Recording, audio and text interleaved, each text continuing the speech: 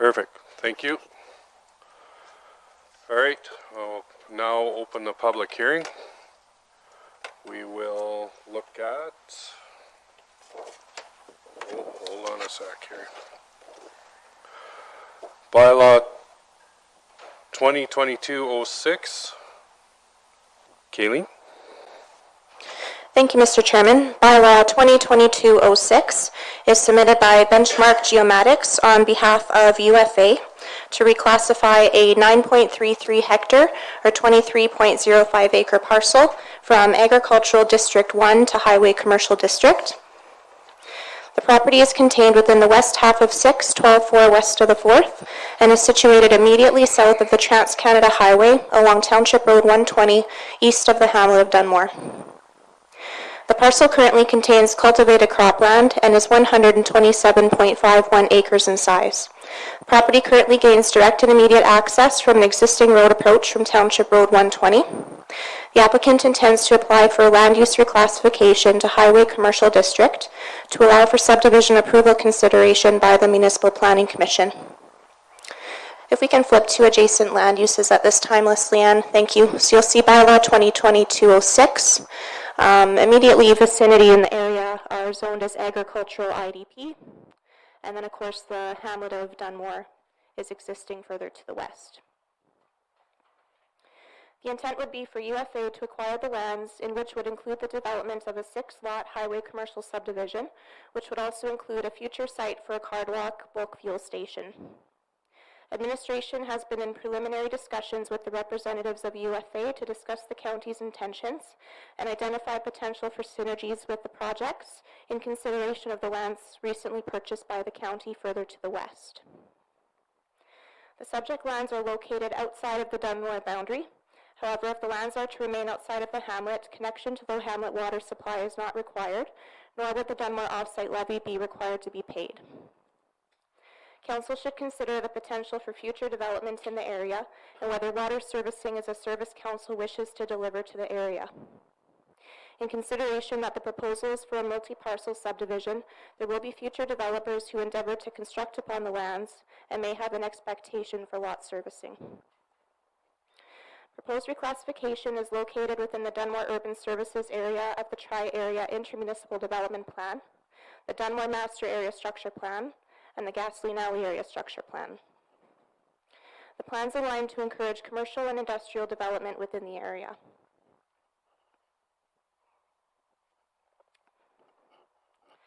The Gasoline Alley Area Structure Plan identifies the hamlet boundary extension being completed, with hamlet water supplied to the area. The Gasoline Alley Area Structure Plan was also prepared with the envision that the area would be developed in stages, continuing from west to east. Therefore, the proposed development may accelerate the intent to provide servicing to the area. The developer has completed a geotechnical analysis for the lands and are aware that they will need to complete a functional servicing analysis for water and sewer service, fire suppression, stormwater management, and a traffic impact assessment to support the subdivision application. In terms of our policies review, the South Saskatchewan Regional Plan states that municipalities are responsible for the planning and development processes that ensure land is available for development such as residential, commercial, and industrial lands, municipal roads, and water and wastewater infrastructure to accommodate population growth. Decision makers in the region will need to deliberately cooperate and coordinate their planning to meet the physical and social infrastructure needs of their communities and to ensure quality of life for all residents is enhanced in thriving urban and rural communities. The Dunmore Urban Services area of the Tri-Area IDP states that the IDP strategy envisions Dunmore as an alternative residential, commercial, and industrial option in which to live and work in the region. Furthermore, the intent of the area is to provide a secure future land base for the orderly expansion of the hamlet of Dunmore. As development proceeds, the county shall redesignate the official boundary of the hamlet in accordance with the IDP. Its policies and applications arise for development within the area. Under Section 4.2, Employment Areas of the Municipal Development Plan, it directs that the county will direct industrial, commercial, and institutional development that requires municipal services to those areas identified as major employment areas within the development concept. The county should encourage a range of commercial and industrial lot sizes and county-accepted servicing standards to be located within those areas identified as major employment areas as a method to attract diverse industry and business. The county may support development in areas designated as major employment areas through cost-sharing the preparation of an area structure plan or by front-ending the construction of new or upgrading of municipal infrastructure. Infrastructure upgrades or expansion should occur where there is an existing area structure plan or as part of the adoption of a new area structure plan process with an economic development funding strategy adopted by council. The county shall require that developments provide on-site servicing for their development and that it meets all applicable regulations in the land use bylaw and applicable county design guidelines and construction standards.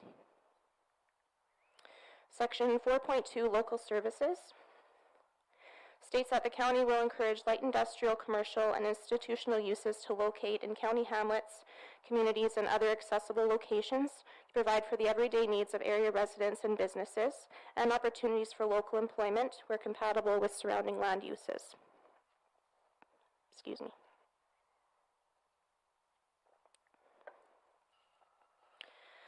Section 10, Intermunicipal Collaboration and Governance, states that the county is committed to working with neighboring communities to ensure that growth and development is undertaken in a collaborative and transparent way that will strengthen relationships that will benefit the municipality and the region. The Dunmore Master Area Structure Plan states that commercial industrial lands are located adjacent to the CP railway line and the Trans-Canada Highway and Highway 41. The combination of commercial and light industrial uses is seen as compatible, and it is not expected that heavy industrial uses will be developed within the commercial industrial designated areas. Anticipated uses would include highway commercial and light industrial uses. Highways create attractive locations for commercial business due to visibility and access. The future Trans-Canada Highway bypass and interchange is anticipated over the long term to create significant demand for regional commercial development.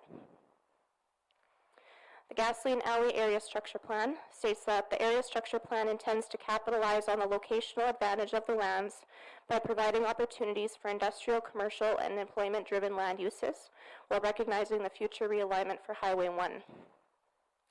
This includes a focus on a mix of businesses and industrial lot sizes, high-visibility business exposure, excellent commercial access, transitions between existing non-industrial uses, addressing and planning for stormwater management requirements, maintaining existing topography and drainage, and servicing with water and on-site septic storage with the potential for full urban servicing. The Gasoline Area Structure Plan is uniquely situated at the intersection of two significant provincial highways, being Highway 1 and Highway 41. These two highways provide increased exposure to the plan area and have excellent vehicle capacity. The design of required roadway widenings will be determined at the time of subdivision and designed in accordance with Alberta Transportation and Cypress County design guidelines and construction standards. Servicing of the Gasoline Alley Area Structure Plan will consist of water, storm, and on-site sanitary infrastructure, as well as utilities such as power, natural gas, phone cable, and fiber optic. Extensions or connections to municipality-provided water must be confirmed by the county. Municipal water servicing will be achieved through tie-ins which currently terminate at 3rd Avenue. A proposed water line will run along 3rd Ave and will act as the feeder for all water service within the plan area. Staging has been planned to optimize costs within the development revenue in a reasonable and cost-effective manner, while utilizing existing infrastructure as much as possible prior to investment in major upgrades. Development is expected to commence adjacent to the development along 3rd Avenue and then continue to the east. The Dunmore Master Stormwater Management Plan provides a release rate of 2.7 liters per second per hectare to be adopted for the design of any stormwater infrastructure within the Dunmore Plan area. Bylaw 2016-27 establishes the Dunmore Offsite Levy in the amount of $50,000 per hectare within the hamlet of Dunmore. And at the time of writing a report, there were no written objections or comments received from adjacent landowners. We did circulate the application due to the location of the Tri-Area IDP, and the town of Redcliffe replied that they have no comments, and at the time of writing of the report, no comments were received from the City of Medicine Hat. Alberta Transportation replied that should the approval authority find sufficient merit to ratify the rezoning, the subsequent subdivision would be contrary to Section 14 and subject to the requirements of 15.2 of the Subdivision and Development Regulation. Alberta Transportation's primary objective is to allow subdivision and development of properties in a manner that will not compromise the integrity and associated safe operational use or future expansion of the provincial highway system. The area is adjacent to Highways 1 and 41, and as such, the subsequent subdivision and development of the areas will subject to the referral processes outlined in the regulation. Subdivision and development of the area would be subject to the pre-planning or pre-development requirements under the regulation. This would then allow for the orderly and efficient development of the areas, thus ensuring that development of the areas would not unduly impact the safe operational use or future expansion of the provincial highway network. The applicant would also be advised that the development will require the benefit of a permit from Alberta Transportation, in addition to a traffic impact assessment and stormwater management plan that is acceptable to Alberta Transportation and to Alberta Environment and Parks. Lots of reading today. In addition, Alberta Transportation provided the following for information and for the county's future consideration. The county is reminded that on November 6, 1996, pursuant to Section 622 of the MGA, Alberta Municipal Affairs developed the provincial land use policies. Section 7, Transportation, encourages municipalities to contribute to a safe, efficient, cost-effective provincial transportation network.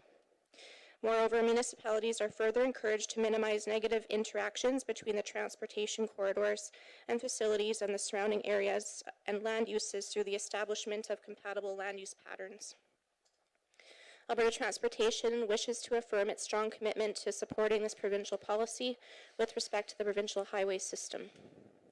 In situations where development and land use patterns have the potential to negatively impact the safe and efficient operation of a highway, mitigating measures and costs necessary to maintain the highway operation shall be considered as a cost and responsibility of the municipality or developer. And that is my report, Mr. Chairman. My recommendation is a two-part motion. First is to pass second and third reading as the proposal complies with human development under the implementation of the plan of the South Saskatchewan Regional Plan, as well as Section 2.7.1 Dunmore Urban Services of the Tri-Area IDP. And the second recommended motion, Mr. Chairman, is for Council to direct administration to redesignate the official hamlet of Dunmore boundary as part of the land use bylaw adoption process to include the lands contained within the west half of 6-12-4 west of 4. That is my report. Thank you, Kayleen. Does council have any questions for the planner? Shane? Kaylee, when you're talking to Alberta Transportation and put it out, because I know we've mentioned it briefly to Alberta Transportation at that intersection, that it'd be wide enough that we can move the eastbound lanes to allow for a B train to sit in the middle of the two highways. Because we talked briefly to them like they did done at Highway 1 and 36 and Highway 1 and JBS. Because it's becoming more and more congested, that intersection. It's even hard to sit with it. Triaxle in between there. So you, with the gravel pits and Patterson expanding on the north side, we're getting more and more traffic trying to cross all four lanes at once. So I just want to be very cautious that we don't take up lands that we have to move structures to be able to move that highway to allow for a set of B trains to sit in between the two, in between eastbound and westbound lanes. And that's my concern because I know we've talked briefly to transportation about it already. Okay. Anybody else have any questions? Robin? Awesome. Thank you, Mr. Reed. Good report. So the question I've got is with regards to amending the ID, or not the IDP, the hamlet boundary. Just looking at that right there, I think that it might be appropriate for us to amend that boundary for that quarter mile all the way down to the 120, just to square it off based on the fact that we purchased that land on the other side, knowing that we're going to be expanding and that it fits considering, what Councillor Hawk brought up with regards to future expansion on that intersection, what that could look like. That's planning conversation, right? But I think just to tee that off would be appropriate. And while we're doing that, we could also talk a little bit about the north side and what potentially, there could be a couple of other potential tweaks to that, the hamlet boundaries based on long-term growth and development strategies within the county, so. Yeah, and the other consideration there too is we also have the proposed development on the north side of the highway for Cielo, the Renewable U project that they're wishing to move forward as far as I know. So they had to do their own independent traffic impact assessment for Highway 41 on the north side.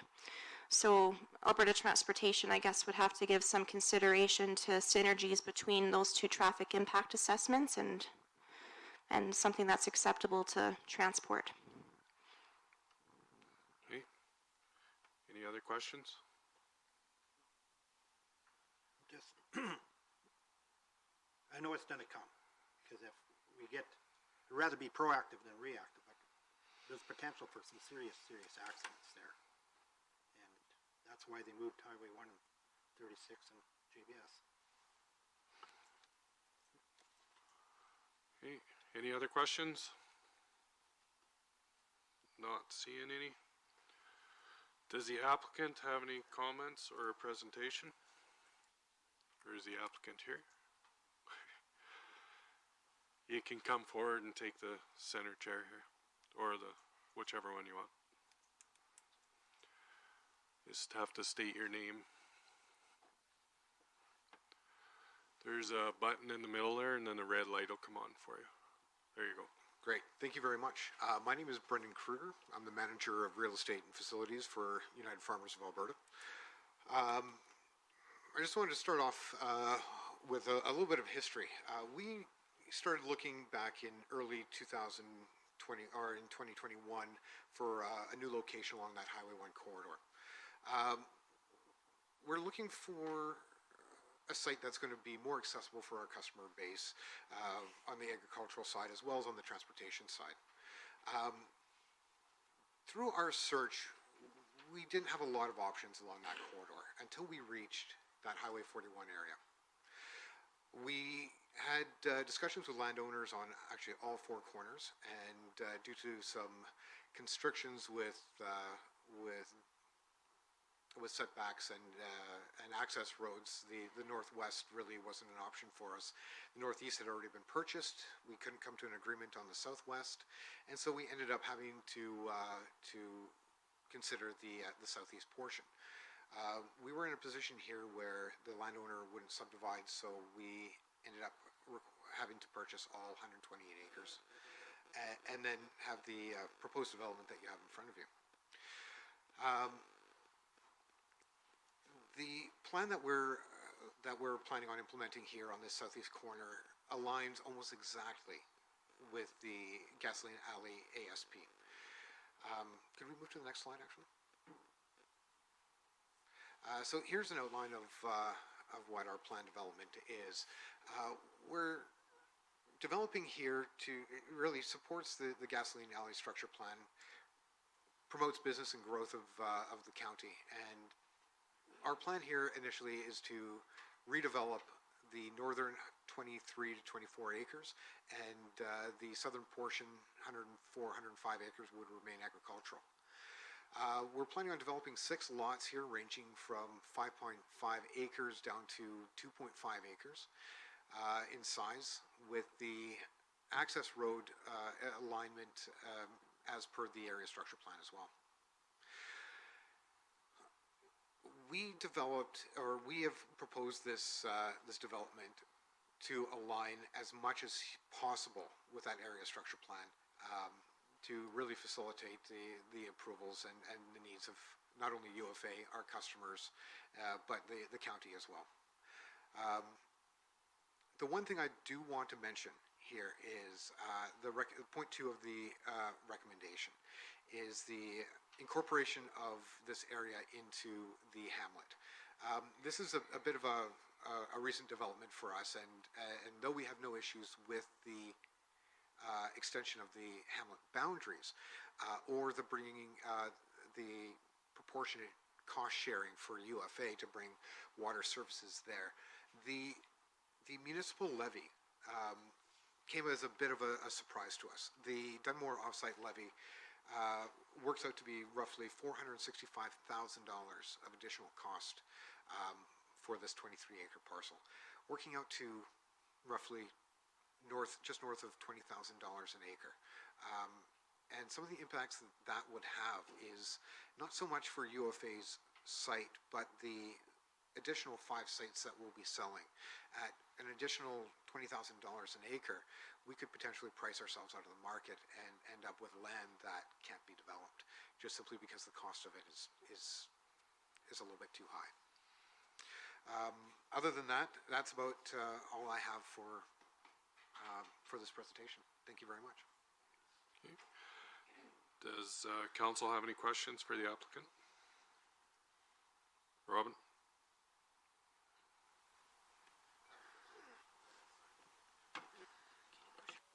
I got it. Go ahead. Thank you, Mr. Reef. I guess my question to the applicant and possibly to staff through the chair is, with regards to the levy, if it's outside of hamlet boundaries, they would have to supply utilities and services themselves, correct?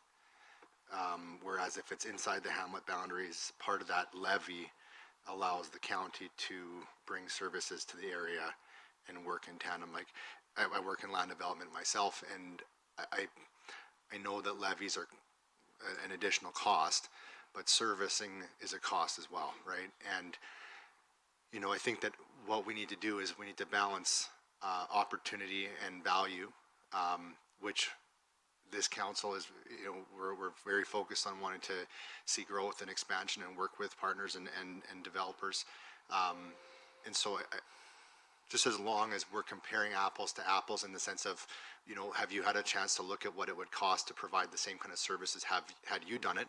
And then if you would have to provide, say, a 50-year warranty on those services, said services to maintain and upkeep. I don't think that the levy is unrealistic when you consider the 50-year side and the cost of replacement, and not to mention the fact that, you know, whether you've got a financial partner in the county, this is an area that we're very focused on seeing expanded and developed as well. So I think there's a lot of positives that you're going to be getting in addition to just the utility side. But I'll I guess pass it over to you with regards to if you've looked at kind of what the alternative would be on that.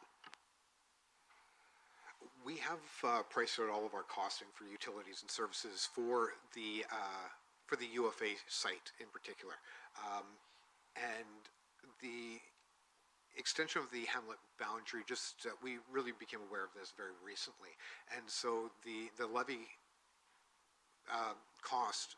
You know, once we really get the time to be able to dive into that a little bit further to get a little bit more information to find out exactly what that would be covering and what we can actually remove from our existing budget, we can have a better idea as to what that looks like from that perspective. So we would need a little bit of time and some additional consultation. So have you looked at, when you say all your costs, how you're going to get water there?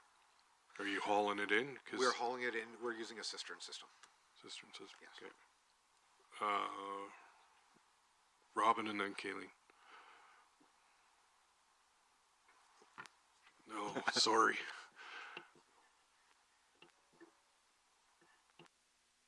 There we go. Our system does not know how to multitask very well. So, yeah, I think that this is highlighting kind of the direction that I think that this area is going to continue to go, right? And when you're running your numbers, keep in mind that right now you're going to run your numbers based on 6 parcels, right? And if it continues to go out, then we're going to end up having to run new lines past your door, oversized, in order to approve, you know, to provide service and everything else at that point anyways. And you know, it's entirely possible that down the road you could end up being, you know, looking at a levy anyways, right? And so I know that council puts a lot of pressure on our staff to make sure that we're thinking that 25, 50 years out so that we don't have redundant costs that come up. I can think of places where we do currently have lines that aren't sized at an appropriate level where businesses run into the challenges with water pressure, and then all of a sudden the lots that you're wanting to service actually can't be serviced because, or maybe can't be sold because you limit yourself to who you can market it to, because now you're only utilizing cistern water, and that is dependent on haulers and things like that. So I'm good. I appreciate your feedback on that, and I'll hand it over to the Reeve again. Just to comment on the Dunmore offsite levy, and just to recap what the purpose of that offsite levy is. So the purpose of the offsite levy is, as development proceeds, the county collects funds in order to have a future pot or a future fund to do rehabilitation and future projects in the future, so that we can do water line upgrades or road improvements or sidewalks or those sorts of things. So it really is a fund that we collect money for all of Dunmore. The Dunmore offsite levy also gives the autonomy to council to be able to negotiate some of the terms of the collection of the offsite levy. So we've seen it in the case of the Wild subdivision in Dunmore. Council passed a motion that allowed for that residential development to be deferred until the sale of those lots. So I think that there is an opportunity for perhaps UFA and the county to work together on that aspect as well. The Gasoline Alley Area Structure Plan does encourage council as well to kind of front end those upfront costs to help spur development. So I think some of those perhaps negotiation and discussions would be in alignment as well. So whether that's something that's maybe appetizing for UFA, that might be a further discussion to have. That would be great. I think further discussion will inevitably come up with a solution. Thank you very much. Okay, thank you. Any other questions from council? Not seeing any. Thank you. Is there anybody else speaking for the application?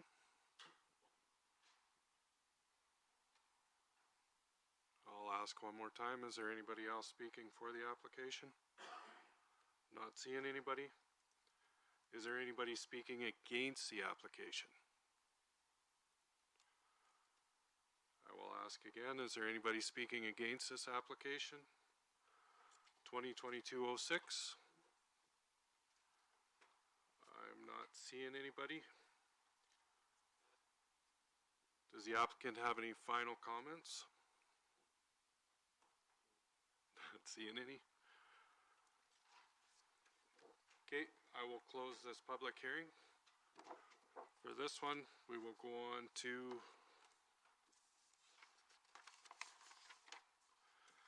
2022-07. Kayleen. Thank you, Mr. Chairman.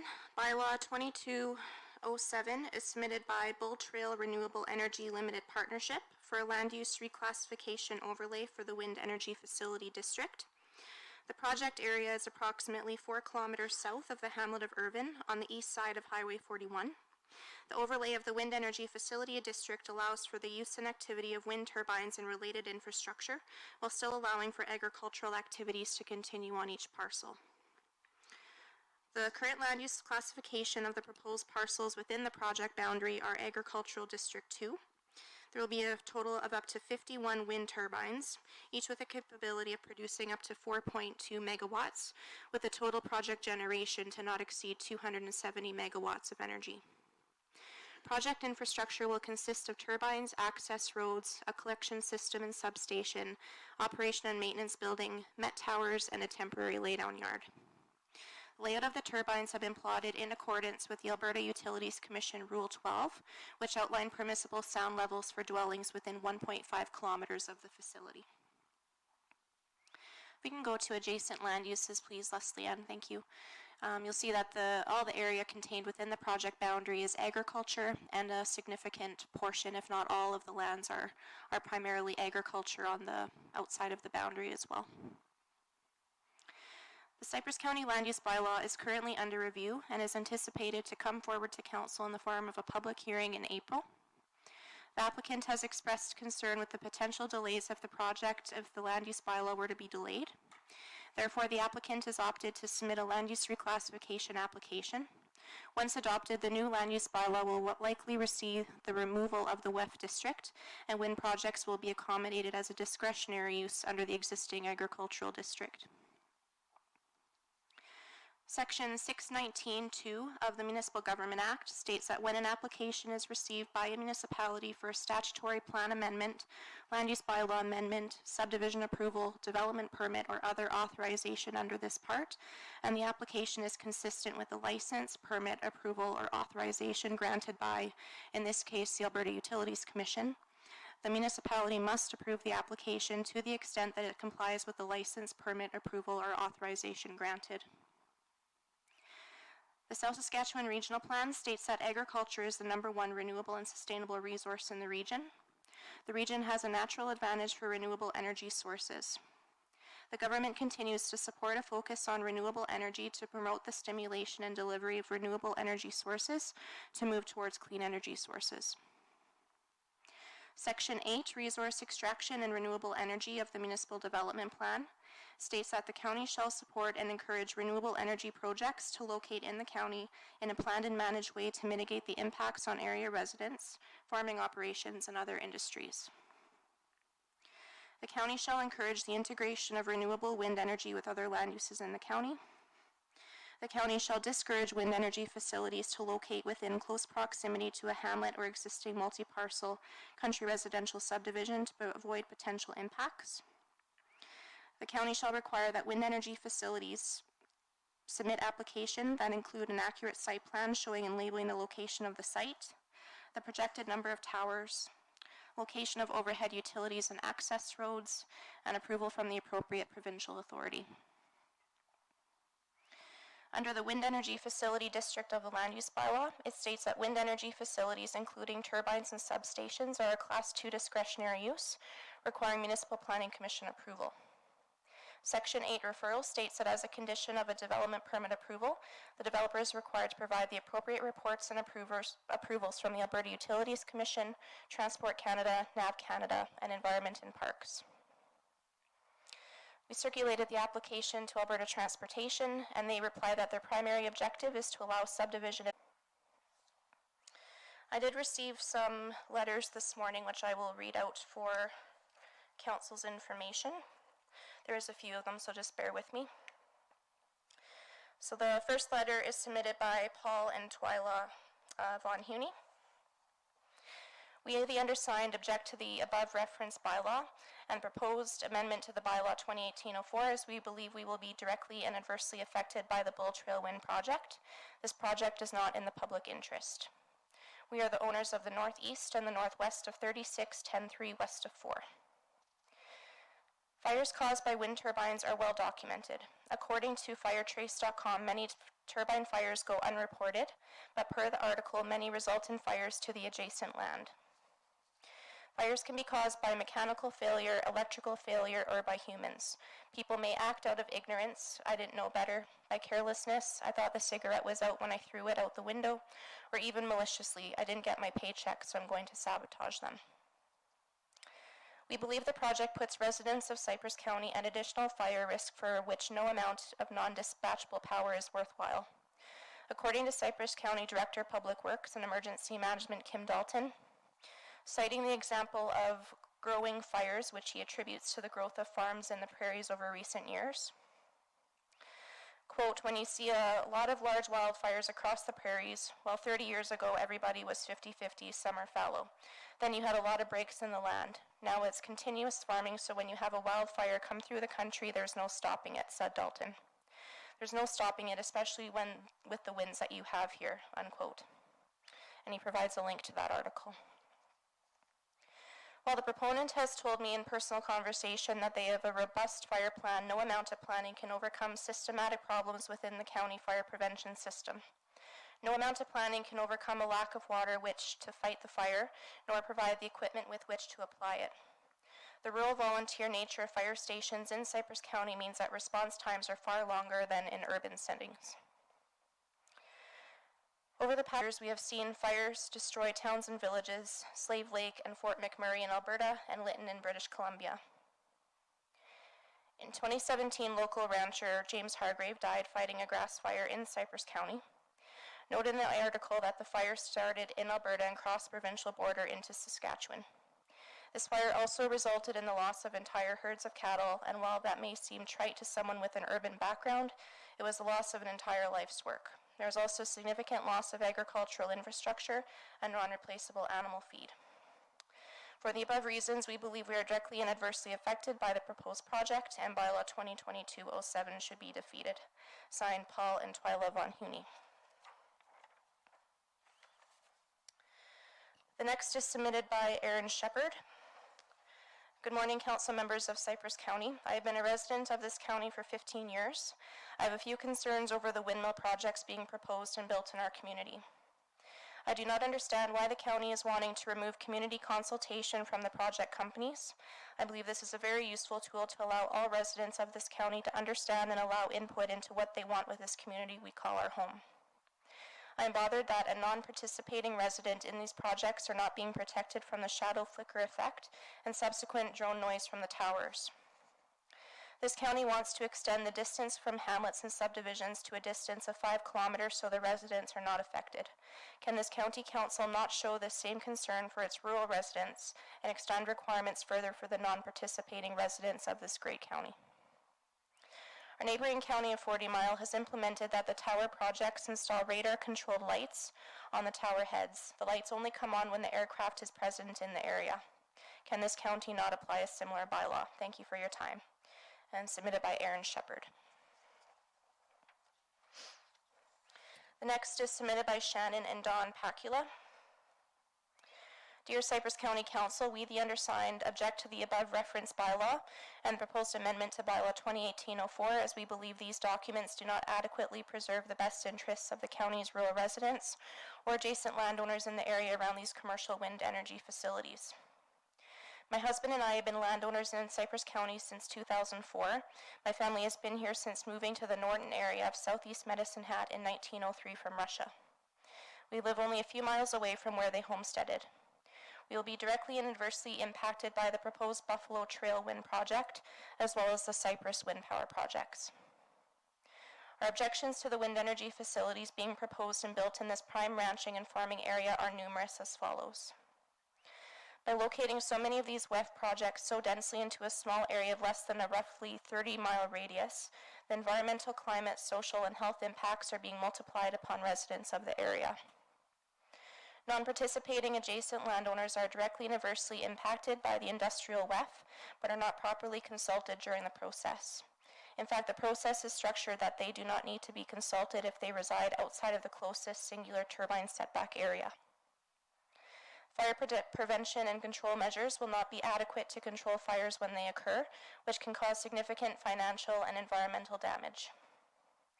The impact to the viewscapes of the area will affect residents and tourists alike. It could also impact future economic development by reducing land values when reselling land for any kind of residential or recreational development. Decommissioning costs are the sole responsibility of the project developer or commercial operator. These costs are not the responsibility of the participating landowner or the municipality. Secure funding should be set aside and held in trust for the purpose of reclaiming and decommissioning turbines and the plant sites at the end of their usable life. There have been no firm requirements put onto the developers to ensure that these costs are being planned for, and this needs to be secured before further developments are allowed. Many factual articles and studies that support these points are available for your review, and there's a link to the www.cypresscountywind.com website. For the above reasons, we believe that many rural residents and landowners, including ourselves, will be directly and adversely affected by the proposed project, and that bylaw 2022-07 should be defeated. Signed, Shannon and Don Pacula. The next one is submitted by Callie Shepherd. Good morning. I would like to share my concerns regarding the proposed building of wind turbines in Cypress County. These include, but are not limited to, increased migraines, loss of sleep, disturbance to groundwater sources, shadow flicker, decrease in property values, tension between neighboring properties due to disparity in compensation, loss of wildlife both on the ground and in the air, and companies not delivering on promises of projected compensation. I urge you to communicate with other counties who are well into their wind projects to understand fully the consequences of these projects.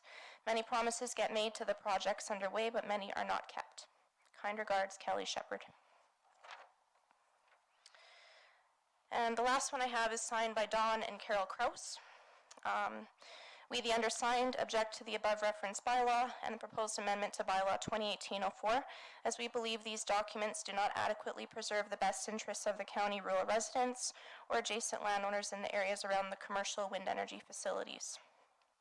My wife and I have been landowners in Cypress County for many years. We live only a few miles away from where my grandparents homesteaded. We will be directly and adversely impacted by the proposed Buffalo Trail Wind Power Project, as well as the Cypress Wind Power projects. Our objections to the wind energy facilities being proposed and built in this prime ranching and farming area are numerous. By locating so many of these WEF projects so densely into a small area of less than roughly 30-mile radius, the environmental, climate, social, and health impacts are being multiplied upon by the residents of the area. Non-participating landowners are directly and adversely impacted by the industrial WEF but are not properly consulted during the process. In fact, the process is structured that they do not need to be consulted if they reside outside of the closest singular turbine setback area. Fire prevention and control measures will not be adequate to control fire when they occur, which can cause significant financial and environmental damage. The impact to the viewscapes of the area will affect residents and tourists alike. It could also impact future economic development by reducing land values when reselling land for residential or recreation. Decommissioning costs are the sole responsibility of the project developer or operator. These costs are not the responsibility of the participating landowner or the municipality. Secure funding should be set aside and held in trust for the purpose of reclaiming and decommissioning turbines and the plant sites at the end of their usable life. There have been no firm requirements put on to developers to ensure that these costs are being planned for, and this needs to be secured before further development is allowed. Again, the Cypress County Wind Projects website is provided, and they request that the proposed project be defeated. And it's signed by Don and Carol Kraus. So that being said, Mr. Chairman, my recommendation is approval, as the proposal complies with the South Saskatchewan Regional Plan and Section 8, Resource Extraction and Renewable Energy of the county's Municipal Development Plan. Thank you, Kayleen. Does council have any questions for the planner?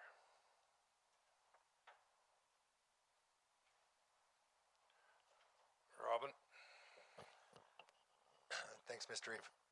Kayleen, I guess my question with this right here is, I'm down on the Eagle Butte Road, and so I got the Cypress one to my east. I can also see the towers that are set up in the Whitlaw area from my place, and the red flashing lights and things like that. Like the challenge I have with a lot of these things right here is, we have land that's owned by individuals that can, it's their right to do projects. I struggle at times as somebody who moved out into the country because I like the view as well, but at the same time I don't own my view. So it is a challenge to reconcile those two things.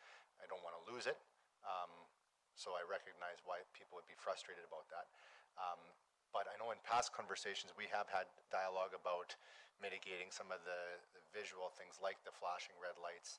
And recently when I spoke with even some of the members from County of 40 Mile, and I asked about the lights flashing, their response, well, that's supposed to be mitigated. Yet it's not. I can still see lights flashing and things like that. So my concern with some of these is that the wind companies are maybe doing what they need to in order to get everything in and going. But what allows us to follow up some of those mitigation requests that makes it less disruptive, from a community enjoyment standpoint, I guess. That's probably the wrong key, you get the gist.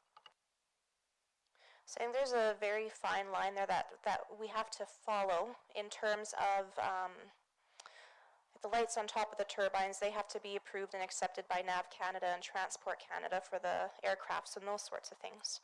But I think that the other aspect of that is that we can also, through our land use bylaw, If there are certain requirements that we think need additional mitigation, so whether it's setback from residents, or if it's the shadow flicker, if it's lights on top of the turbines, we can put forward proposals within our land use bylaw, and that would trigger the wind developer to kind of pre-plan for those things in their projects. The value in having that in your land use bylaw as well is that it allows you to impose those as conditions on the permit approval.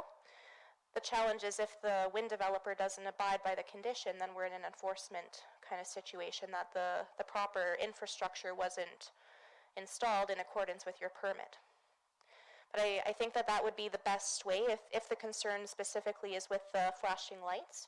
I think it's something that we can address in the terms of our land use bylaw, but again would be up to the discretion of the Planning Commission, being the approval authority for the permit. And I think that there would have to be some discussions with the wind developer as well in their early planning stages so that they can accommodate the county's requirements.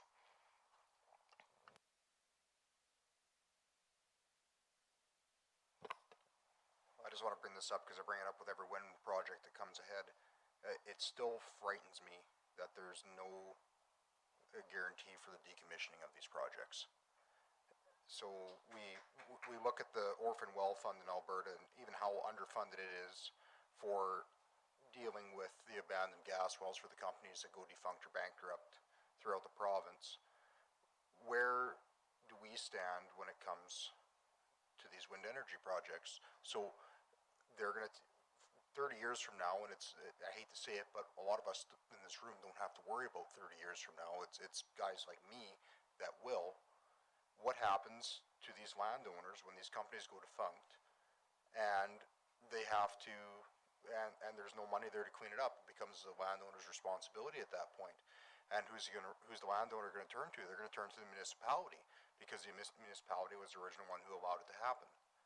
So how do we take and let these projects proceed without that guarantee that there's going to be a cleanup once the project's done with?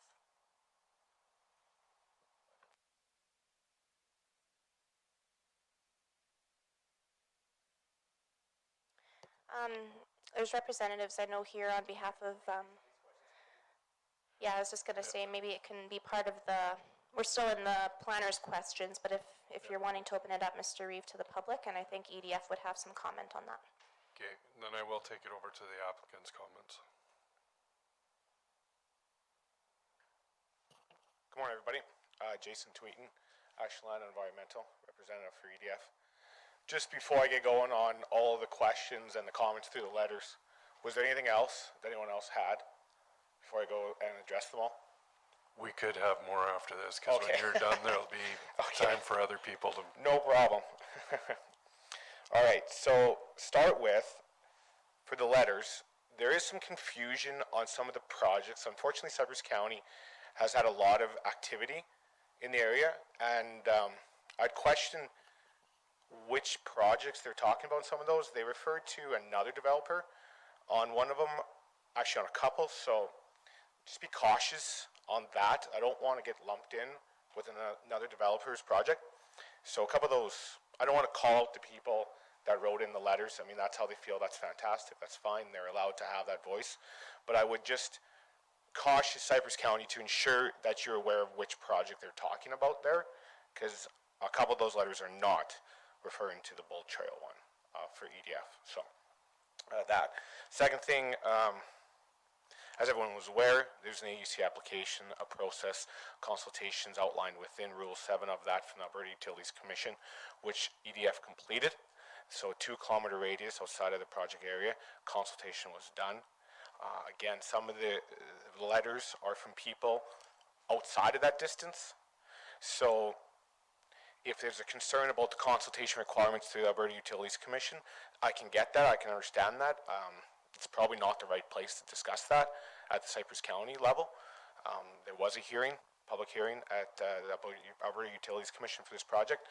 There was nobody granted standing at that hearing. There was commission or discussions about fire suppression. EDF has met with the county. They've put in place those things.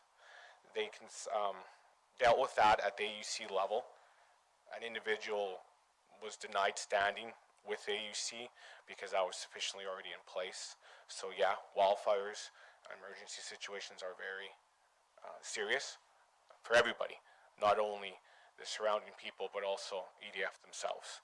And it was alluded to earlier that EDF does have a suppression. It was maybe almost jarred at that it wasn't sufficient, but in the eyes of the regulator, it is, and it is very, very sufficient for what they think. I mean, you got to remember that they're trying to also be responsible for their own projects in their own areas. So I think the one comment about Kim Dalton from wildfires are difficult to control, he's absolutely correct. I would suggest that in some cases you might be able to make the argument that with more development in an area, it gives you more ability to fight fires.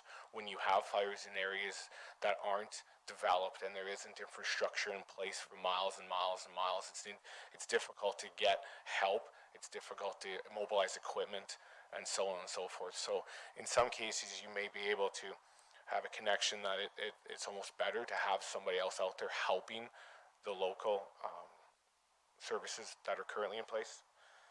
Some of the other things that were discussed a lot, not only in some of the letters, but also by Councillor Vossler, decommissioning. Just so everyone's quite aware, yeah, there is decommissioning in place. There is that actually. There is in the agreements with the landowners. There are conditions in place. So some people might think that there isn't in Alberta, like an orphan well fund for turbines. There isn't an orphan well fund, but there is bonds in place. So there is money set up. AUC does have rules, mitigation plans for that, and the deals with the landowners. So the question is, how are the landowners going to be made whole? That's within their agreements. Now, those are private agreements, so obviously they're not going to be brought forth to you. But if you truly have that concern, you might want to reach out to those landowners and talk to them yourselves, because those items are dealt with within those private agreements.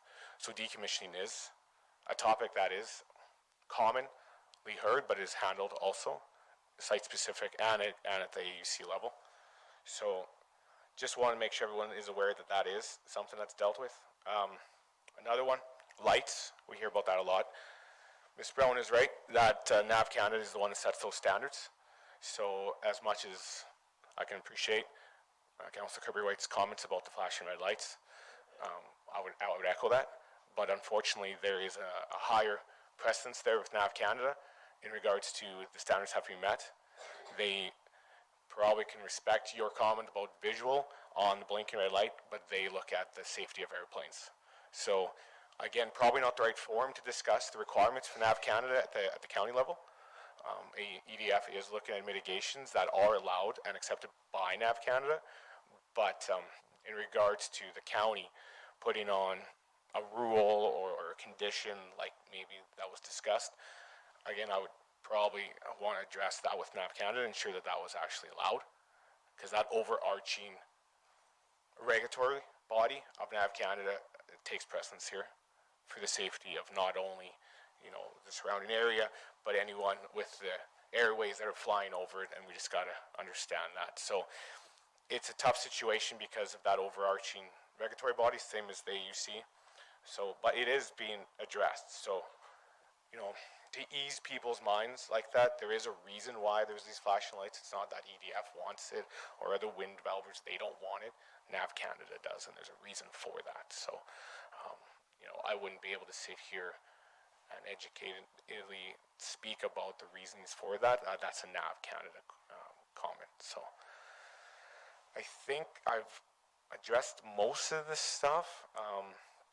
In regards to the earlier background that Kayleen talked about in regards to this application, so we are aware that Cypress County is looking at making some amendments and some bylaw changes so that in the future these types of developments may not need to come to this forum, and I can appreciate that. Again, we can realize the popularity that this county has with these types of developments.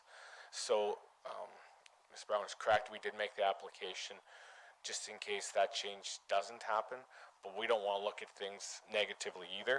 We also did it in for another reason, which is we feel that the county is going to be very quickly bombarded with applications, no matter if the bylaw does or doesn't move forward with the change. So we've chosen to take the time and the energy and the cost to go through the current process instead of delaying that and going through the potential new changes. It's not only about getting ahead of the curve, but it's mostly trying to appreciate the large volume of applications that Cypress County is just about to get. So we want to try to work with staff and county on that level also. So maybe I'll just pause and see what questions may have arose. Yeah, we have a couple of questions coming up, so Shane has a question for you. What's the deal about reclamation? Why isn't there a fund like the Alberta Sand and Gravel have, where it goes to Alberta Environment, and that money is set there? Because at the conference here, Alberta Environment Minister said the reclamation is the responsibility of the landowner.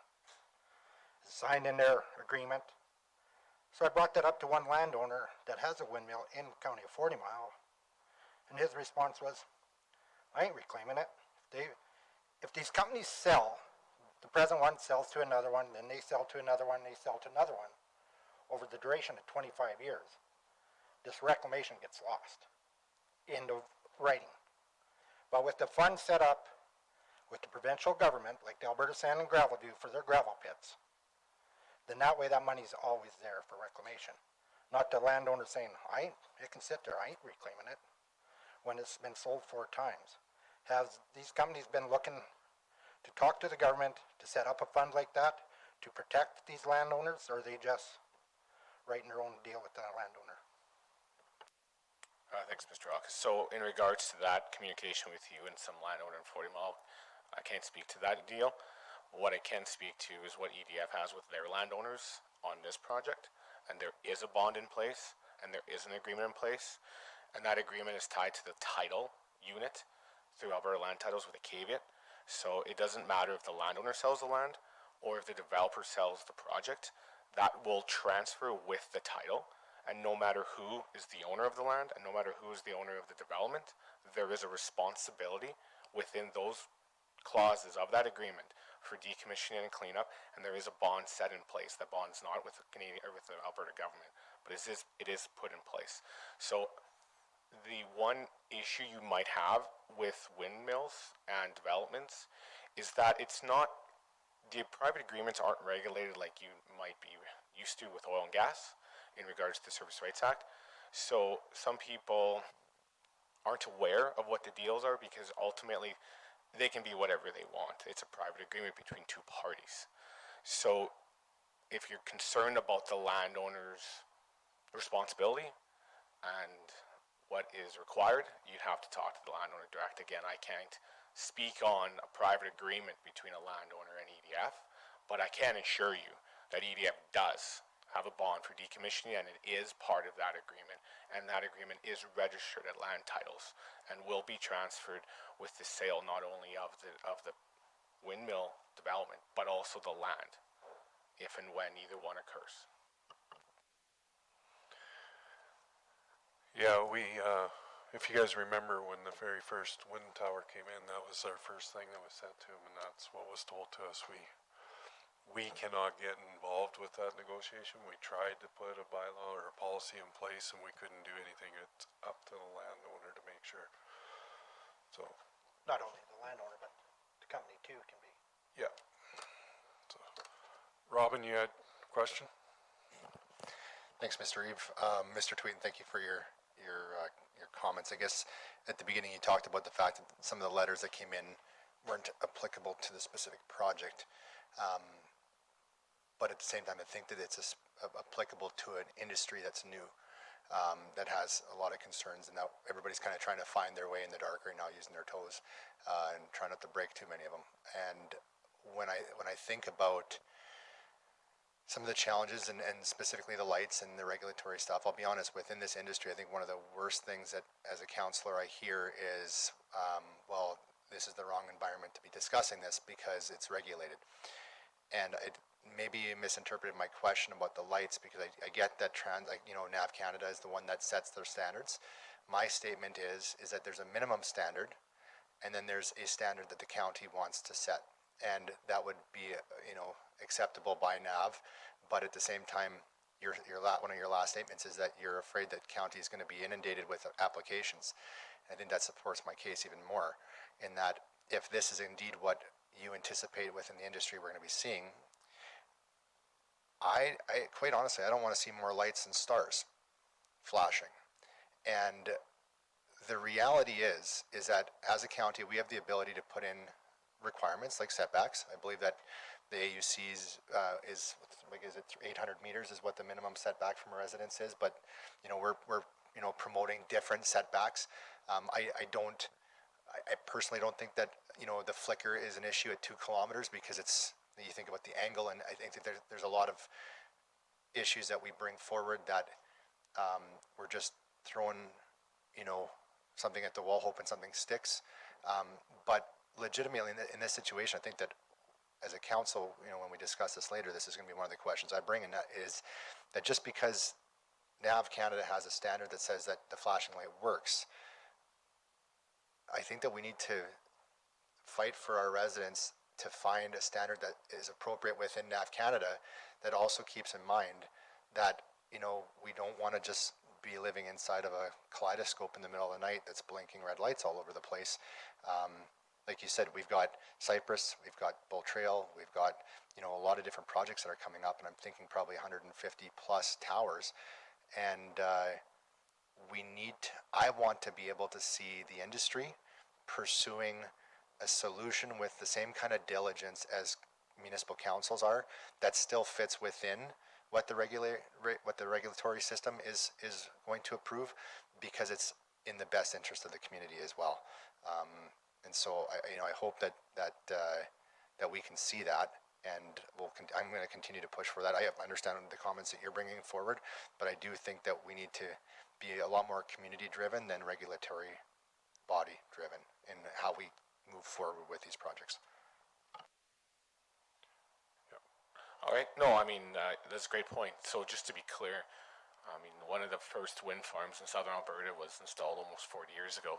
So absolutely, the industry has been around for a long time. It's not as long in Cypress County. Obviously, it's newer.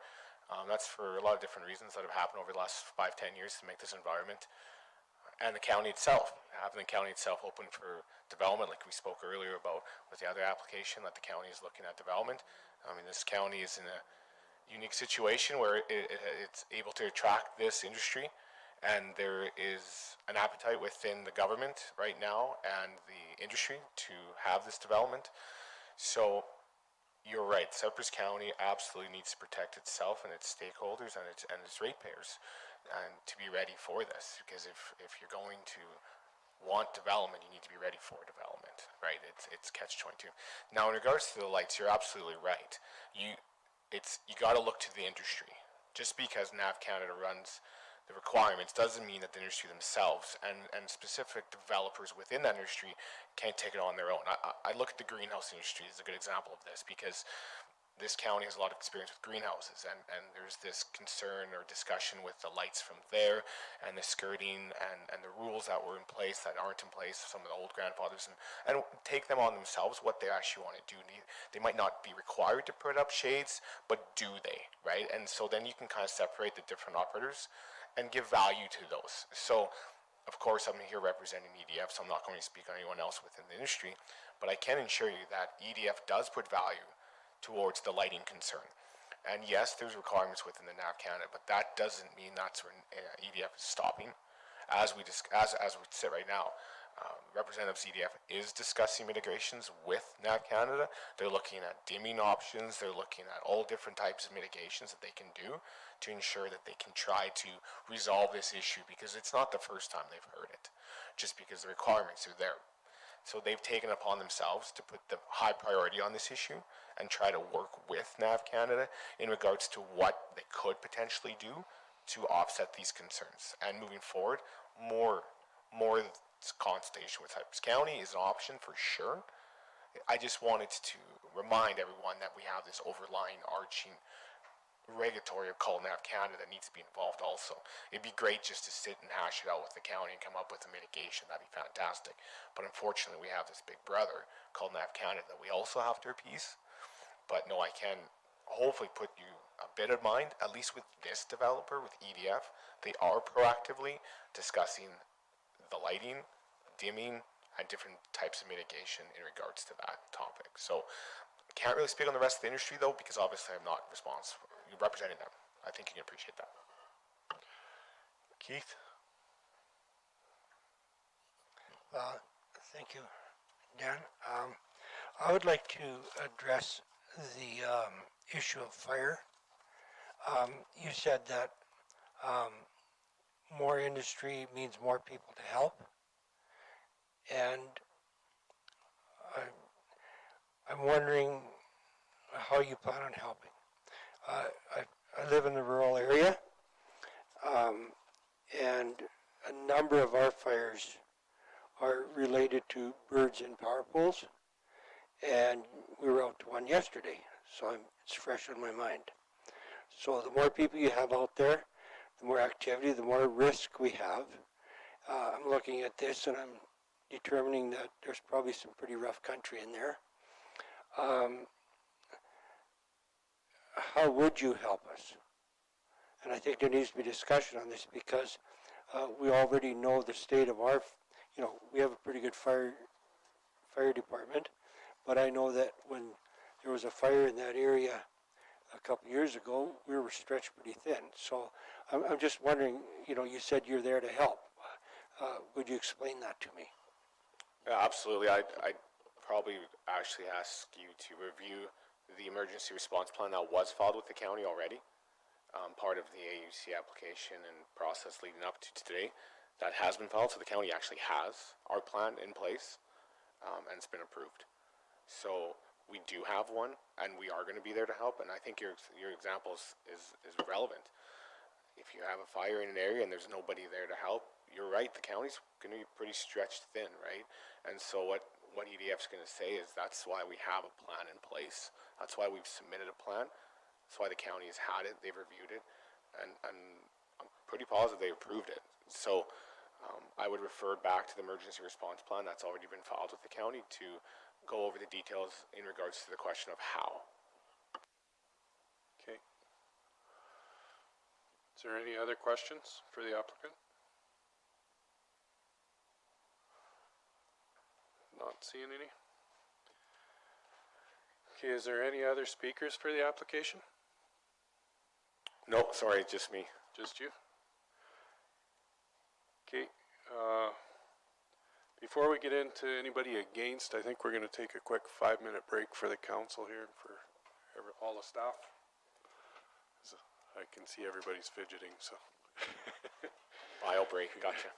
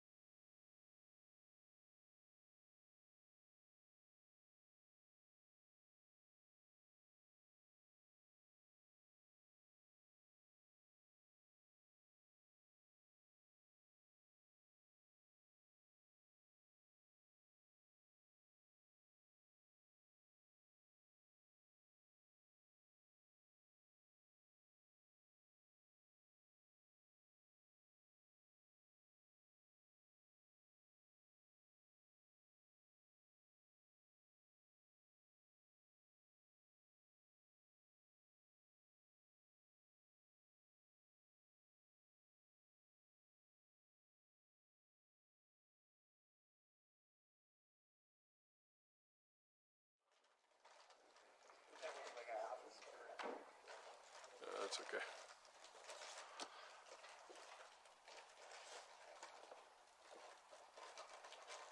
Okay, before we go speaking against this application, I'm going to refer it over to Kayleen so that she can give a little breakdown on the process and procedures here. So I'll kind of speak from the regulatory perspective, and then I'll kind of go into what the county's process is that we have embedded right now in our land use bylaw. So as was presented by Action Land, EDF was required to go through an Alberta Utilities Commission approval process. So EDF, as part of the AUC process, is required to undertake public consultation as part of their project. And if there's any outstanding concerns, that goes to the Alberta Utilities Commission in the form of a public hearing. So the Utilities Commission is where they would hear things for adverse impacts and those sorts of things. So in this case, the Alberta Utilities Commission granted approval to EDF for the Bull Trail project on February 3rd of this year. So following the approval of the Alberta Utilities Commission, EDF was required to undertake what's called a land use amendment process through our land use bylaw. And that's a prerequisite for them to be able to apply for a development permit. So EDF will apply for the Wind Energy Overlay Facility District. That applies an overlay, makes the proponent go through the public hearing process with our council. And then thereafter, they're able to apply then for development permit approval for each of the individual turbines. So if council chooses to approve the request for land use amendment today, EDF would be required to apply to the Municipal Planning Commission for permit approvals for each of the individual turbines, the substation, laydown yard, all of the buildings and operations that they'll be required to construct. And then if the Planning Commission grants approval to those permit process, what happens is that there's a 3-week or 21-day appeal period, but that appeal goes to the Land and Property Rights Tribunal. So if an appeal is launched on a development permit, it doesn't come to our local appeal board, it goes to a provincial appeal authority. So that's where we're kind of back to the province really holds most of the cards when it comes to the approval of whether it's solar, wind, any appeal process that the county has to go through, everything reverts back to the province. But I just wanted to make it clear that if the land use amendment today is approved, that doesn't mean that EDF can start constructing next week. There's still certain processes and permits and approvals that need to be pulled and undertaken. Thank you, Kayleen. Okay, so hopefully that for the crowd gives you a little bit on what the process is going to be. But I will open the floor up for speakers against this application at this point. If people want to come forward, they can come and take a chair, address with your name, go through what you want, and one at a time. So again, I will ask, is there anybody that wants to speak against this application at this point of time?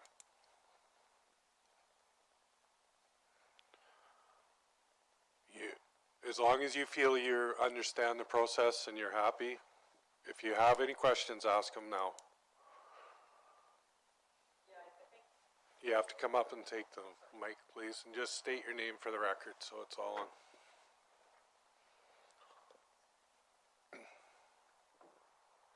Good morning, my name is Sandra Treichel. Many councillors have had some dealings with me at some point or another. Hopefully they're all good.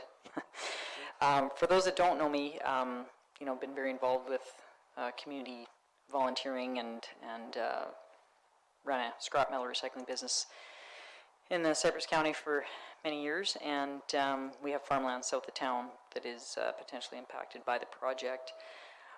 I think it's not so much maybe a question as, because I think, Kayleen, you've done a great job outlining the process, and I'm getting a very clear understanding of the limitations that councillors have in this process, and I empathize with the difficult job councillors have, which is to balance individual ratepayers and their issues with the big picture projects like these wind farm projects. And I guess to address, Jason's point about the bonds, I think there's a structural issue here, which I hope that as county citizens in combination with councillors and working cooperatively instead of telling people, oh, they're wrong or they're doing a crappy job or whatever. For everyone to be solution oriented and push things forward to the province. I know that's very hard, but my dad always had a saying, and that is persistence pisses a hole in a rock. And when you drive the Columbia Icefield Parkway and you stand on those rock canyons, you can see the power of water. So I think what I'd like to just comment on is that, this stuff is coming down the pipe, and I appreciate Jason's kind of warning in a sense that this stuff is going to be piled on to places like the Cypress County because of our wind resource. Just for us as, flowing up the pipe to go back to the province, because we all know that, province taxpayers were, we paid for all this infrastructure, and to have private companies come in and be able to pull all the profits, and someone like Warren Buffett, who I personally had experience with one of his corporations recently, where they deemed it fit to charge me $7,500 US to sign a piece of paper saying that their company had no interest in a property we were doing some development on, and that's only because they had a 100-year-old rail reservation on title. So companies like Warren Buffett owns and operates, these companies, they don't care about Alberta. So I guess I would hope the outcome of this process is that all of us, the residents and councillors and the Rural Municipalities Association of Alberta, that we push back at the province and say this isn't good enough. Like that we have a lot of intelligent people in this province, and it's just that the frustration is the structural setup right now that we are basically hamstrung. This is very frustrating. And, I appreciate Jason's point, okay, yada yada, it's on land title. I think we all know, any of us that have been in business, and there's quite a number in this room that are, you can wipe your ass with a piece of paper. Like, that is just not on. Like, but if there's no actual money that changes hands, I'm sorry, that's crap. Because when it gets to the end of that, and what's going to happen? Look at, I think of West Ar landfill. I don't know all the details, but, here, a private operator pulled profits, major problem. Who paid the bill? The county spent a lot of money on that project. So somehow, we need to find a way, because there's one final saying I will promote, because I think there are some people here of German ethnic background. My dad had another saying, which is, Gebraucht der Kopf, der Arsch gebraucht jeder, which means use your head because everybody uses their ass. That is my final comment. Thank you very much. Thank you for your insight.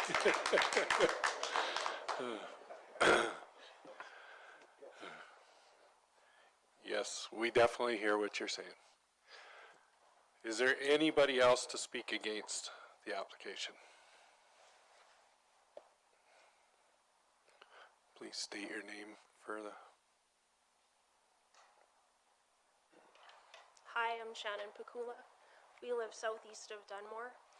I'm speaking against the project because there are so many things that we don't yet know about these potential issues that could happen with these projects.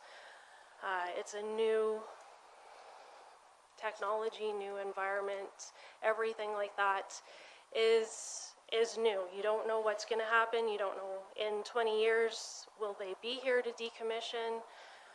We don't know how it's going to affect our roads. We don't know how it's going to affect our social and economic environment. It's already sort of starting to draw the community apart, opposing sides. I think that this application needs to be paused or defeated and these things worked out before proceeding further along the process. There's a large group of people that have concerns, and I'm not representing them very well right now, but there are quite a few people, and our concerns are very well echoed in the letters that were submitted to council in objection to the project.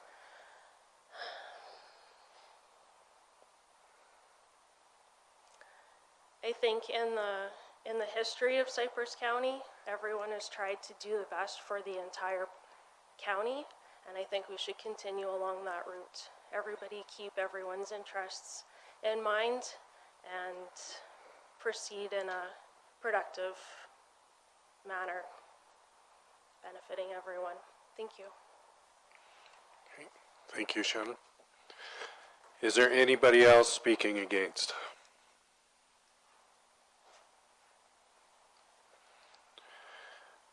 I will do a third and final call. Is there anybody else speaking against the application? I'm not seeing anybody. Oh, sorry.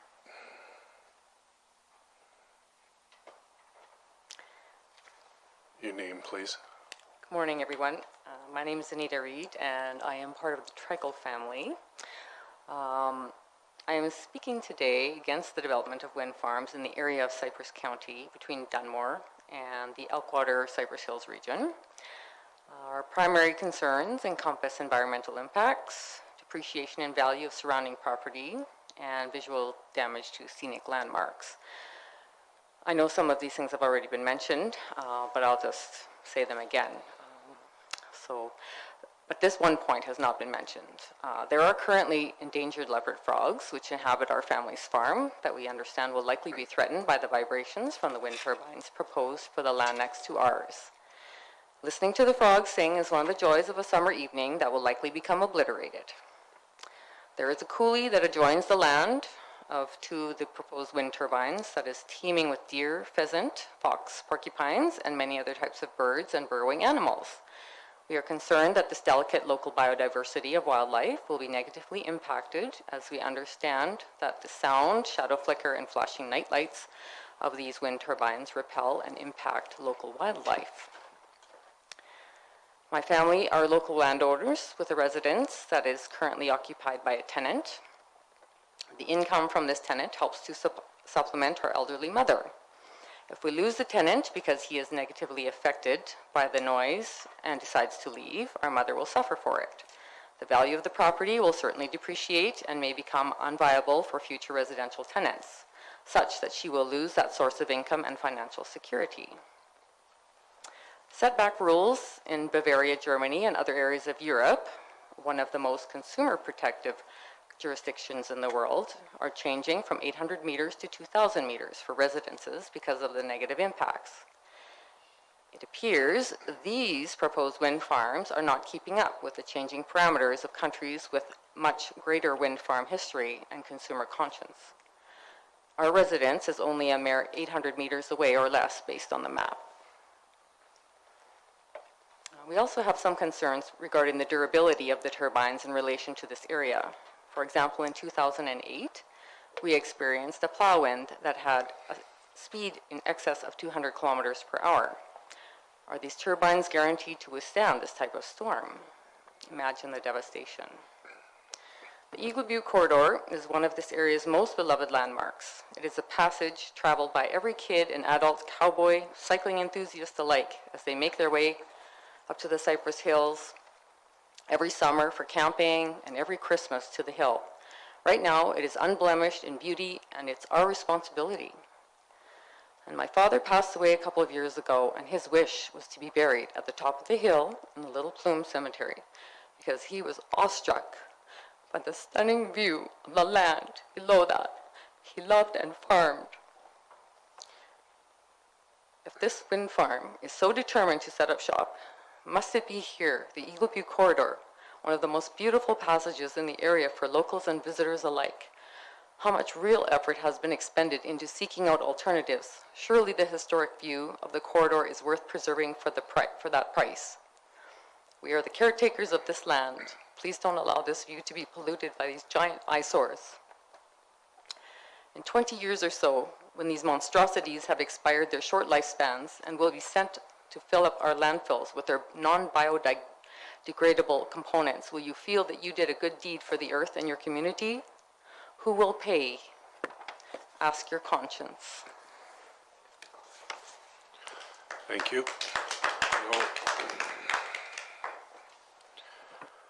Is there anybody else to speak against the application?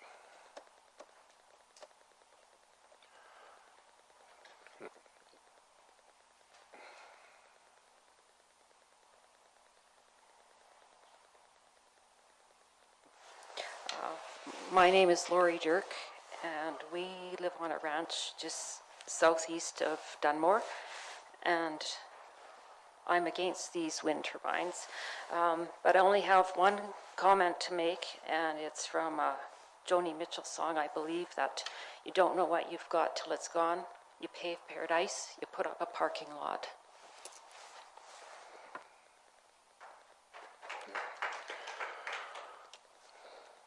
Okay, is there any comments or anybody else speaking against the application?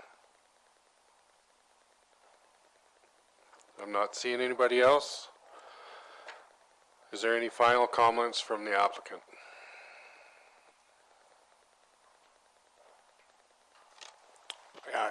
Thanks, Mr. Hamilton. Yeah, just kind of some summary comments to address the concerns that the public has raised. I want to make sure everyone realizes that we give value to everybody's opinion. Everyone gets to have one. That's the beauty of Alberta and Canada, that you get to. It's fantastic. Cypress County allows people to have that ability too. Sometimes in this world, it goes unappreciated. A couple things, environmental. Kayleen introduced my company earlier as Ashland. It's actually Ashland and Environmental, so I'm well aware of the environmental requirements for such an application. The birds, the land, the environment itself is one of the main reasons that these developments are picked and how they're picked. There is upwards of 2 to 3 years of studies done on all species, not just the species at risk in an area. That design, if you look at that map, is a weird shape for a reason. It's to avoid features of sensitivity. So EDF and their consultants have done numerous testing for all impacts, water, soil, vegetation, and animals, to ensure that there is the least impact as possible, to ensure that there's mitigation when required for any sort of environmental sensitivities of the area. So that's all been submitted and approved through the AEP, Alberta Environment and Parks Protection. That application is also part of the AUC. So I don't want it to be lost on the amount of time and effort that has been spent to ensure that the environment is taken into consideration with these projects. It's much more work than people might see. You might see an application here in front of you, not realize how long this has been going on in the planning stages. Just a couple other things. EDF did consult with everybody within 2 kilometer radius of their project. Again, some of the concerns may be addressing another development that is a little bit closer to Dunmore. Again, I'm not positive, but I just would like to try to keep the concerns to this development, not some of the other ones in the county. It seems like sometimes when you have so many going on at once, you kind of cumulatively put them all into the same bar, same category, which obviously is not fair to individual ones. In regards to the distance or the time, EDF themselves has had a wind farm just outside of Lethbridge going on 10 years now, so we do have a lot of data in regards to how it does impact social, how it does impact the people in the areas. The industry itself, like I spoke earlier, is over 40 years old in southern Alberta, so there is lots of advances that have been done. If you've ever been to Pincher Creek, the turbines there and some of the infrastructure there is much different than what it's now proposed at. So that is a sign of the industry adjusting and having technology advancements to help ensure that everybody is taken into consideration with these projects. So it's not a fly-by-night type of a thing in Alberta. It's not something that they just all of a sudden thought of. It's been around for quite some time. There's some comments about the cumulative effect on the county, and it's absolutely correct. The councillors do need to take into consideration the impact that these types of developments are going to do on the entire county, right? Not only the ratepayers that are specifically within the area, but the county as a whole. Obviously development brings resources and revenue streams to the county that wouldn't be there otherwise. This project itself, the tax revenue is going to be in the millions for the county. So, there is a lot of things at play that try to help the county, and EDF is one of the companies that wants to be a continued partner with the county and work with whoever has concerns not just the people that are inside of their squares. That's why they consult with outside of that. In regards to the decommissioning comment, like I alluded to earlier, it's difficult to speak about that because it's a private landowner agreement. But one of the majority stakeholder landowners happens to be present today and would like to speak on that. Would that be allowed, Mr. Hamilton? What was that question? I'm reading about 20 things here, so. It's almost as if you were ignoring me, Dan. Well, kinda. We're going on to the next. No, what did you ask? I asked it if you would appease me to allow the majority stakeholder landowner to be able to speak to the decommissioning comments and concerns. I think if he chooses, he wants to, yeah. Oh, okay. I thought he was wrapping up, so I'm reading on what I gotta say next. Thank you, Mr. Reeve. Dan Hofer, I'm with the Elkwater Colony. One of the landowners involved in this project, and it is the Bull Trail project. It's not the Buffalo Trail or adjacent wind development. It's south of Irvine. And for a company to come in the area to spend $350 to $400 million in a project, they must be pretty secure and pretty confident that there's wind in the area. For the government to run a transmission line in this neck of the woods, they did some severe studies to make sure they can make this development happen. And it's not only EDF that's pursuing this, there's multiple different energy companies coming to the table to take part of this opportunity. We've been involved in wind energy for 20 years. If this project would have been happening 20 years ago, you'd probably see 400 turbines in that same footprint to generate 270 megawatts of power. They've increased from 0.8 megawatt to 5.2 megawatt towers. Therefore, there's a lot fewer towers, which I believe is a great benefit for the community and to generate the same amount of power. As for you decommissioning part, yes, there is a fund in place and a bond where the landowner gets paid a certain amount set aside for decommissioning purposes. I can reassure you on that. For the lights, I have the very same concern as everybody with flickering lights. I've been talking to developers saying that they're coming out with new stuff every time, that lights might only come on when airplanes fly over. The rest of the time, they won't be on. So I'm hoping they work in that direction. So I'm full favor of that. I mean, I'm not a great fan of lights, but they have to be in kind of, you know, NAV Canada. I mean, there's the rules and regulations they have to follow as well. So it's something that when we come home at night and there's no lights working in your house, you kind of wonder, oh my, where's the power come from? You know, we got people against coal. We got people against damming up rivers. At the same time, we need energy in Alberta. So I think there's a great opportunity. We do have the resource in this southern part of the province, and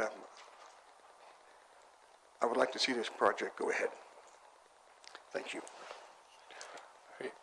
Thank you. Do you have any more final comments? Yeah, just a final conclusion comment to bring it all the way back to your original concern or summary, along with Kayleen Brown said after the admission there, the recess, that EDF is committed to follow the process in place, realizing this is step one today, and if approved, step two with the permit applications and making them all, we have just under 50 applications that would be then filed, and you guys will see a lot more of me throughout that process then too, to eventually get it to that point. So we are a long ways away from that. We can appreciate that, and we are taking you know, the proper steps and channels in place, and this being step one. EDF is committed to follow the applicable steps all the way through to that, and deal with concerns, mitigations, stakeholders, and everything along that way as they come ahead and are brought forward to our attention. So we look forward to consultation with everybody throughout those steps and hopefully finding a way to make everyone happy. So. Thank you. Now I'll get back to what I was reading before you asked me the question. Hey, in closing the public hearing, has everybody felt that they have been heard today, for and against, in this room? Everybody's good? Not, well, no final comments are done, but have you been heard already? Is it the same?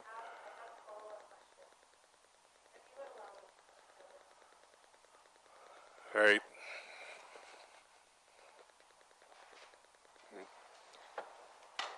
My question, Mr. Chairman, is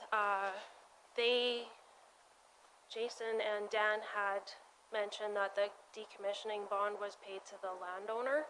So then my question then is the landowner's responsibility to then decommission the project? That's what I was wondering, if we could get a little more clarification on, if that is allowed. Jason, you want to answer that? If there's a specific question in regards to that, we could offline chat about that, because there's probably a bit more spot for that, and then the landowner can have the ability to Council wants to hear the answer to the question. If you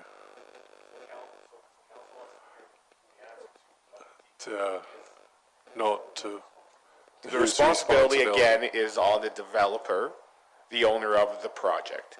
As requirements laid out in the AUC application and the approval, it's on the developer, right? The lease agreement is registered at land titles, and I know I found amusement with the comment about the paper also, ironically after the initial comment about how Mr. Buffett made somebody pay money to get same value off of a title. So actually, that title is valuable, and that example of Mr. Buffett charging to get it removed shows the value in land title interests. I would never let anyone think that land title interests aren't valuable. As a land agent, I can appreciate that the government of Alberta hasn't maybe caught up with renewable energy and hasn't maybe made the changes. I would also echo that there's maybe has to be some lobbying done in place to bring that sector into the current legislation. The Service Rights Act doesn't have a spot for that, so it is unfortunate. It's unfortunate for the developers and for the private landowners. As such, that then has to be handled within a private agreement because it doesn't allow for that within the Alberta Service Rights Act. So the process is that its responsibility is on the developer, and then the responsibility between the cost between that and the developer and the landowner is by virtue of that private agreement, which is registered and held at land titles. So if EDF or whoever predecessor of this company takes over, they're responsible for the requirements within that agreement, which is again registered with land titles in accordance with whoever the landowner is at that time by virtue of the title owners. So hopefully that talks about that process. Maybe not. Shane? Well, that young lady asked the question. Dan made the comment that the money, part of the bond money goes to them. So then that puts them responsible for the decommission of it. That's what was stated. So that's why we're trying to get clarity on this. And when does this bond kick in? Does it kick in from day one, year 5, year 10, year 15, or year 20? When does this bond kick in? So I'm not sure if Dan is willing to discuss the terms of the agreement or not, but that'll be his place to answer the conditions within. Mr. Reef, at this point, I'm not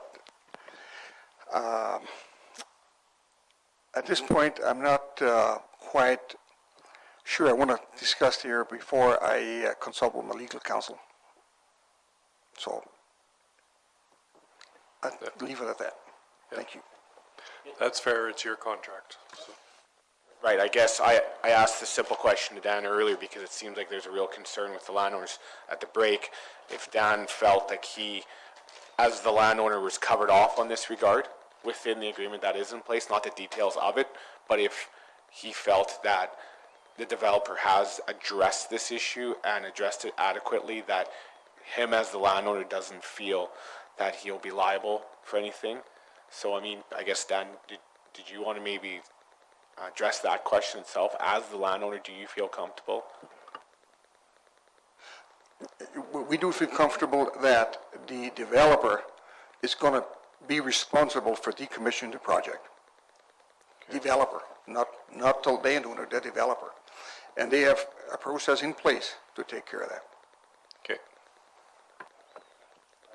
Yeah, it does help. We appreciate. Sorry for putting you on the spot there. But. Okay.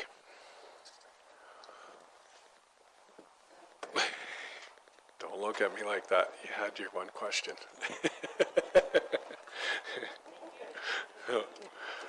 Does everybody feel they've been heard today then?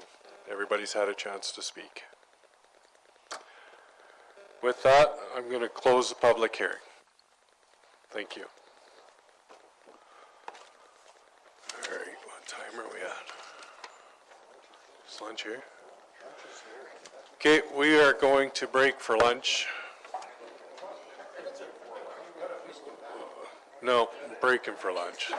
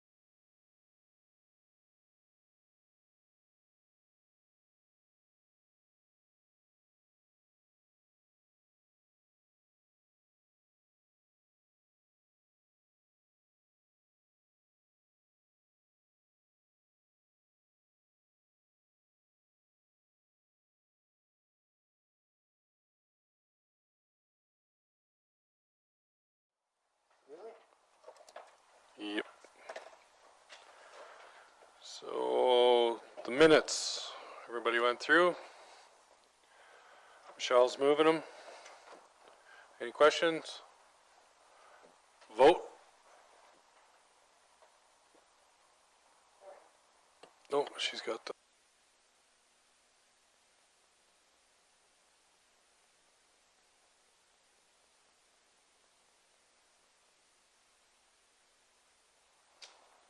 That's carried.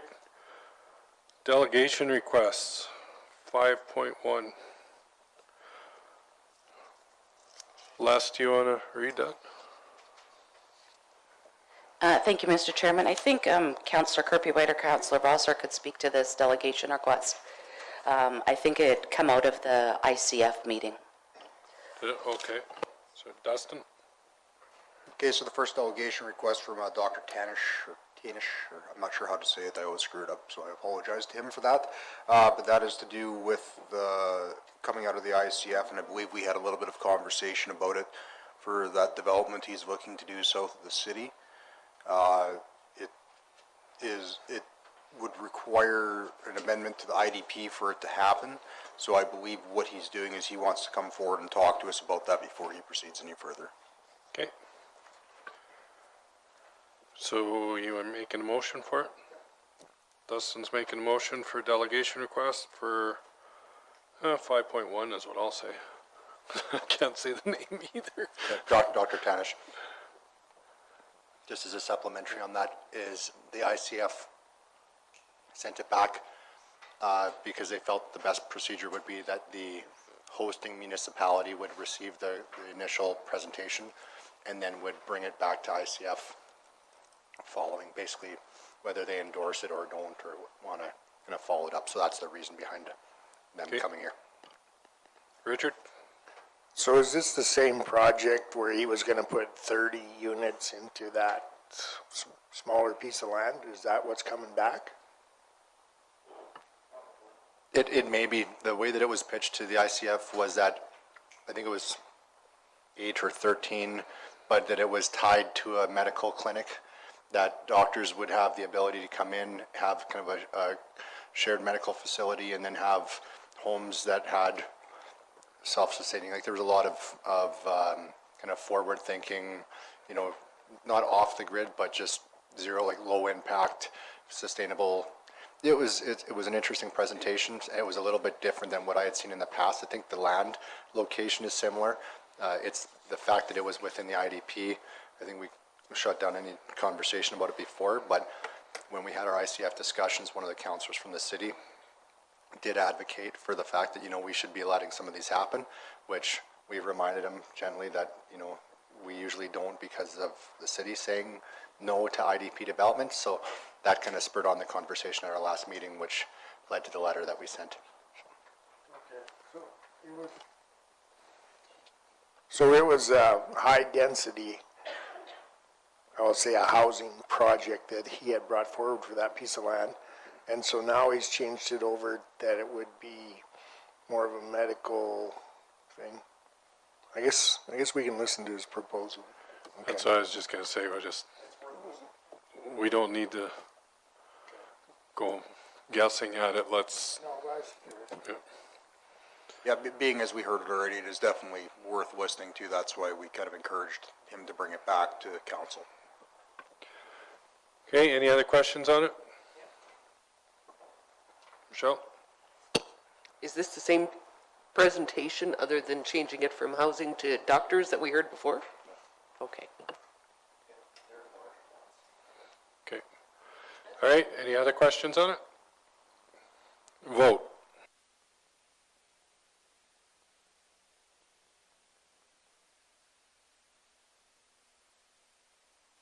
Okay, that's carried. 5.2. Terlin? Thank you, Mr. Chairman. There is another delegation request from Kevin Kruger. It's Kevin Kruger and area residents. They would like to come and speak to council. I believe the request was handed out to you guys. And so on the page 2, they'd like to come and talk to you about the Seven Persons Creek, Township Road 120, and internet cell services. Okay, Robin?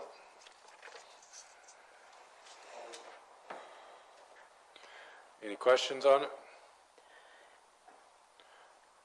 Richard?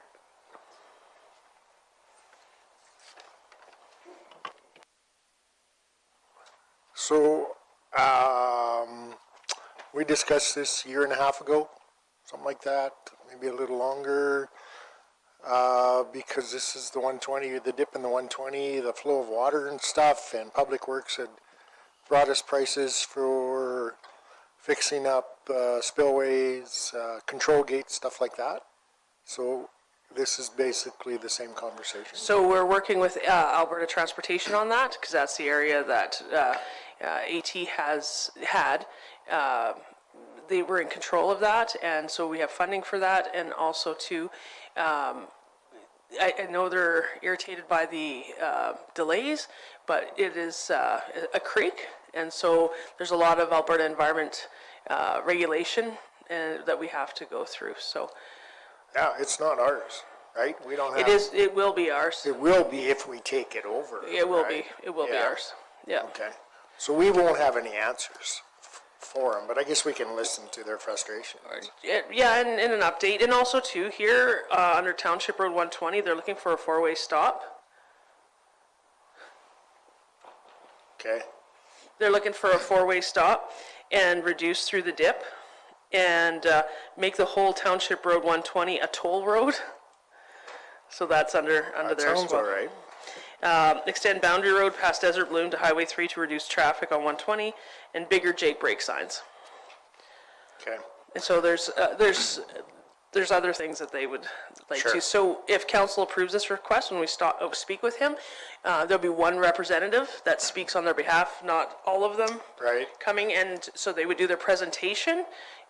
Council, as delegations go, council would ask them questions. Yeah. And then it's not debated in front of them. Exactly. And we can just give them an update of where we're at with Alberta environment and stuff. Okay. Yeah, but so there's, several have signed this request, but the process would be is that, I would assume that Mr. Croker is the spokesperson for them. Yeah. And that, when they come forth, he would be doing the presentation. It would not be mob. Right, yeah. Yeah. You know what? There's nothing wrong with giving them the update of where we're at with it, so, okay. And the other requests too, and then internet and cell service. And that's a common problem throughout the county. And yeah, the Dunmore Tunnel, yeah. So, Internet he can discuss, but cell service, we don't have any control over that. That's Dustin? So I did talk to this gentleman yesterday, and I agreed to meet with him on Friday as well to kind of see what their concerns are throughout the valley there. And he was a little weary if he was going to be able to come into council due to working both of the days that were proposed to him. So I did also offer him that it could be done by Zoom if necessary. So I guess they'll have to figure that out, but we'll hash it out with him when I talk to him, I guess. Okay, I have a motion on the floor. Shane? I just want to make a comment. I have a niece that lives in that valley. I was there to see her baby, sat in the house, and I was surprised at how little traffic noise you could really hear. I was actually surprised, and I mentioned it. And he said, yeah, you really don't. He said, at first you hear a bit, but it's not. And they live in the valley. So I was shocked. Any other comments or questions? Not seeing any. Vote.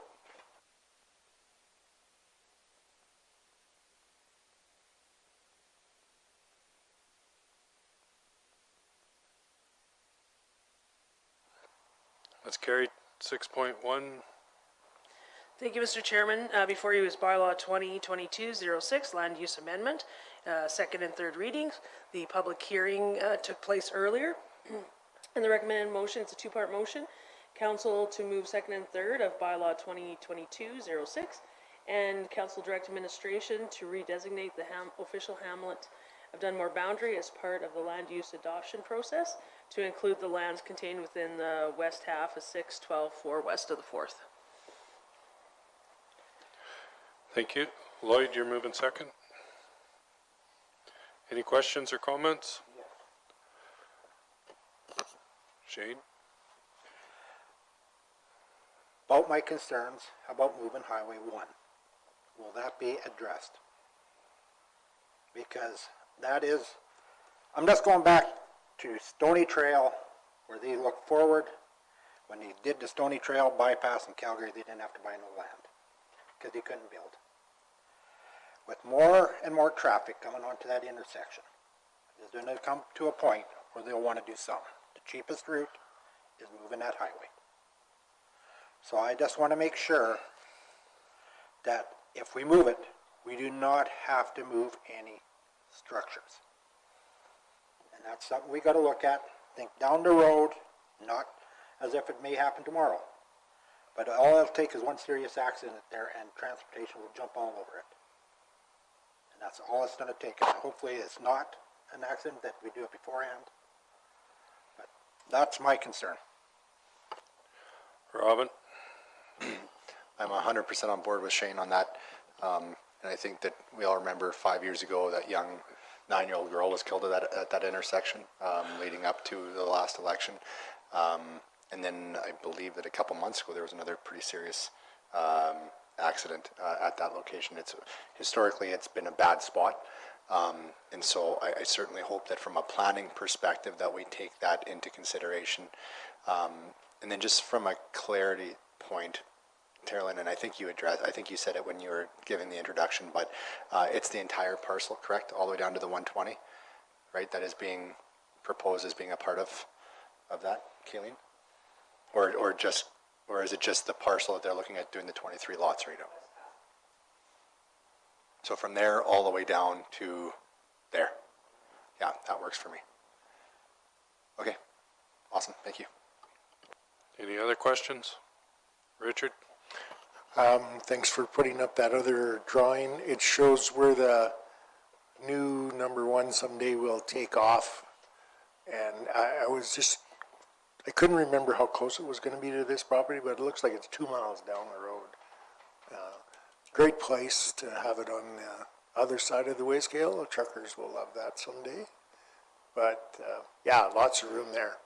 So the only question is, see, Shane, I think we now have another reason to go back to the government, transportation, and say, there's this development that's going to go in that's going to increase the amount of traffic on that intersection, and we could just keep the pressure up, as that's one of our main objectives, is to have that widened.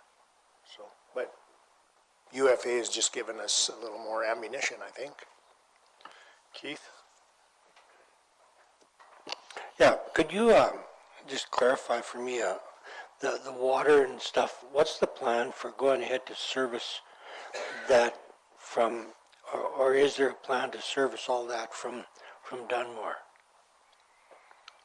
Like, kind of like they were alluding to coming up with their own plan, and then we said, well, if we have to go out there anyway down the road, so it's like, what is kind of the plan that's already in place? So our bylaws and policies say that if you're not in the hamlet, we don't run water outside the hamlet. That's why they're saying, let's make the hamlet border that way so we can give them water. Because in the future, if they come back and they're on a cistern, they're hauling their own water, but somebody wants city water to sell one of those lots, they cannot get it from us because we don't go outside that hamlet boundary. That's the whole purpose of doing it. Does that answer your question or help you with that? So the plan to put that into the hamlet, is that already in place? Or is that just something we're looking at? That's what we're going to do now. Kayleen? Oh.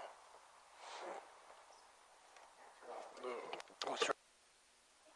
So right now, the Hamlet of Dunmore boundary, I'll use the screen in front of council here, but you'll see that the Hamlet of Dunmore boundary right now is on the west side of Township Road 120.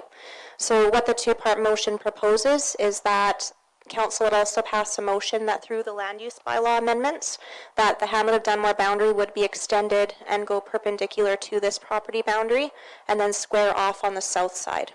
So what that would allow for is the current water service line kind of stops here in 3rd Avenue. So what would happen is that the water line would be extended further to the east, cross Township Road 120, and then service the proposed 6 lots here. But what has to happen is, in order to have that water service, the hamlet boundary has to be extended to accommodate those lands.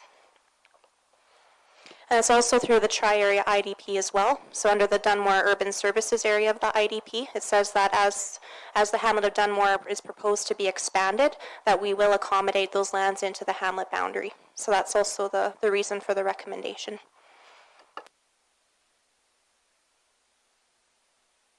Does that clarify for you? So, because UFA wants to develop that, is this something we have to forward think real fast, or like do we just, my thought would be we should actually do this before we approve UFA, because it seemed like in the right order. But that's just the way I think.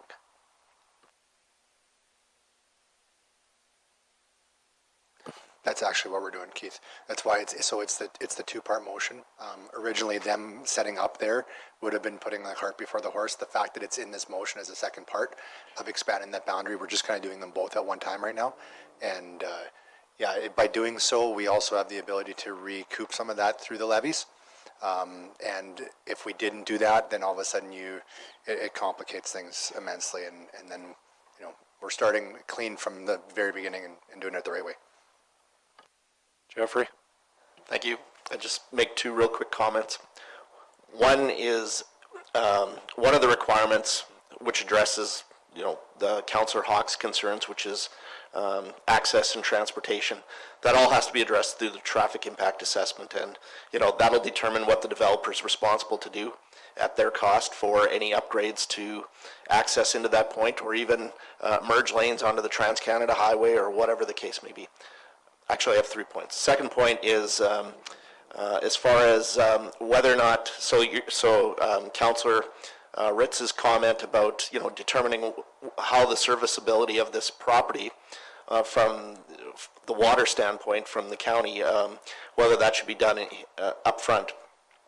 One of the requirements, just like any subdivision or any developer would have to do, is they have to do a functional servicing report, and I think that was mentioned in Kayleen's report.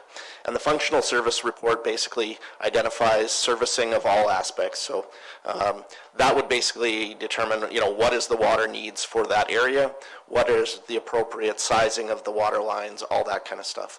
And so then it would be up to the developer as part of their subdivision to supply that functional servicing report.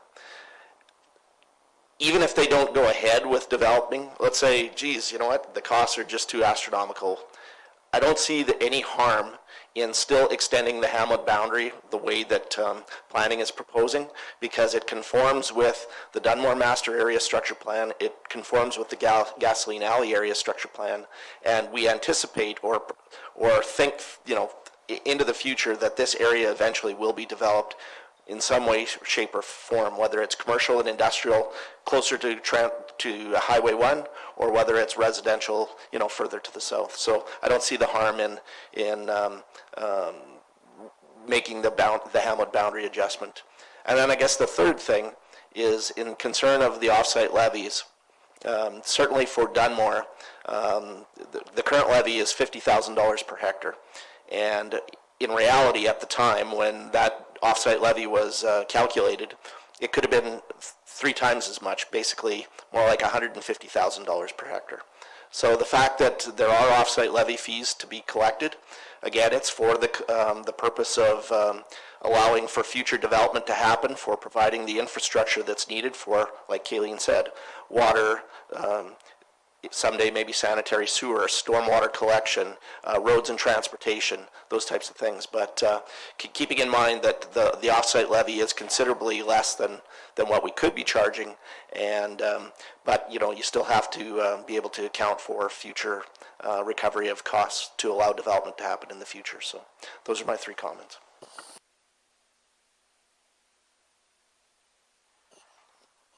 I understand the impact traffic assessment, but they're coming off the 120 with their intersection. So transportation may not even be thinking about or looking at But I know we've talked briefly to Darren about this, moving Highway 1. So that encroaches in on their lots. So that's what I'm getting at. Because transportation may now just say, well, we don't care, you're coming off, he's coming on to the 120, there's already turning lanes on Highway 1 going east. Yeah, if I could, sorry, continue. Yeah, if I could respond, Mr. Chairman.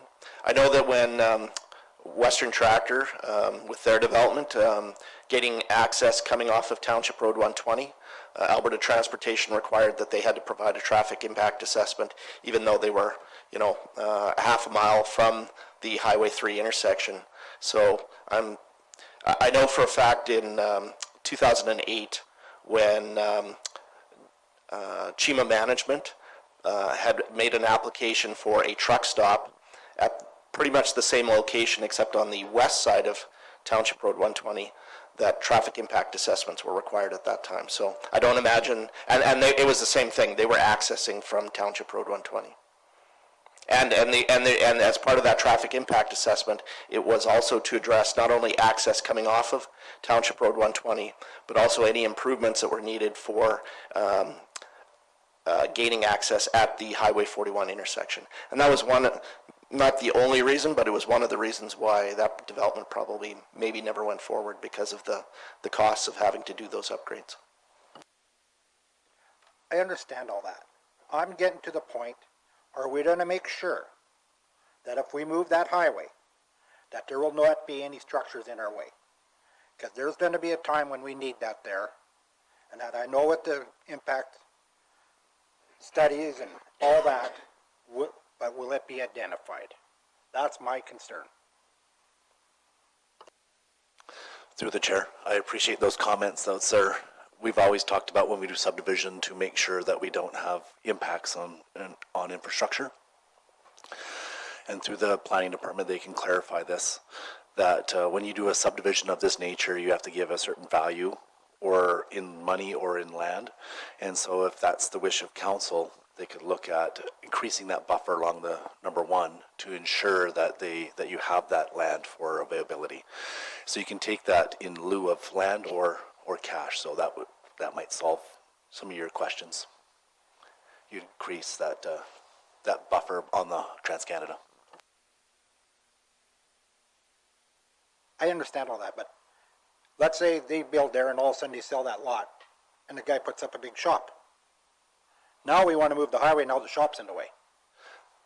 Yeah, what I was implying was, so in order to do the subdivision, let's say they do let's say it's a 20-acre subdivision, they have to give 10% of that. So the 2 acres, you take that buffer along the Trans-Canada. Now you don't have any development in that area. Your setback, you've increased your setback requirements for future development. Okay, as long as that gives us enough room to move that Trans-Canada eastbound. And in speaking with AT, Mr. Chairman and Council, AT said at any time we could do it at our cost. They said that we could. I'll speak again. I know how transportation thinks. But if there's a serious accident, just like, let's all go to Calgary and up there at Chestermere. All of a sudden they put in that big lane for them students when they come off of that onto Highway 1. They got a big, long acceleration lane because transportation had enough heat about the accidents and people getting hurt or killed there. Same thing will happen here, trust me. So I'm just trying to be proactive. That I know transportation has said no right now, but down the road, things are going to change. There's more and more traffic. And I just want to make sure, fellow councilors, that we not have to move a building to move that highway. Because UFA could slide up a bit more, but let's leave room. So, holy cow. Would it be, Mr. Chairman, a clarification on process? So when the development permit application comes in to MPC, could they impose a larger setback?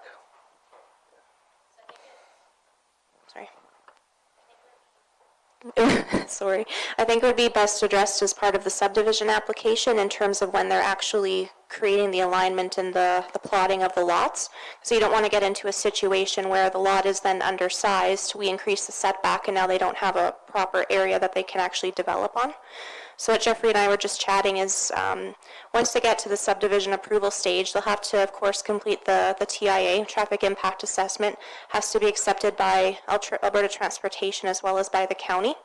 And if that traffic impact assessment identifies that a larger buffer area is needed on that north side to accommodate future road widening, really, road allowance widening, we could bring back the bylaw to council and have that area extended. So to kind of further extend that area further south to better accommodate setbacks from the highway.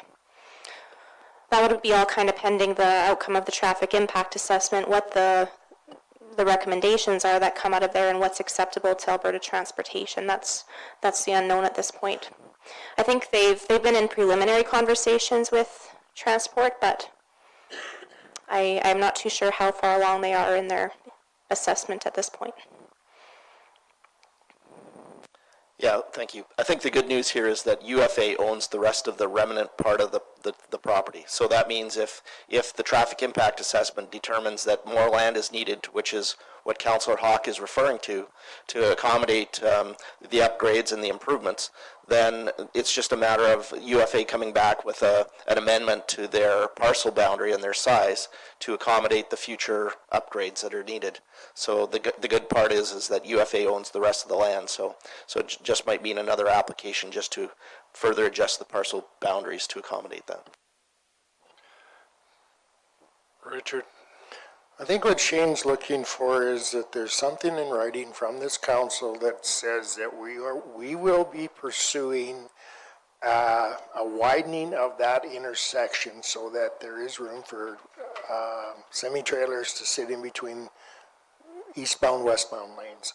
But he wants it in writing so that UFA knows when they're planning, this is what is going to happen in the future. Because we will not back off of this. I can see the wrecks coming too, Shane. So if it takes us 5 years, takes us 10 years, they need to know that now that we will be chasing this hard.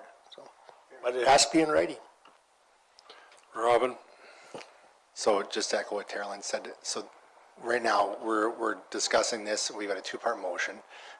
Following this, I'd be prepared to make a standalone motion directing staff to work with transportation prior to, and we need to do it pretty quick, but so that prior to UFA applying for their permits, so that we can take into consideration future planning with future approvals of subdivision and development permits. Now that way, there, it covers off what Councillor Hawk is looking for, but it's done outside of these two motions. Okay, I have motion of second reading on the floor. Is there any more discussion on it? Not seeing any? Vote.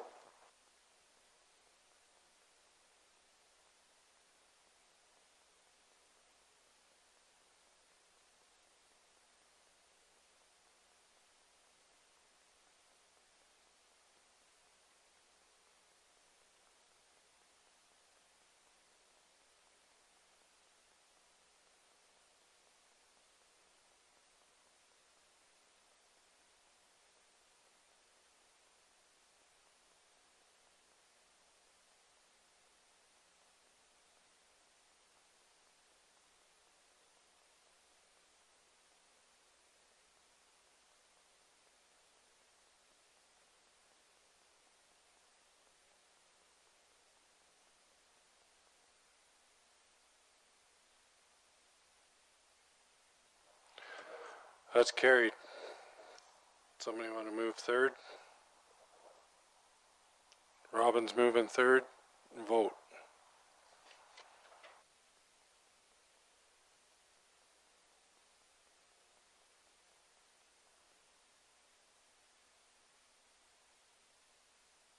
Okay, that's carried.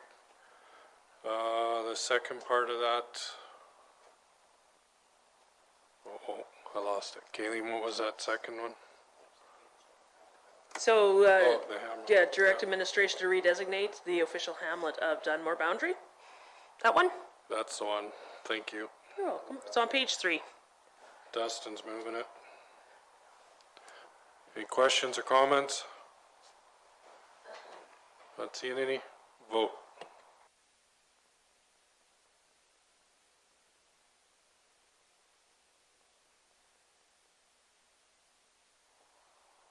It's carried. 6.2, oh, Robin.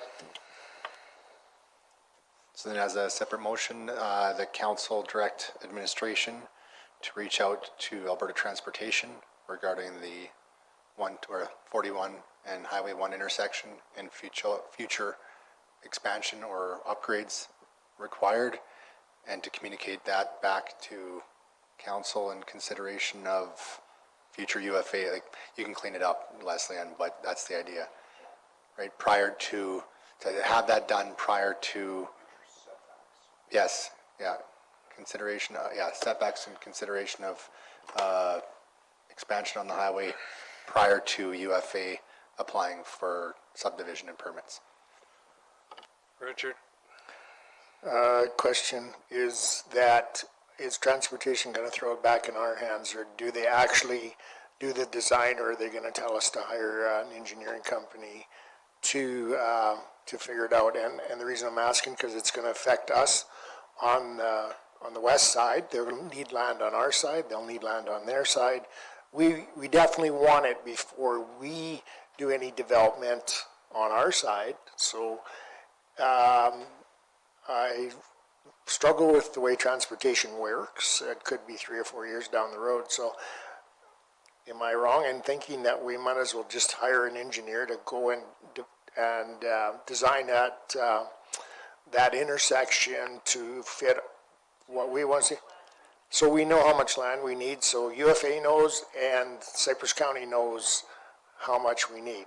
So why don't we just bite the bullet? Because how do you even do a design on our side without knowing how much land we need?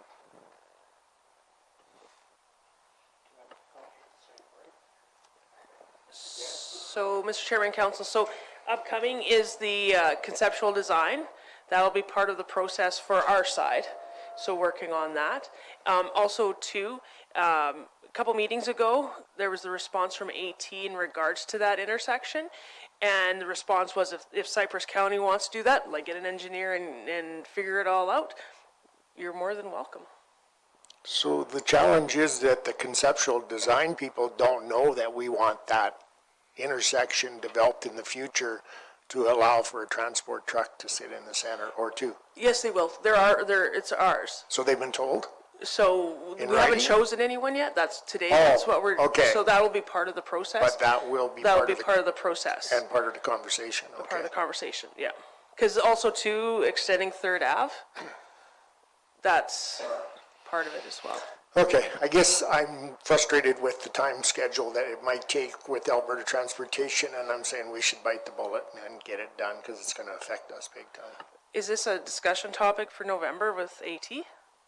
When you meet the minister? We do have somebody on staff that could roughly, he knows the designs, roughly figure out how many acres they would take and roughly where the rough boundary would be. And we can go from there because our new member of staff knows it. He can just say, approximately we need to be over to here, and that would be our outer limits. And it's simple. Then we know how many acres. And then we go from there. And to Carolyn's deal, yes, it will be an ongoing conversation with transportation of that intersection and Highway 41.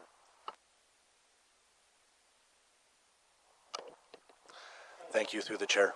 Yeah, so we can request the drawings because this intersection's already been designed a couple times, and I've already seen the design for it with the acceleration, deceleration lanes. So we can ensure that it has that space because I understand exactly what Councillor Hawk is talking about between the two highways because you see it in Brooks all the time with A trains, hauling with the, and with my trailer, I stop there too. That's the only way you can get across. So that's something we can request from AT because they have the design. It's already been completed by Genovar way back when, and we can ensure that they have that gap in there. Yep. Okay, Kayleen. So my only comment is, I know UFA is on a very tight schedule. They're wanting to commence construction this summer. I don't know that they would wait till November. So that would have to be a discussion that we'd have to have with UFA in terms of kind of working with them through it. Because of course that would have an impact on their project and their planning as well. So we might have to coordinate some of those timelines. No, I think the talk of November was talking with AT, but what Kim just said is we can get those drawings right away, so we should know what acreage we need right away. We shouldn't hold them up on the development. Correct? Okay. Blaine, you haven't got to touch that mic yet. Well, I just want to say, as far as I can understand, we're just, right now, we're changing the land use bylaws. And the rest of this job is for the MPC to deal with the design and stuff, so I'm not quite sure why we're fighting over this. Well, no, the new motion is that we look at getting that land for what was discussed here. That's what the new motion is. Well, I guess if we need that in the motion, but I don't understand why MPC wouldn't already have that thought.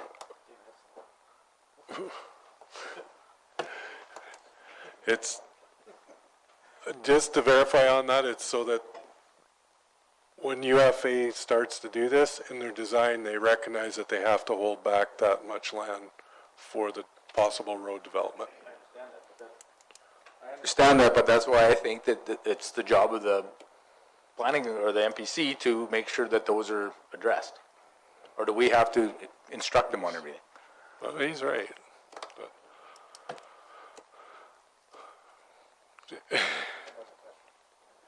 Go ahead, Rob. Yeah, no, I agree, Blaine. I think that there's a certain level of redundancy that we will, do. I in response to what Councillor Hawk's concerns were, I think that for us just to simply make that statement that because that corner is it's a quickly evolving area. 6 months ago, we didn't have a whole lot of planning in that specific spot. And in the last 6 months, we've purchased land. Now we're approving commercial, and there's a lot of quick moving and growing plans. And so with this right here, yes, our staff is very capable. I think this is just a way of making sure that by putting it in a motion that it appeases somebody that is concerned that we might overthink or overlook something that is maybe a 15-year or 20-year down the road thing, but at least it's on the record. So. No, you are correct, Blaine. You are. And theoretically, MPC can say, no, they don't want anything to do with that motion and do it a different way. So, yes, this motion is probably redundant and doesn't need to be there. But, Keith? So just a point of clarification then, if we do need more space for the highway, it is possible for UFA just to shift their plots a little bit to the south and accommodate that? Yes, they have enough land, they can move things around to accommodate what we're asking for. Then I think that satisfies what I need to know.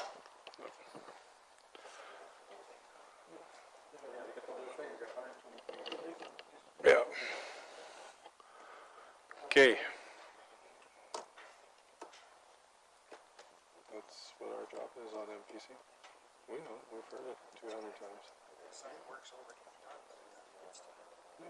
We can ask for it. Mr. Chairman, just our planning supervisor is showing me that a drawing here that AT might already have additional right-of-way there. That's not reflected in that drawing there. So we will clarify that because it looks like there's two different plan numbers on the drawing I have that you guys don't have. Yep. So they may have planned ahead. Yeah, well, that's what was discussed before, but, okay. So we have a motion on the floor right now to,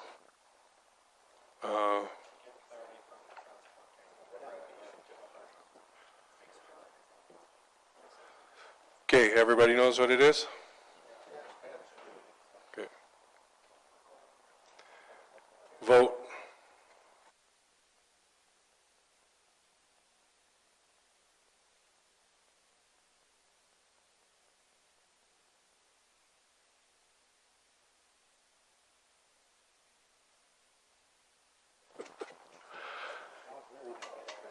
Okay, that's carried.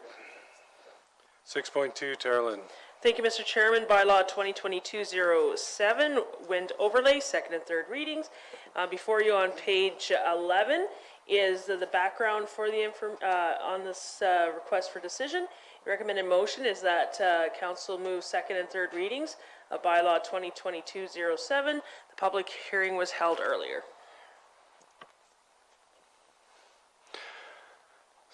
Somebody move second. Richard? Yes, I'll move second. No comments. We've heard both sides, and both sides have their reasons. Oh, my motion was for second reading, sorry. Any other questions or comments? Blaine? Is there any way we could put a levy on EDF? For recreational purposes or something like that? No. Okay. There's the answer to that. Well, go ahead, Shane. Seriously, why couldn't we put a levy like we do on the sand and gravel down the road here on windmills and solar panels and that, because that big company EDF, what do they really do for the community? Nothing. I mean, what? They actually just donated 100 and some, yeah. There's a regulation that allows us to do that. There's a regulation from the province that allows to put a cap levy. So that's provincially regulated. So for the cap levy, you have A to B you can charge per tone. So municipalities are given that ability because there's a regulation that allows us to do so. So a municipality cannot independently do that. We would need regulation from the province. Because like the regulation for sand and gravel is done at the end of this year, right? So there's consultation. In July, they're going to have the proposed one, and then it has to be in place by January 1st of 2023. That's how they're allowed to do that, because we're given the authority to do that. Because we're not an autonomous being to do that. Hey, Kim? Sorry, I'll answer Councillor Ritz's questions earlier. I called the MD at Pincha Creek, and they've only had 2 fires, and they were from mechanical failure of the wind turbines in the last 25 years. And the only other fires they've had were very nominal, and it's on the transmission lines, and it's because the dust sits up by the insulators, and then when it rains, it arcs across. And they've only had 3 or 4 of those in 20 years too. So I just wanted to answer your questions about. Okay. Any other questions?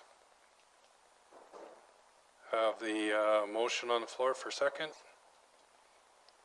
Vote.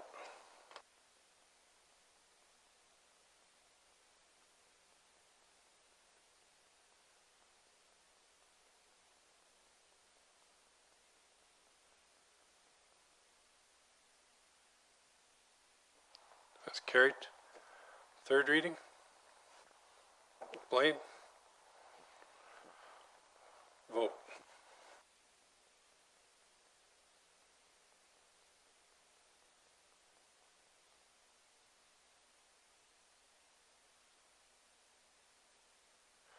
Okay, that's carried. 6.3, Tarlin. Thank you, Mr. Chairman. Bylaw 2022-08, false alarm, first reading. Before you on page 28 to 33 is the bylaw and the background information in regards to this bylaw. The recommended motion is that council provide first reading for bylaw 2022-08.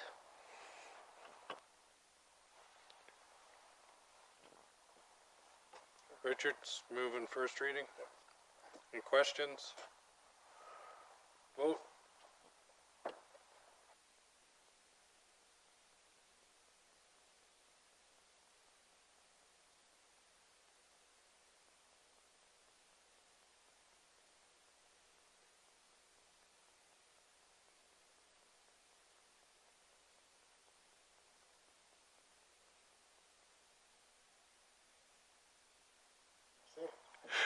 carried. 6.4, Terlin. Thank you, Mr. Chairman. Bylaw 2022-09, Land Use Bylaw, first reading. Starting on page 34 and going a lot in further is the copy of the proposed land use bylaw. It's a recommended motion for council to make first reading of bylaw 2022-09.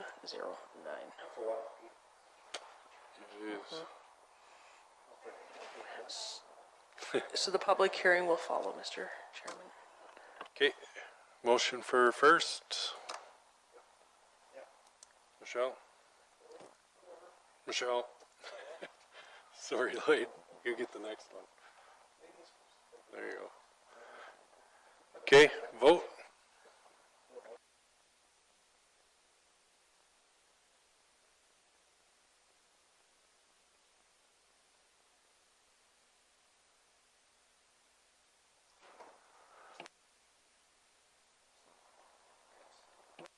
Doesn't change the vote by any means. I'm just curious, with regards to the land use bylaw and the public hearing, do we feel that when the hearing happens that, I think that we're gonna have a lot of people coming out, is the council chambers the appropriate place to have this hearing?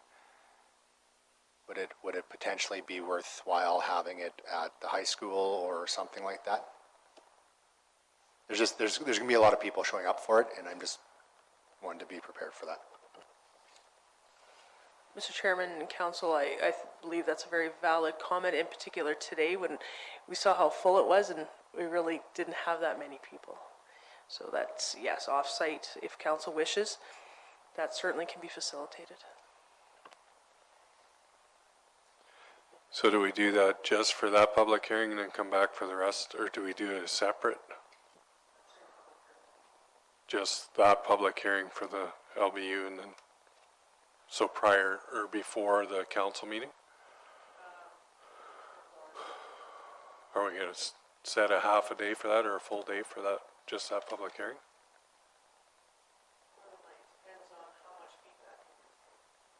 Well, we've seen quite a bit on it already, so. What, Kelly? Maybe if we plan it to commence at 10 a.m. as normal and plan for it to go till noon. You know, if it's kind of isolated only to the land use bylaw, we'll have a short presentation that our consultant will give, probably 10-15 minutes. And then it'll just be open for public. So I would think until maybe noon should be enough time if we limit submissions to 10 minutes or so. Because it could be another day too. Yep. Yeah, I think we should make it a separate day altogether from council, and I don't think we should limit it till noon if there's a lot of people there. We should listen to them. Dustin? I would tend to agree, just seeing that we went to noon today on what we had, and you're gonna get all the controversy of that again through the land use bylaw, and probably tenfold. I think separate location and probably at least a half day would probably be acceptable for it. Okay, somebody want to make a motion to have the public hearing? Keith? Have a public hearing at a different location and have a half a day on it? Or as long as it takes?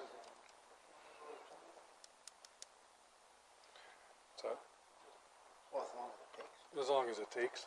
We'll start at 10 and go till everybody's heard. That one at the city took us about 4 hours that night, right? Yeah. Okay, you guys are gonna pick the location? Okay, we have a motion on the floor and a different date from council, the day before or the day after, whichever you want to do. Day before council. I think the day before is coming off of Easter break, I think. So as long as we're okay with being back for the Tuesday, that'll be fine. And we'll also be able to well exceed our advertising requirements with that date too. Okay, so we'll do the public hearing on the Tuesday and then council on the Wednesday. And council would be on the Wednesday anyways, because, coming after a long weekend. Yeah.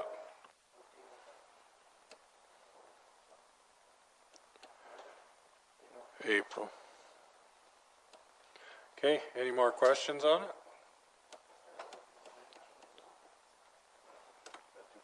More than likely, it'll be at 1 o'clock, because we need to set up and everything, so it'll start at 1 o'clock. And then we don't have to worry about breaking for lunch and stuff. Might be breaking for supper. I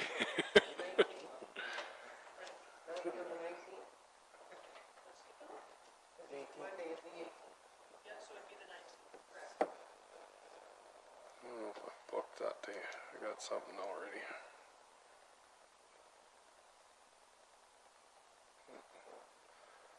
Okay. Any more questions on it? Vote.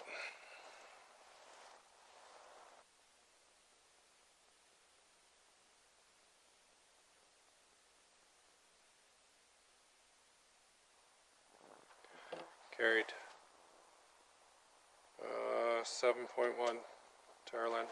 Thank you, Mr. Chairman. Before you is the February operating update on page 307. Is there any questions?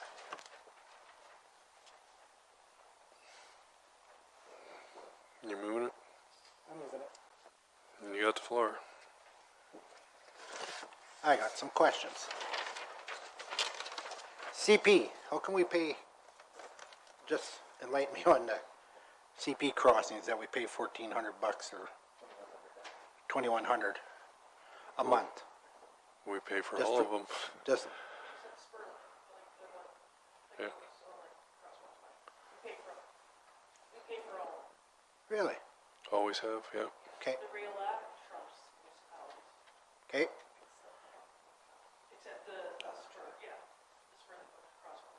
okay. Next question. I got a few. Lethbridge Herald, what are we advertising in there for? $5,000 to $3,000? That's a commentator. That's where they come out of. Well, I thought the commentator was part of Medicine Hat. Parent company. Oh, okay. There, that answers that one. MD at Willow Creek. Did you do the flying for Ortho? Okay. There's 3 of us on that that are together, isn't it?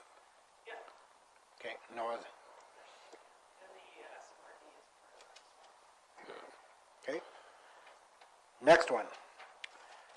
I fell out of my chair. I got mad. Did some phone calls. Just so you know, we'll be doing some letter writing to Real Crime Watch. After I seen the bill of $19,000 for installing them signs by Volker Steven in our county. It is really, really disappointing that they charged the shit out of us. If you go to County of 40 Mile signs, boy, they just attached it to their big sign. They didn't go through all this other work. Why would they allow it? That's the thing we're going to get to the bottom of. We're going to do some letter writing to the MLAs and that because we feel it's really unacceptable. Shannon is looking into see what Volker charged County of 40 Mile on their signs because it is still $19,000 totally unacceptable. We approved I know, that. but I know we approved it, but it was a large amount. When you go and look, Yeah, we approved that amount though. when you.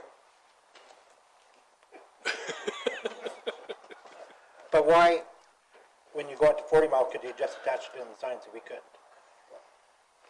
That's what I'm getting at. I know we approved it, but still, it's $19,000 when the rest of the Real Crime Watch seen that and heard about it, they were upset. I don't disagree with you. It's just, that's what they charged us. And I don't like being interrupted when I'm on a spiel. Oh, that's gonna happen a lot more now. Anybody else? Did I say I was done?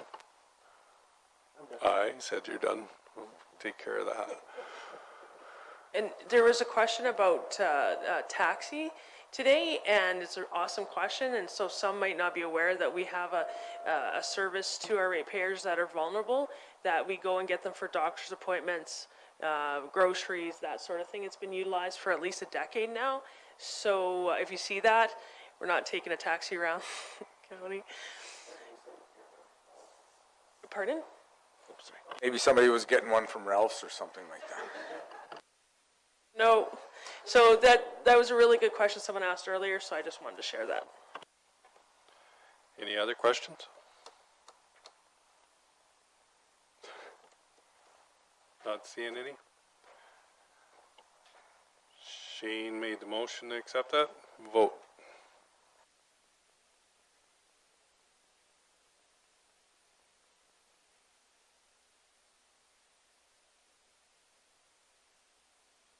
By the whole three, right?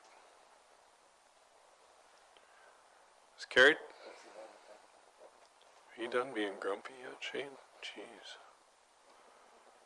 So, Mr. Chairman, if you need a motion then to write the letters from your signature in regards to that. For no, he's doing it through Rural Crime Watch. We're doing it through Real Crime Watch. We're handling it. Yeah. No, no, we're doing it on our own. CAO report, Tara Lynn. Thank you, Mr. Chairman. Page 345, is there any questions?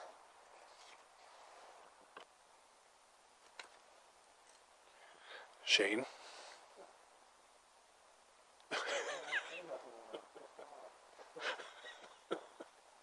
Richard.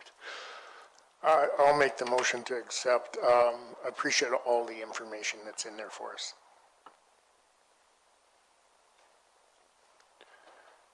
Any other comments or questions? Not seeing any? Vote.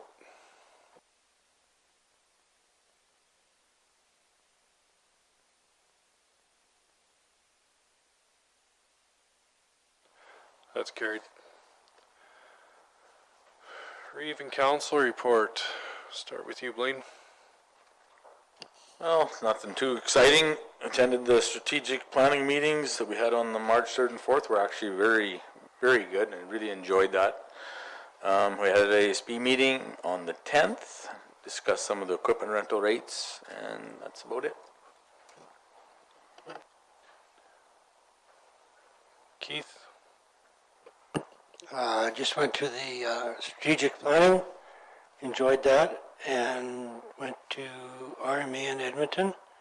Had a good time there and met a lot of people, so that's about it for me. Shane? I attended their strategic planning RMA conference where I went with Dan and that. We met with the RCMP K Division operations, went over a few concerns there, and had a good time up there. Talked to some of the people on the EMS advisory committee, and that was interesting talking to them. And that's about it. Thank you. I'll just say on mine that the first one, we were supposed to go to the city yesterday to present that, but Steve has COVID, so we couldn't make it. So we're going on the next one, I do believe. So I know it's on there because we were supposed to be there, so that's why I was on. Richard? So strategic planning with everybody else, and then on that Sunday morning, March the 6th, Dan and I traveled to Elkwater to join Lloyd for the Community Association's monthly meeting. The village people are doing fine. Didn't feel the love when we went in the door, but after Lloyd told him all he's going to do for him for the next 4 years, and how much money he was going to spend, you could feel the love. So he's a very popular man out there. I know he's on a budget, but I don't know if he stayed within the budget. So I'm gonna say it's not as much money as the Irvin Library, but it's gonna be close. And then I spent 3 days in Edmonton. It was awesome. We had a 20-minute meeting with Minister McIver. I think that was very productive. You know, they know our stance big time on tax assessments and what the oil companies are trying to do. And then we gave them some ideas on a few other projects. So, yeah, we're not the forgotten corner. They know us, so it was good.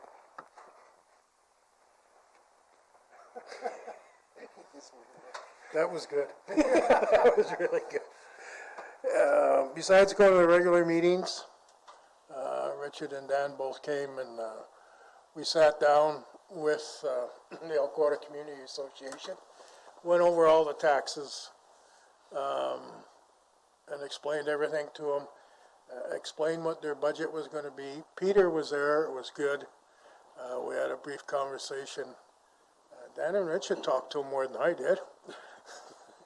And the big concern is they need some lights put in because there's a big cougar problem out there, and where these lights want to go is from the community hall to the back of the, through an alleyway to the hotel. Park is not going to do it. At this time, they're not willing to do it. I have a meeting coming up tomorrow, Thursday with Pius to talk to him about some of the budget stuff. And Richard has volunteered me for talking to Fortis and Kim and Thurland about these lights. If we can somehow work something out with them. Besides that, had a long conversation with one rancher about a project he wants to do. I talked to the Reeve about it. Hopefully it'll fill you in about it. And there's a second one that's possibly coming up that Dan knows about too. So other than that, it's been quiet.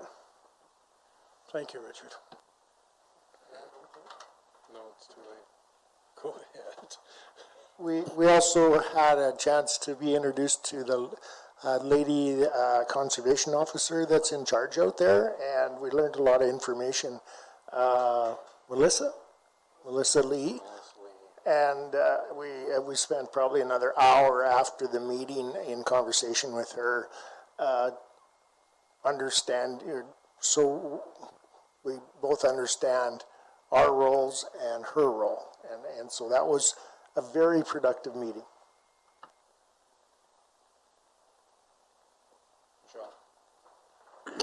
Mine is not short. I was busy. I attended a virtual introduction to the new FCSS directors. I was at strategic planning. I had a policy meeting, an MPC meeting.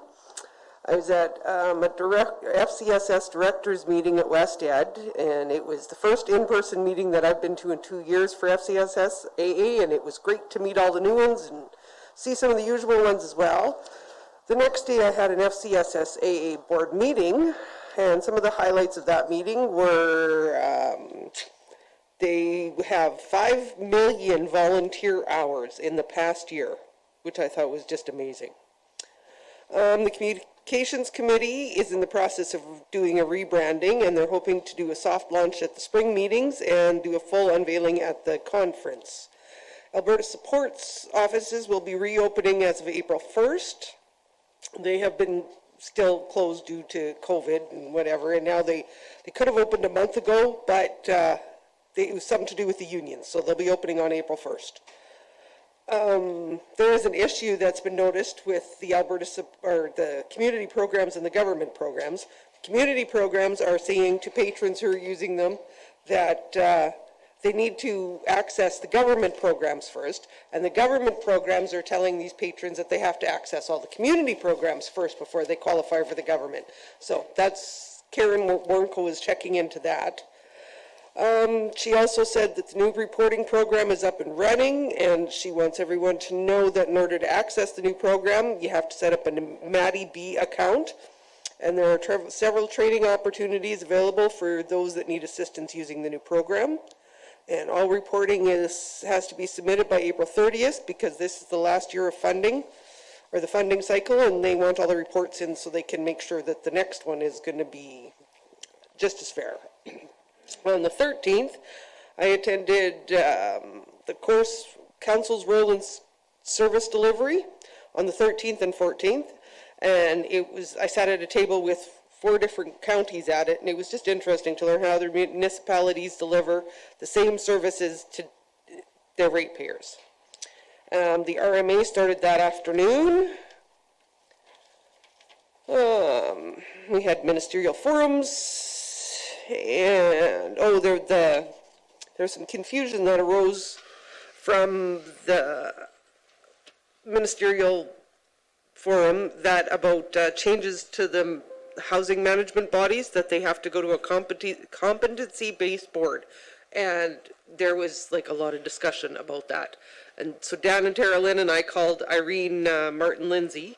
She's the executive director of Alberta Seniors and Community Housing Association, and what we basically found out was that the requisitioning municipalities have access to all the competencies that they want on those boards, so I think we'll be all right. Robin did a federal advocacy panel with Paul, and it was really good. Good job, Robin. We had a joint council supper with 40 Mile, and our MLA Michaela Frey was there, and it was great to meet all the new councillors from there. 17th, I had our Cypress View meeting after we came home. The 18th, I went and signed policies, and then today. Oh, and I received several calls from ratepayers regarding Township Road 170.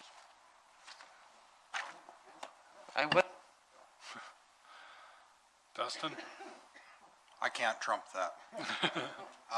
So just 2 strat planning dates, as well as the Ag Service Board on March 10th, which we'll talk about pretty much the biggest things we covered in the next 2 items there. And then I got the pleasure of judging both regional and provincial 4-H public speaking over the past couple weekends. So that was really good.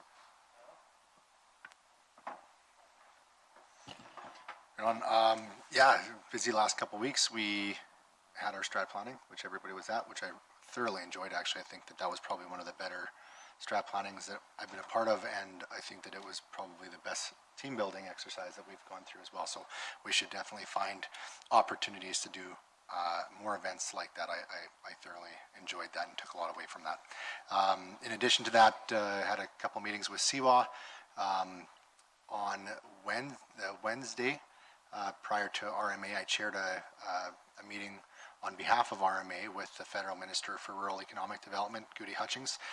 It was on the heels of their announcement on the federal funding for broadband, and had a really good discussion with her. We had 4 or 5 other reeves and mayors from across Alberta that were there. Went very well. We talked about economic development, what that means in the south. We talked about the difference between announcements and projects, and making sure that, announcing the money is great, but making sure that we actually get projects in the ground and started as quickly as possible is good as well. We talked, it came off of the tail end of some of our strat planning, and we talked a little bit about the importance of water in the southeast from a regional perspective and how important that is, and expanding irrigation and value-added stuff. And she's a Newfoundland girl, born and bred, with a background in tourism, but it's probably my 6th meeting with her now, and she really is a good representative as far as rural economic development goes. She listens good. She's a hard worker, and looking forward to more conversations with her in the future. RMA went very well. I had a whole bunch of compliments about Michelle in the elected officials training. She represented us very well on that side, so that was good. And then here, I don't think I'm missing anything, but overall it was busy last few weeks for sure. Thank you. Somebody want to move the reports? Lloyd? Vote.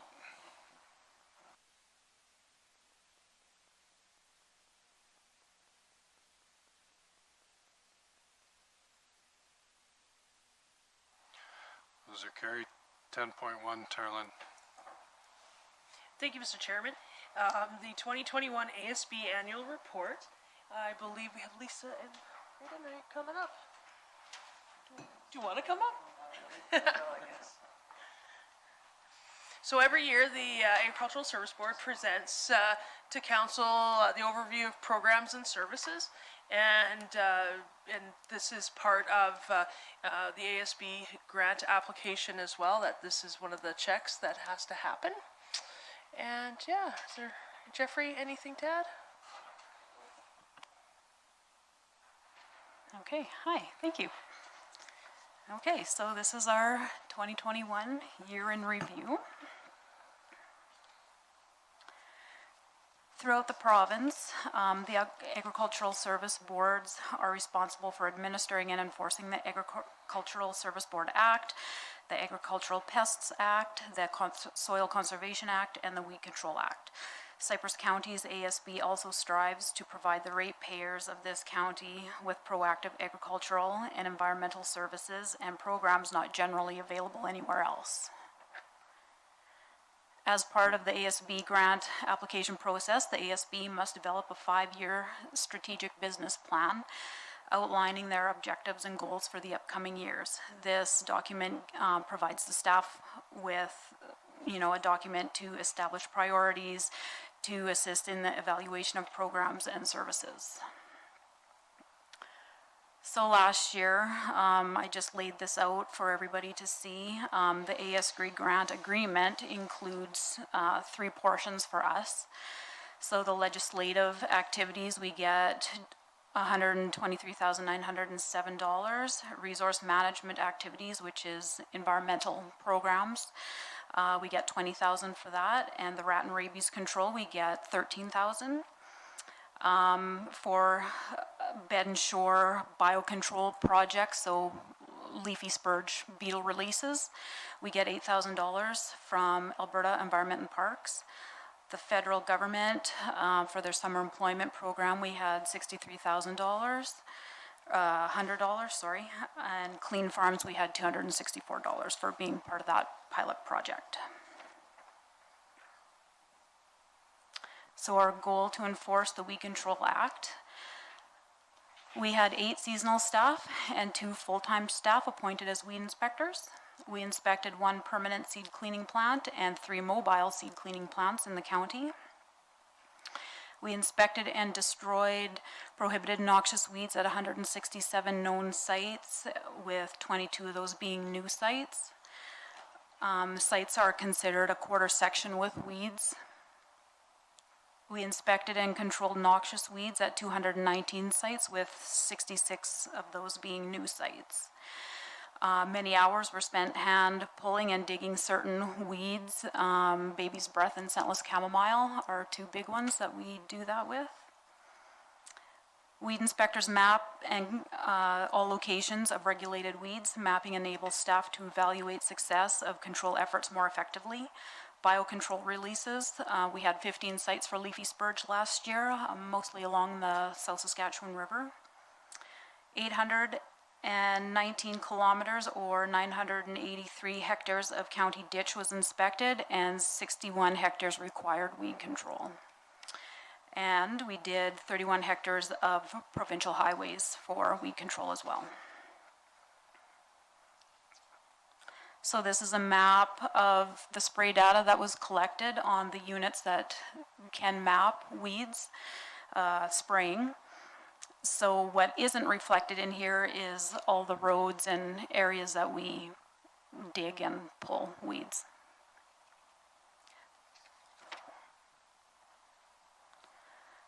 And this kind of outlines the costs of the weed control programs. So the prohibited noxious weed control, those are Russian spotted and diffuse knapweeds, nodding thistle, and scentless chamomile has been included in that. So this is legislated through the Weed Control Act. We find these mainly on private property, some in county ditches. There has been no charge for this service in the past. We spent approximately $40,000 on this last year, which benefited approximately 53 landowners on 111 quarter sections of land. So the idea was that we always want landowners to work with us as opposed to ignoring the situation and those invasive species on their land and to stop the spread. An example is knapweed in gravel pits, so that can be moved and spread throughout the county relatively easy. Also, weeds can be spread by wind, animals, water, that sort of thing.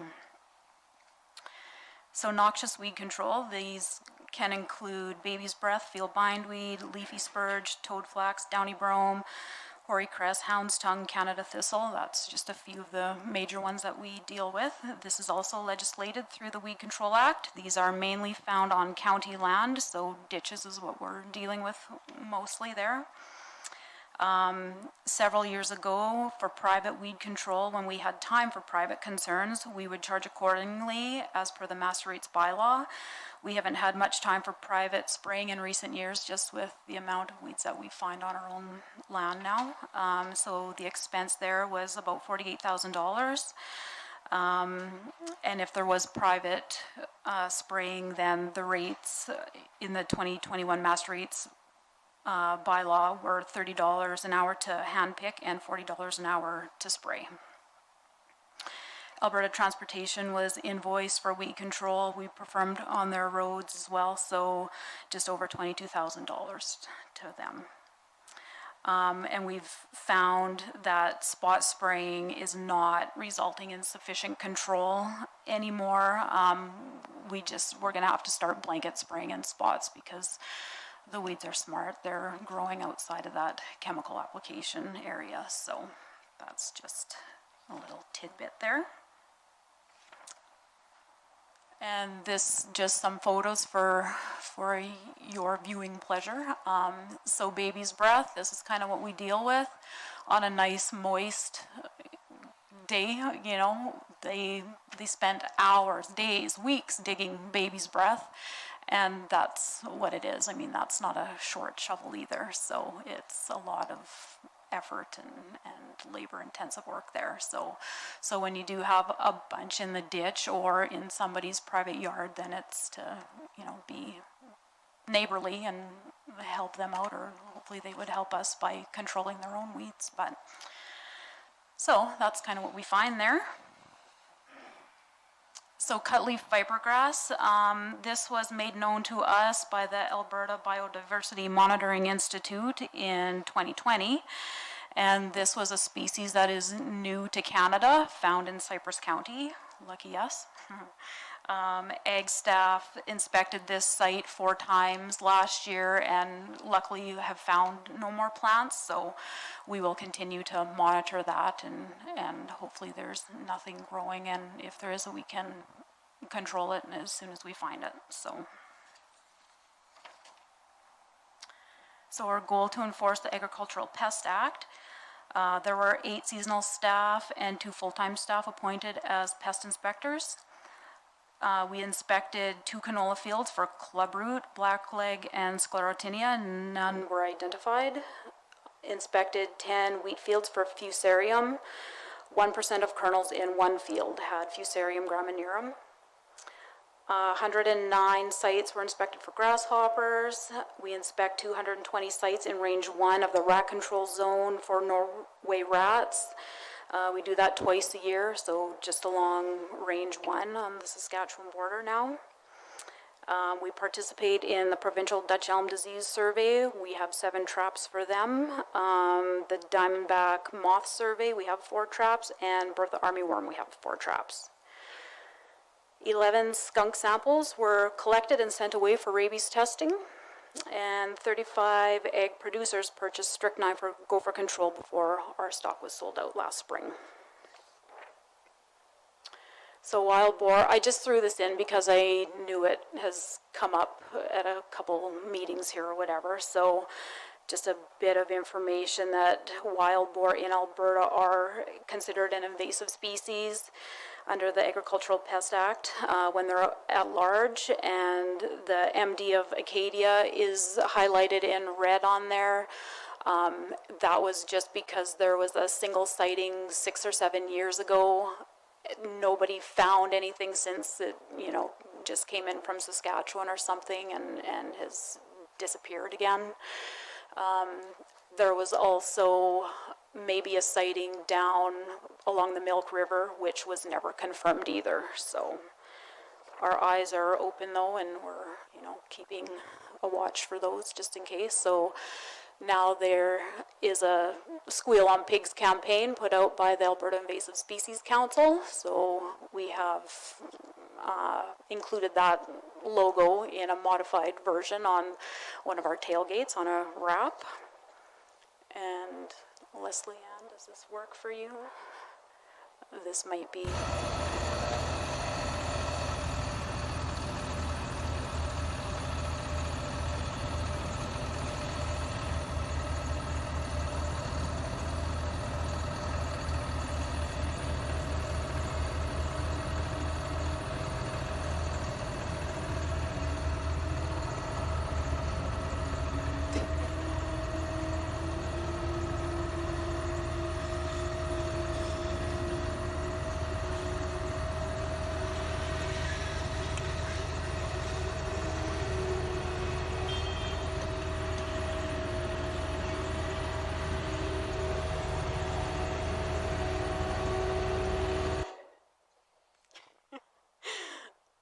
So I just wanted to show you that. It's kind of exciting. It's in Saskatchewan somewhere. I don't have the exact location, so.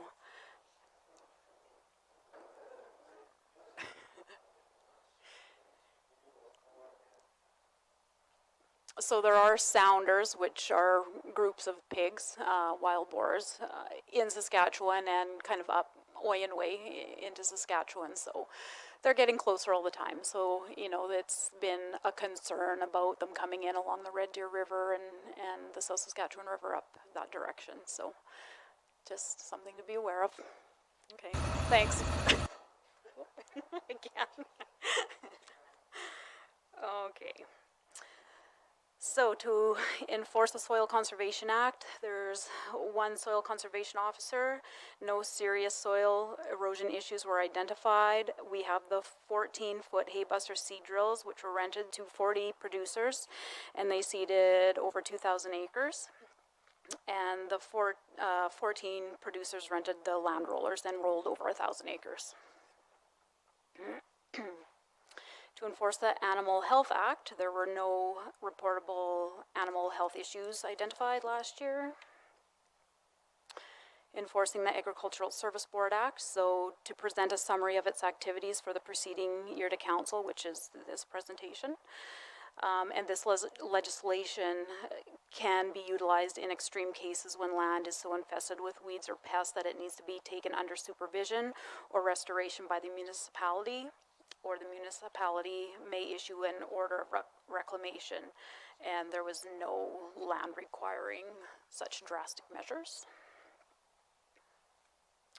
So our goal to provide ratepayers with cost-effective specialty equipment and services that are not commercially or readily available.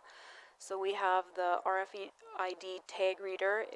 It was rented to one producer to read 147 head of cattle. That one is rented for $50 a day. The tree planters are utilized by 7 residents. We have 3 of those, and there's no charge to use those. We have the mulch applicator, which was used by 2 residents, and there's no charge for that. The cattle scale was used by 2 4-H clubs. There's no charge for 4-H, but other people would rent it for $30 plus 10 cents a head. The pipeline plow was not used. There was interest in it, but it needed a repair, so that was fixed last year. That cost just over $1,000, and that is normally rented for $50 a day. The foam applicator for gopher control, that wasn't used last year either, but that is rented for $50 a day also. Skunk traps were used by 5 residents. That's $20 a month. the magpie trap was built last year and hasn't been used yet, and that will be $20 a month. The grain bag roller was used and rolled 60 grain bags that were at the Hilda transfer site.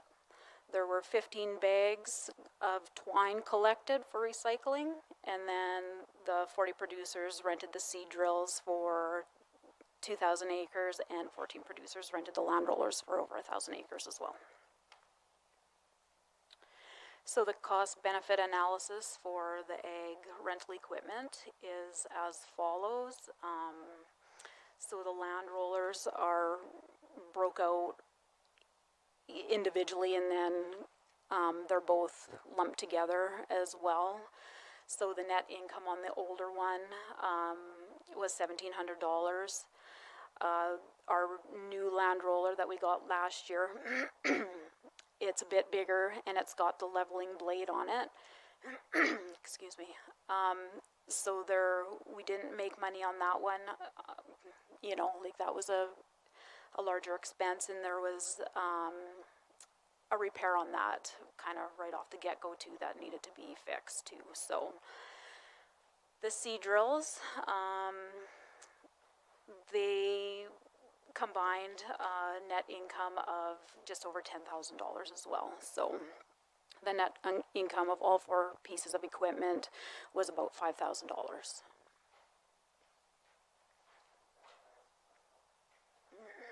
Just curious on the newer roller that needed the repair done right away. Could you maybe fill me in on the scenario there? Like what happened with that? Was it user error that resulted in us having to cover that, or if it was user error, why wouldn't that be covered by them?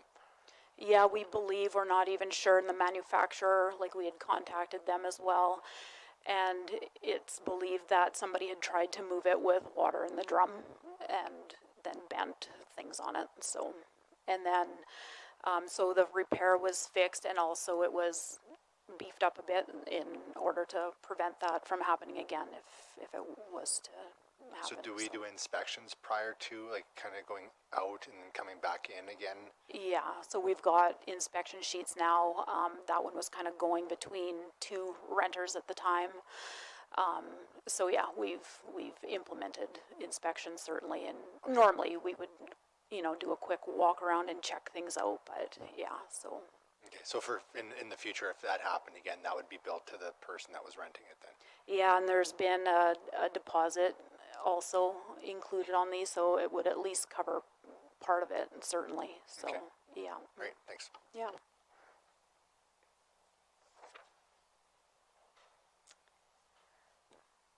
So the goal to develop and deliver programs to increase awareness, understanding, and implementation of sound environmental agricultural practices that improve local watersheds.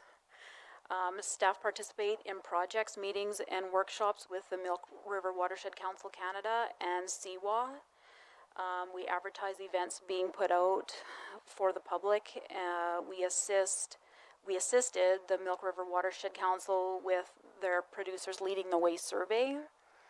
And of course, due to COVID-19, lots of these events were canceled anyway, so. To provide ratepayers with relevant and modern information, we hosted the Soil Health webinar in January. We hosted the Working Well virtual workshop in November. We awarded 2 local students a bursary to pursue studies in agriculture. We sponsor this Farm Safety Center, who virtually trained 302 students in the county on farm safety, and we supported the local 4-H district and the Beef Pen Show. To support the Environmental Farm Planning and Canadian Agriculture Partnership Program, we assist producers in completing the EFPs. One was completed and approved. Several others are interested in and start their books but don't finish them. We advertise the CAP program in the ASB newsletter. We just generally act as a point of contact for anyone looking for information. And I was told that 2 grants were approved under the Farm Technology Program, and 25 producers were approved for funding under the Water Program this last year, so that was exciting news. and the Ag Plastic Recycling Pilot Project program. So the Hilda transfer site is the official Clean Farms grain bag and twine recycling site in the county. Seasonal staff rolled 60 grain bags at the Hilda transfer site. 4.81 metric tons were sent for recycling, and Clean Farms pays us $55 per metric ton compensation under their pilot program. So we received $265. The expense to use it was about $7,500.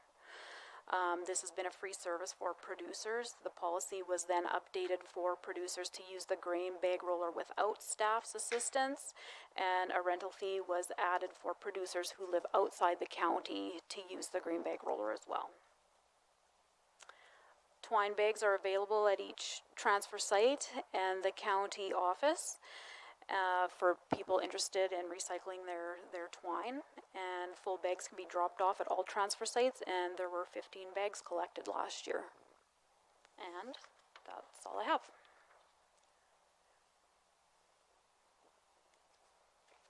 Does anybody have any questions?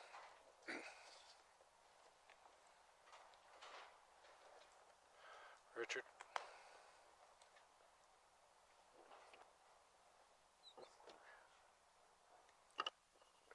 Lisa, through the chair to Lisa, for the provincial highway spraying, do you tell them where it needs to be sprayed, like your staff, or do they come and say, we want this much done? Because it doesn't look like it's a lot of area based on when I look at the highways running north, south, east, and west. Yeah, we've kind of always just, you know, there's never been a constant way of doing that. So I've been working with one of the fellas there to come up with, so when we do our Canada thistle spraying, we break the county into 3 sections, so we do a third each year. So I've been working with Volker to get their roads on the same program. So last year we were focused on like the Hilda, Dunmore kind of area. So yeah, that's kind of the plan going forward. So next year we'll be doing like the Jenner, Suffield kind of roads for them as well. So that's was kind of my plan, so we could get it on a rotation that, you know, would help control things a bit better. Have they put you on a budget number? No. Okay. Not really.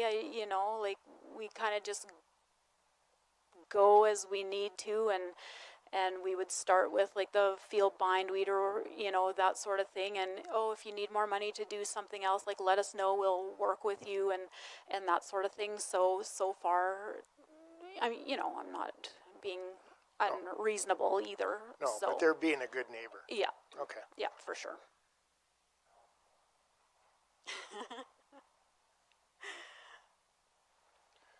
Any other questions? I have one on page 390 on your breakdown for your expenses on the land rollers and the drills and that. When you have your operating expenses, do you have built in there for the vehicle that hauls this stuff out for the wear and tear on that? Because you're using an F-550 to move this stuff around, right? Is that broken down in that?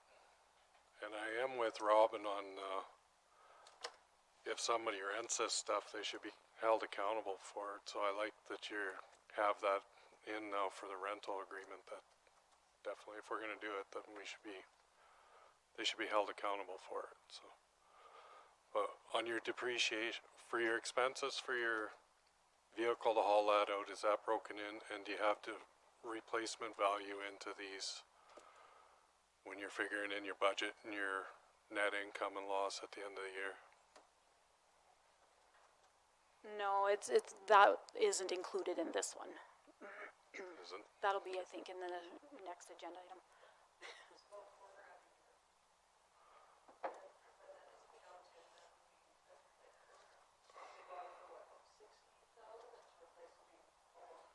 Yeah.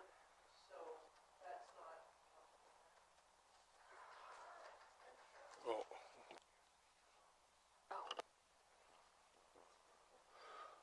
can only have two on at a time.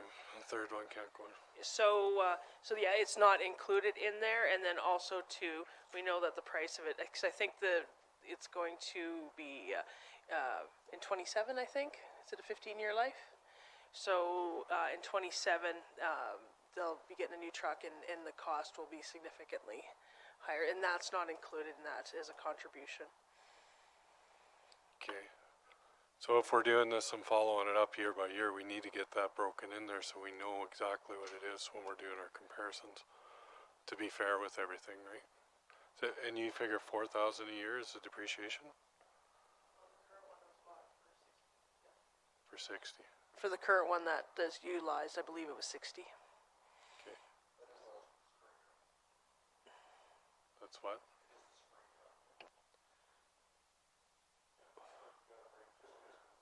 Yeah. You still break it out for that delivery out that's getting used for that. It's not getting used for spraying. It's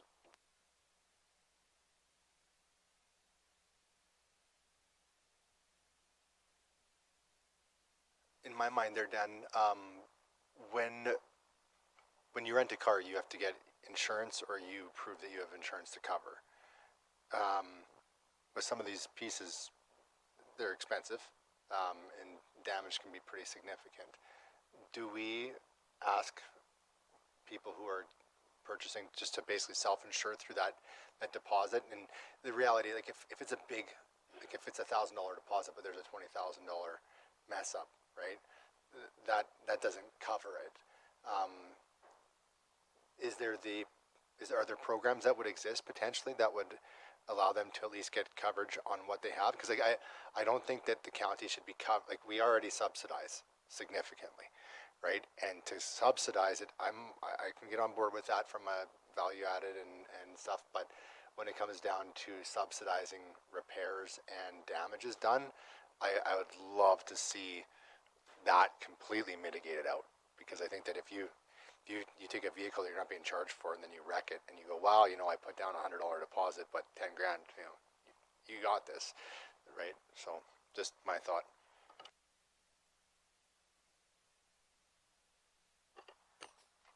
When you rent a piece of iron from Flamin Rental, you do not have to go and take out insurance on it.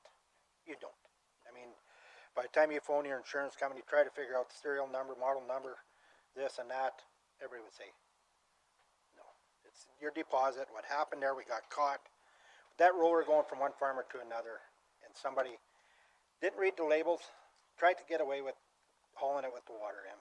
It was a mistake. We've closed that gap now, made it tighter with the deposit, rating checks, stuff. The guy can't move it from farmer A to B, even if it's a mile. He has to go in and inspect it, so we can catch that. But for insurance, no. That's something that is impractical. I mean, to try to get insurance on a piece of equipment to rent.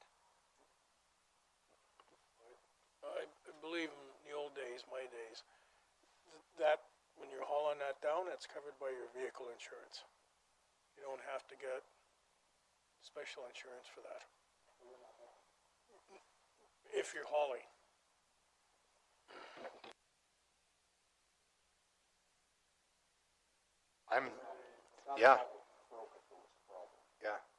I'm talking purely that if I rent something and I screw it up, like we paid for that. I don't know. I don't know how I would feel comfortable with paying for the damages to be repaired that somebody caused on it, period. And although doing a deposit is better and having the extra steps in is good, quite honestly, if damage exceeds the deposit, I think that as a part of their, and maybe it's in the contract now, that if it exceeds the deposit amount, that they are liable, period. And if it happened between two guys that were transporting it and neither one of them were owning up, then somebody's got to pay for it, and it shouldn't be us because we already pay. So regardless of whether it's deposit or contract or insurance, I don't really care what the method is. What's that? I said we covered that loophole about it going from farmer A to B, and that within new agreements, you're responsible for any damages. but to pull an insurance on it, you can't, but whoever rents it now is responsible for the damages. And if it's above the deposit, it's the same as you get insurance on your car if you rent a car, but you're out in the motor in public.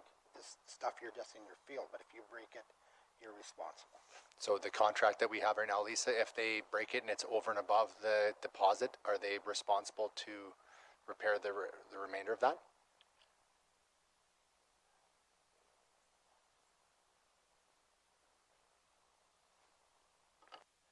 That needs to be beefed up. That needs to be beefed up. If it continues and there's damage, you could create a bylaw that is associated. So if there's the individual that rents it, if there's damage done, you could put it on their taxes. You'd have to do that through bylaw somehow. You could do that if it continues, but for sure it needs to be, they need to sign a rental contract with those specifics to cover everybody.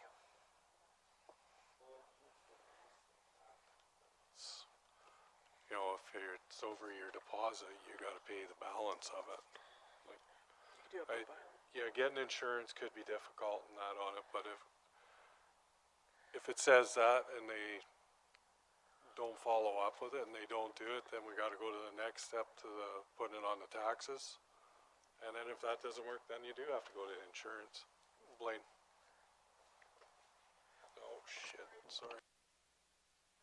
No, as deferred to Robin's question, I mean, most people have a liability insurance on their policy. It's no different when you want to cut a grass in the ditch, you have to provide $2 million liability or whatever. I mean, there's probably no reason why this couldn't be same applicable.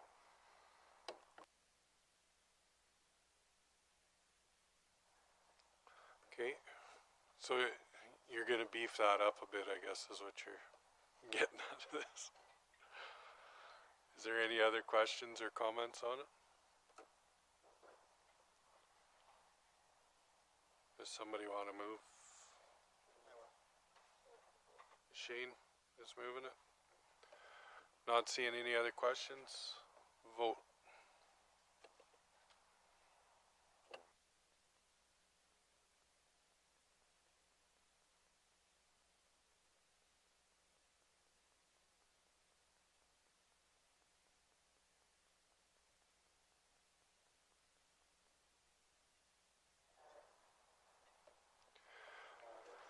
Okay, that's carried. 10.2, Charlene. Thank you, Mr. Chairman. Agricultural equipment rental charges. Before you on page 395, the recommended motion is that council move to direct administration accordingly. There's background information from 395 to 398. Is there any questions?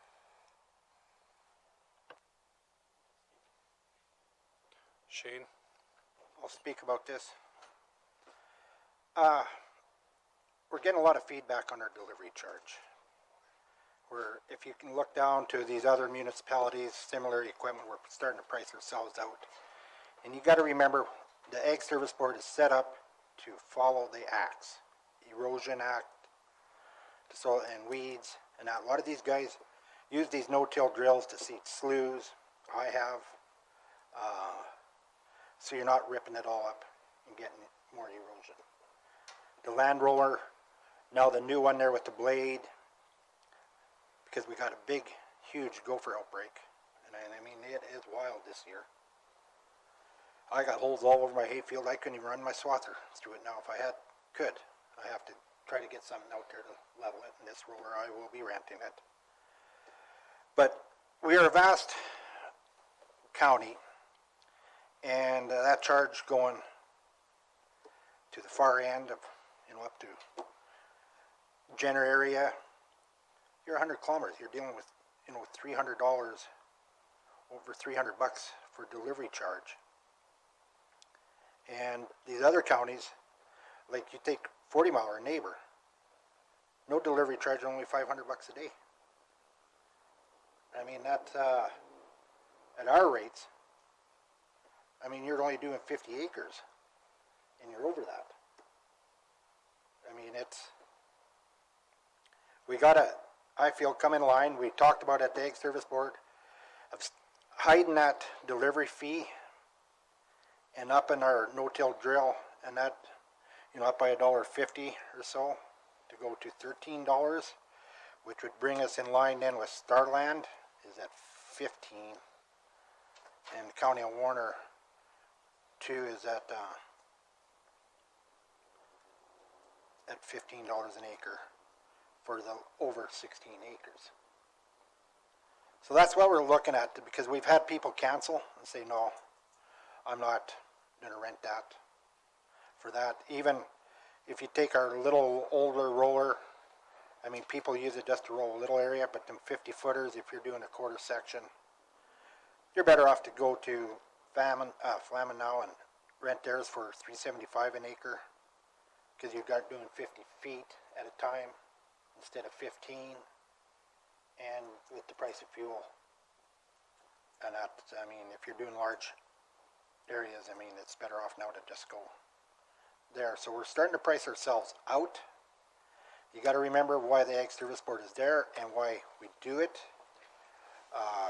There's other counties have way more equipment, like Cardston County. They even have manure spreaders and everything else, which here we have Flamin, so we don't even touch that. What we brought up here is stuff that is comparable to what we have. You know, what we're talking about is our land rollers and just seed drills, and not what they have in other counties for the residents. But we got to really look at why we got it. It's for erosion, weed control, and, you know, and it's not for the big areas. I mean, it's to stop this erosion, and it's getting worse. It is.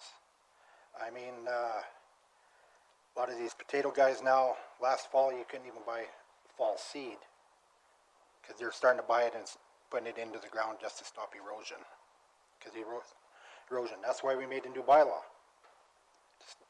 If it's eroding into the ditches, it'll be your cost to clean it up.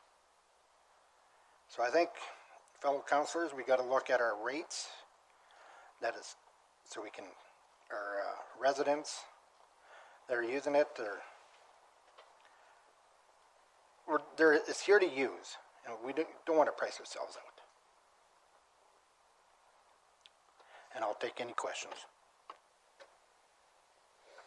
Dustin? One more thing that we did bring up at that meeting too was the idea of a fuel surcharge when fuel gets over a certain dollar figure. And we kind of thought that it should almost be applied to everything, but we didn't want to take and speculate that number too badly before we brought it here. But with fuel or diesel fuel hitting, you know, upwards of that $1.60, $1.80 mark, there is the thought that that should be something that's brought into.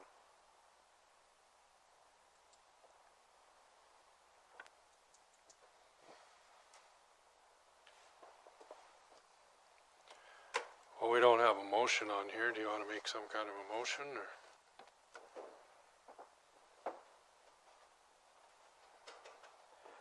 Yeah, make a motion that we drop the delivery fee on them seed drills and add $1.50 per acre to them. And then on the land rollers, what do the other guys do? Just let me look. The other guys, they don't even charge a delivery. It's just so much a day. And that where we're charging by the acre. So we're making good. If you do 160 acres with a roller at $5, that's $800.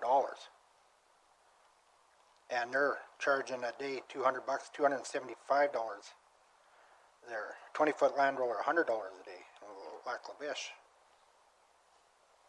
So if I do with ours with the blade, I do a quarter, that's $800. So we're well above. Richard? I think if you're gonna charge for delivery and pickup, you can't go by the acre though. You have to have a mileage or a kilometer cost in there, Shane. Because what happens if somebody rolls 20 acres and that doesn't even pay to get in the truck, right? So if you would like to introduce something that says up to a maximum of like $300 or something like that. I could entertain that, but I definitely don't agree by the amount of acres. I guess there's a counter on that, those drills in that roller, is it? As far as the acres that are being done, there is a counter on it, right? But on the new one, yeah, but not the old stuff. So I still think there has to be a charge for it. And like I said, I will agree up to a maximum amount because we are spread out so much. But also look at that second land roller that we bought, and 4 people used it. And what did we spend on that thing? $30,000-$40,000? Well, okay, so we won't know more till next year. I'm good with that. Okay, I got you on that one. So, I guess, Shane, it's how much, what you're asking council is how much are we willing to subsidize this? Dustin? The one thing about the acre rate, it does work out because it balances out between the people. Because even if it goes 50 miles to do 20 acres, if it goes 10 miles and does 300, it equals out across the people. So essentially, some people pay more, but some people pay a little less. So essentially, because you're still making the same thing on your rate. So if you're doing 2,200 acres a year with the seed drill, and you add $1.50 to it, so you're essentially making an extra, whatever it is. I'm not mathing, but you're making that extra dollar figure, and that's what you divide your mileage by, right? So even we'll say it at $1, so if you're making an extra $2,200 to offset your, so it'd be what, $3,300 is what it'd be offsetting at $1.50. And whether it's going to Jenner and doing 20 acres, or it's going to just outside Dunmore and doing 1,000, you're offsetting it through that rate, right? Well, I don't see that going off of your figures here. If you go off of exactly what you guys have written down here, you got your transportation in, you've got everything in this from last year. And if you figure it all out, if you go your $1.50 more an acre on what you did last year, you're going to lose $4,000. You did a total of $7,100 in transportation. You take your 2,116 acres that you did last year at $1.50 to it, that's only $3,100. Where do you get $7,000 in transportation? It's $33.48. Well, I'm going off of every one of these ones that are here, because that's what you're going off of, is putting it on. All 4 pieces of equipment totals $33.48. Well, that's not what it works out to if you write all these, or add all these up together on your others. So $28.50 plus 276 plus 222 plus 498 is $33.48. You're adding all 4 pieces into that. As a separate piece, but that's the combined in the bottom right corner.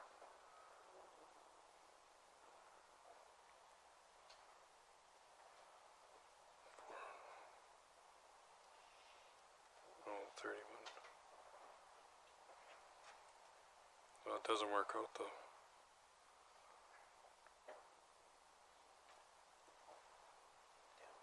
Blaine?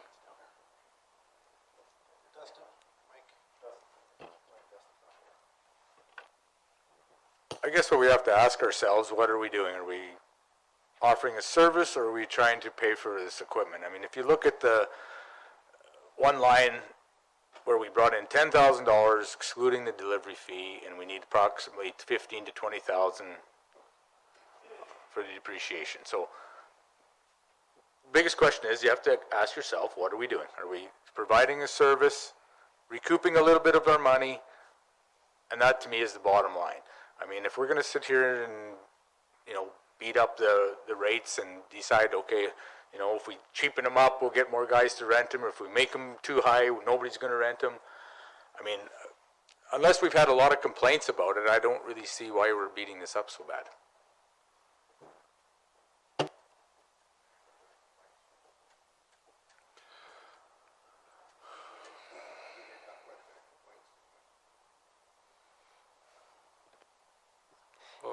Yeah, we did have quite a few complaints, but that was near the end of the year, so people still wanted to see it, so they still went for it, type thing. So this year, nobody's so far complained that's on the list, but yeah.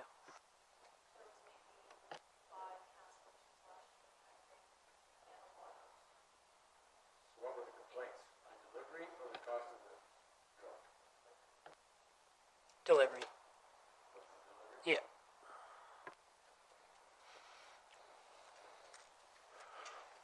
Robin?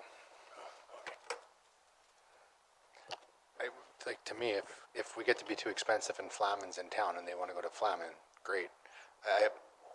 It's not an option. Can people come in and pick up the equipment? No? Yeah. Sure, and seriously, like, if we can't educate the people that are utilizing our equipment and why we have these costs, it's still subsidized. Yeah, like, we're even if we're only billing them what we're billing them, we're still providing a service at our own cost. And so I think we might just need to do a better job of educating people on that, because it's got to be cheaper than buying it themselves, right? Dustin? I think the big thing is a lot of people won't buy something like this themselves and do a small number of acres. That's kind of the whole idea behind it. And the biggest reason, the main reason you see drills were ever introduced into a rental program within the county was for the Soil Conservation Act, because there was no alternative to it. So my thought on this is, why don't we leave it as it is for the year? Let's do a really good job of tracking it and see where it stands. And if we have a lot of people that take and say, no, we're not going to use it because of the rates, then we know. That's our best way to do it. And then we can address it, and then we address it in a year's time. Lloyd? Well, I agree with everything that's been said here, especially when you're small, because I've rented the stuff because I can't afford to buy that stuff for my small place. I enjoy renting from the county, but I also look at it that, look at the price of fuel now. I think we have to up them, and we just can't leave them.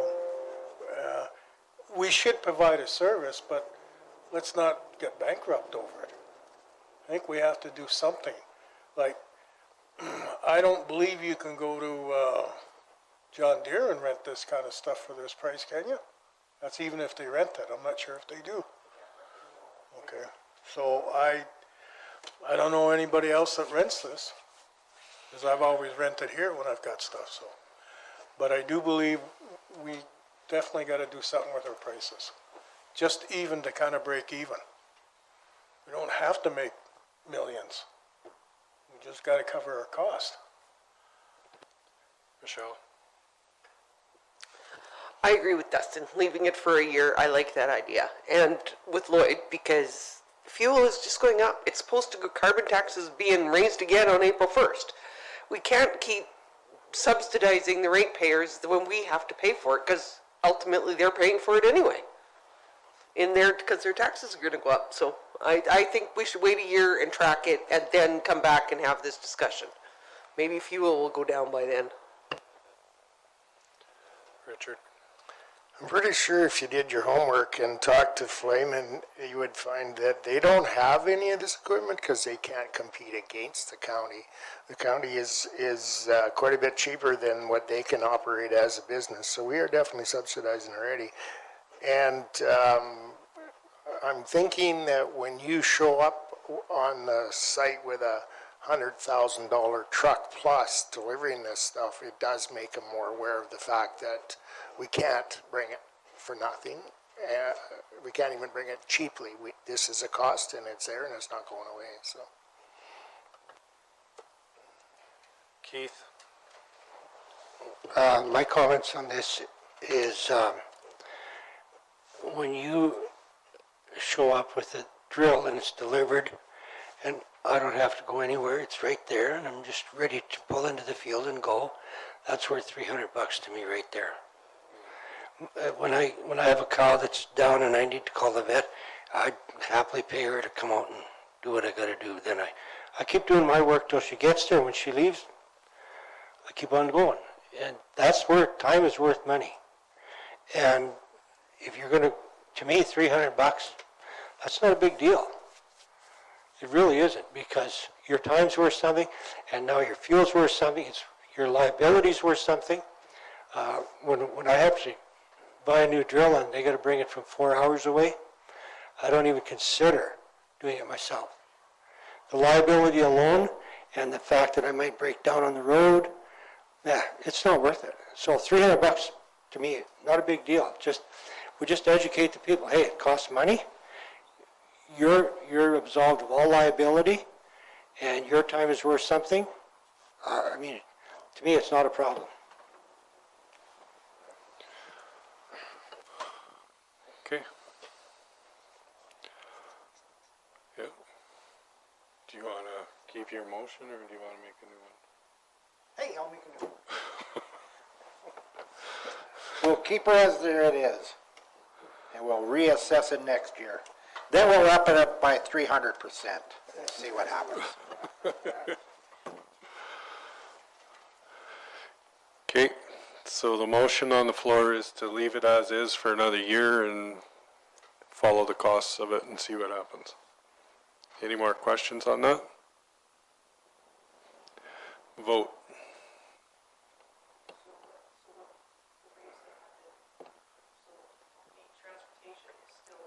$3 a kilometer.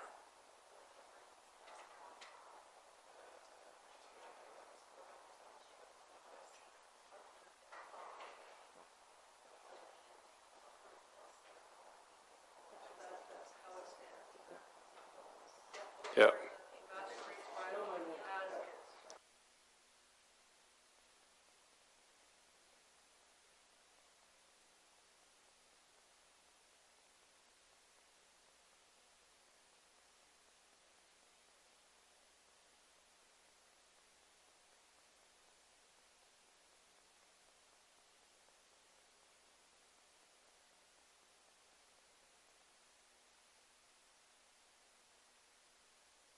Okay, that's carried. We'll take a 5-minute break. Will you be willing to do something, Shane?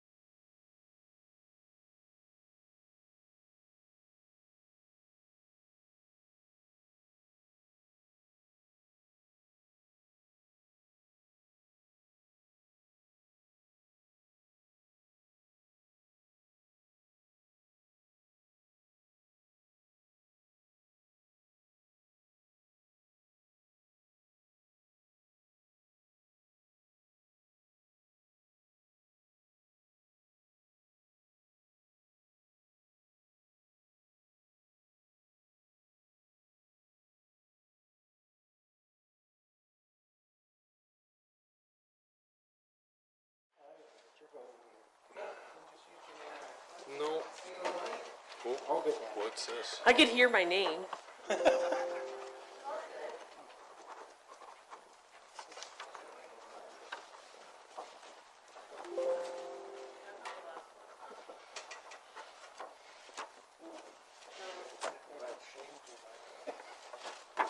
Well, that's that 50-year anniversary thing. Somebody's got a 50-year anniversary. 10.3, Tara Lynn. Thank you, Mr. Chairman. Borderland Hutterite Road variance request on page 399. The recommended motion is that council direct administration to review the request and come back with recommendations to be brought forward at a future meeting. There's background information on 400. 401 is the request, the letter submitted by Borderland, and then to follow on 402 is the map. And I believe Councillor Michelle has some further information to add. Floor is yours, Michelle. So I had mentioned earlier that I had calls from ratepayers. Well, it was from them. I had 1 or 2, or maybe 3, from Ben at the Borderland Colony, and asking for a 7-meter top. And that anything over that, if the county wants an 8-meter top, then the county should pay for it, is what he said. And then I got, and he was also asking that we talk to the Reeve of Richmond to make that a through road right from Alberta into Saskatchewan.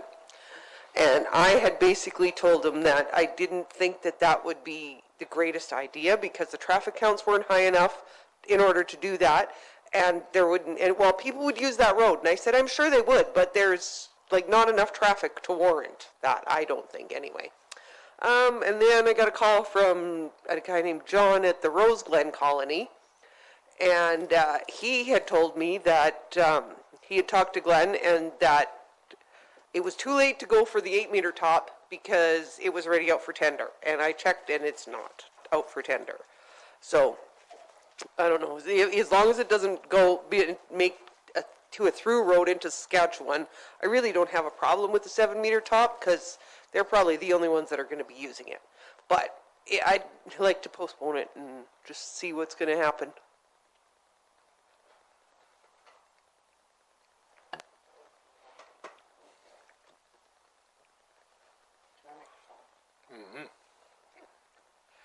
I'd love to make a comment on the 7-meter, 8-meter. No matter what, it's going to be a road. At 8-meter, the county, I mean the government and everybody, they do these plans and specs and stuff for safety. When they say it's only their road, baloney. It's a county road. It's got to be 8 meters for safety. You know there's going to be hunters go down it and they could be meeting a big truck and there's an accident. Now we changed our spec and our design down to a 7-meter to accommodate somebody. We can't keep changing our plans to accommodate somebody's wishes. We got to look at a safety part. You take 2 big trucks meeting on a 7-meter road top. You know if the Hutterites are coming out of there loaded, and anybody that's driven a big truck loaded knows that you want to hug the center line. You don't really want to go onto the shoulder. And then all of a sudden, the hunter or whoever, somebody will be using it because it's a public road, can end up in the ditch. And why did we do only a 7-meter? We do our designs for a purpose, and they're there. We should stick to it. And that's my thoughts.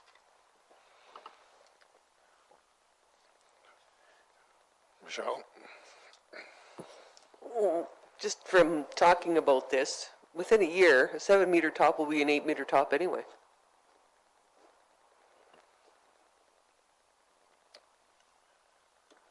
Well, no.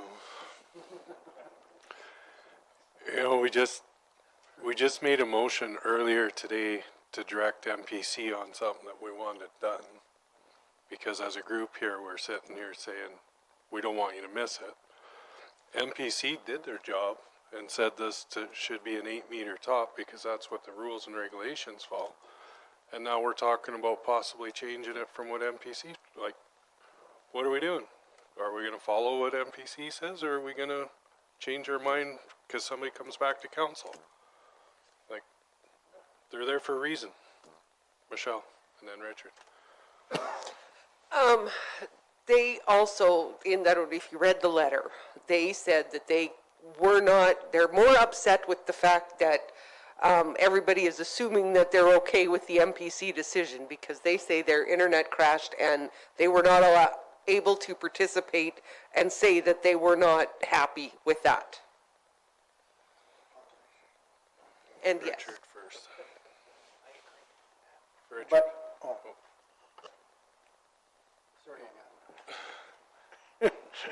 Should be something about old age allowed to speak, yeah.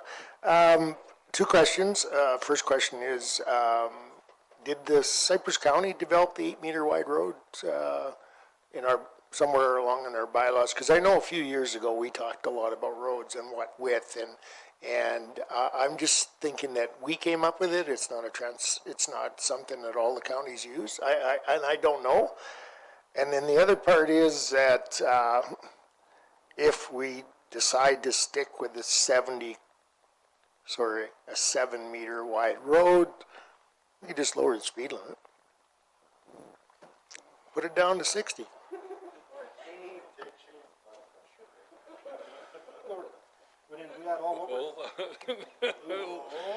Lloyd, you should maybe speak, because Shane has to calm down for a sec. I remember sitting in and when we had discussed this in the Municipal Planning Commission there, it was explained in detail to them. And I'm pretty sure that I'm sure we have a copy of that. I'm sure they were asked at least 3 times if they were satisfied. And it was passed. And they said thank you, and they didn't lose no connection, because they said goodbye. So I think it should be the 8-meter, and that's it. Richard, or Keith, sorry. Is this a new road, or is this an improved road, or what are we? Is this to a new site? Yeah, it's going to be to a new colony. So the new colony is the red dot, Yeah. and we're thinking you're trying to determine where you're coming, yellow, red, or green. So Range Road 70 is the one that was approved by MPC for them to get the development of the new colony. That's to be their through road all the time. That's and they are to develop that road to the county standards of an 8-meter top.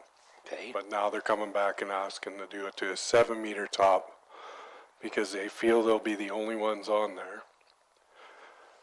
But as Michelle said, now there's talk about going straight through to Saskatchewan and making that a through road, which you would have to have an 8-meter top to have that. So if the 8-meter one, if the 8-meter one is approved, to me that looks like the shortest distance. I don't know why we're even having a discussion.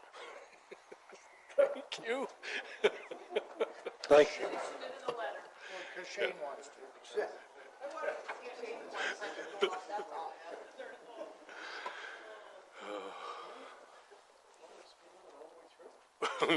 Don't bring up speed limits.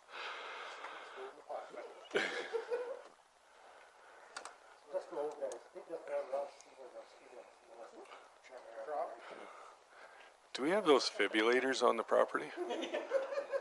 Good, good. Yeah, I think we might need one day. Get your orange juice and sugar out.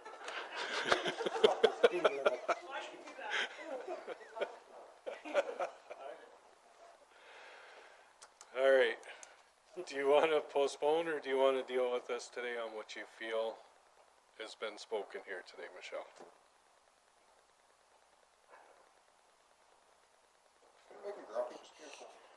Just, yeah, go with it, I guess. Just, Okay. yeah. Shane, do you want to make the motion to keep it at the 8-meter?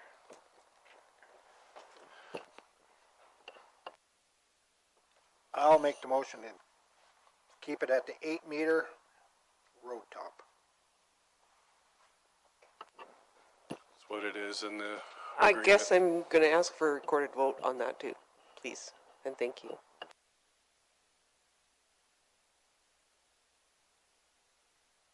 Okay, any questions on it? What the motion is? Speed limit stays the same. Repeat the motion? That it stays at an 8-meter top. Uphold what MPC's decision was. Yeah. Okay, no further questions? Vote.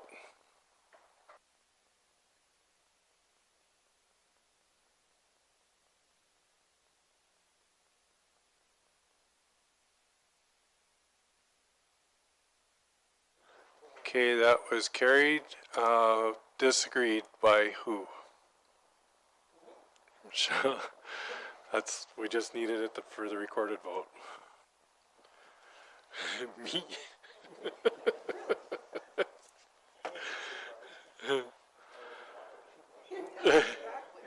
Yeah, I should have said me. That would have messed you up. 10.4, Tara Lynn. Thank you, Mr. Chairman. Urban Community Resource Center location. Deputy Reeve Oster is going to do a presentation on this topic. After you stirred the pot, you want to do a presentation?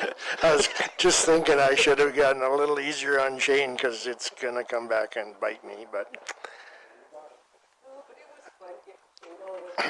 it was. So after much discussion by the library board on a location for where the new library in Irvine should go, we all agreed it should be a downtown location, downtown attraction, and one of the requirements that is definitely needed is lots of street parking. So to take a lot anywhere in say, a part of a residential area, it doesn't work because you would have people parking in front of other houses, and that just causes grief. Also, because we've done something here for the Tourist Information Center future down the road, that means you'll have RVs, which will take up even more room. So the location that we've chosen, that is our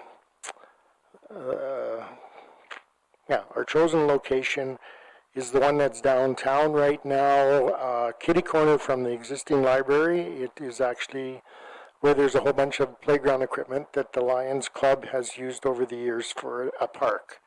And we want to talk to the citizens about it. We will be having an open house on April 3rd. We'll announce that. Well, it's announced now, but we'll get it out to the media and to the people so that they can see what our plans are. The library board feels it's something that the town could use, and location is really, really important. We've talked about putting it over by the Ag Center, but the Ag Center has its purpose, and it's doing its job. The library is a whole different attraction, if that's the right word to use. So we have to change. Right now the land is being leased or used by the Lions Club, and we would have to give them notice that we intend to take. We would like to have the land back to put up a new facility. And I'll need a motion, or I'll make the motion that we do that, okay? There's playground equipment there now, an outdoor toilet and some kind of wind shelter, but basically nothing else. I mean, due to COVID, it doesn't even hardly get used at all. They haven't had any events, and we're also under the understanding that there's very little activity by the Lions Club. So what we can offer is we are going to put a smaller playground in. It'll be just for the little kids, and also that when they do hold anything as far as some kind of an event in a day, And if the weather's inclement, they have the libraries, they'll all be barrier-free. Just have a whole bunch of attractions that we can use that property. That'll be good for everybody. So, but we need a downtown location. We've looked at other places, tried to make some deals, didn't work out. So it makes more sense for us, instead of spending $100,000 plus, is that we would just take back our land that we had before. I'm done. You put everybody But to sleep on the presentation. we're okay with the speed limit, just so you know that. They have a song like that? So what would be the speed limit since it's playground zone? Would it be 30 or 50? Because if you're going to keep a playground there, would it be down to 30? Would it be properly posted?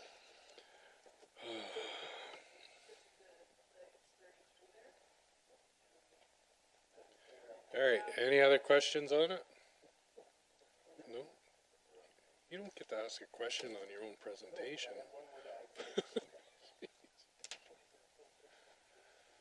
All right, speak. So for those of you that hadn't noticed, on the drawing, on the bulletin board back there, there is a drawing of what the building's going to look like.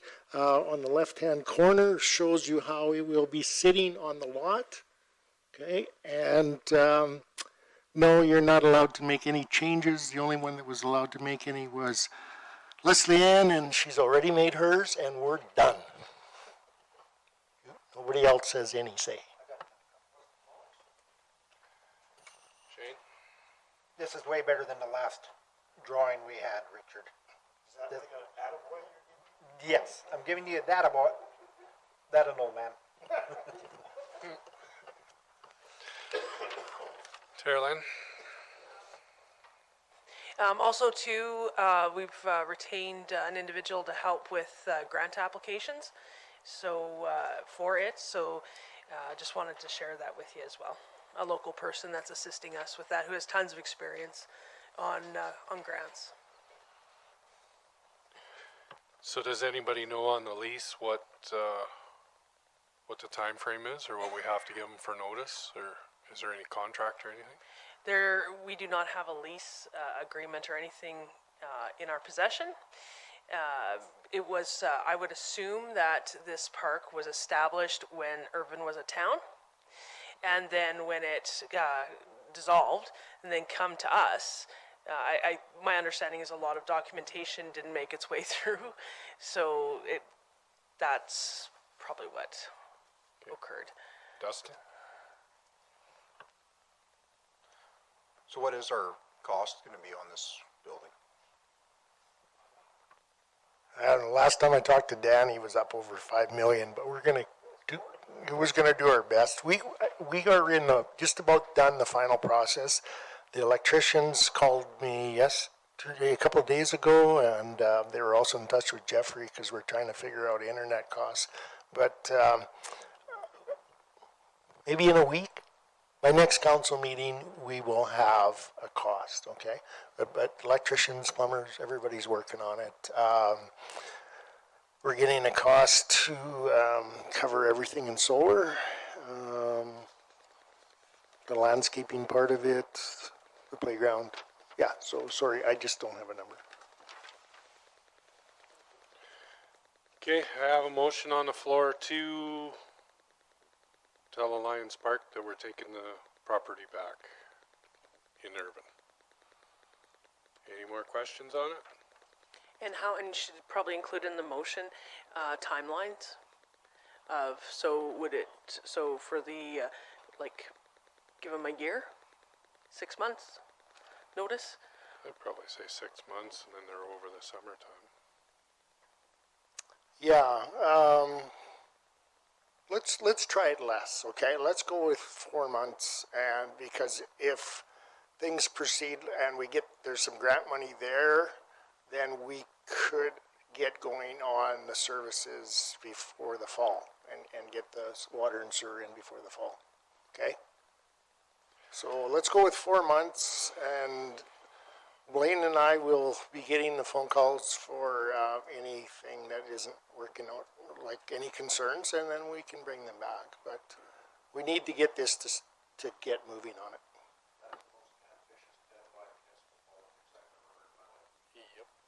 Take a look, you guys. There's an old guy talking here. I need to move. Might not be here to finish it. Robin.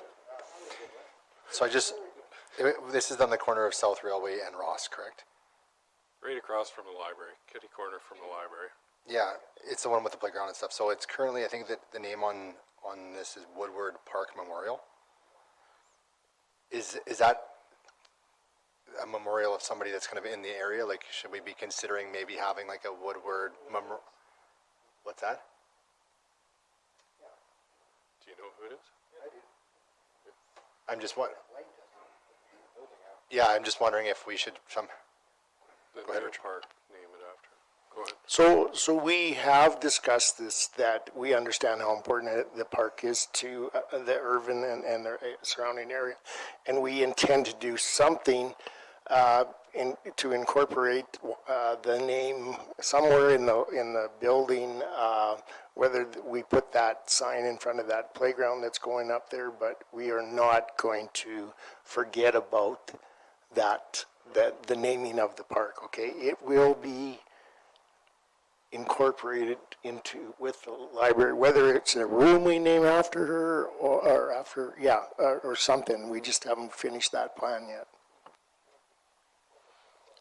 Blaine? Well, I want it to be clear that we're not taking the park totally away either. Like, there will be playground equipment there, similar to what is there now. So, as long as that, and that'll be addressed at the open house. So, I want everybody to be aware that it's not just a building that's going to be sitting there and then that's it. So, there's opportunity to keep the park named after Wanda. Like, I knew her very well, went to school with her. She was older than me, obviously, but knew her very well. So, we want to make sure that heritage and that namesake stays in the community. Part of the park, so it could still, we could have a big sign there yet that still says Wanda Woodward Park, and the library will be in the background. But yeah, we will not ignore that part of it. That'll be something that'll be decided at a future date, but it won't be forgotten about. Is it? Okay. Okay, is that motion, you want to read it back to me now? What? Yeah, please. Oh, hold on, guys. That council direct administration to give notice to the Urban Lions Club that they wish to take back care and control of the urban park within 4 months. Okay. Any questions? Vote.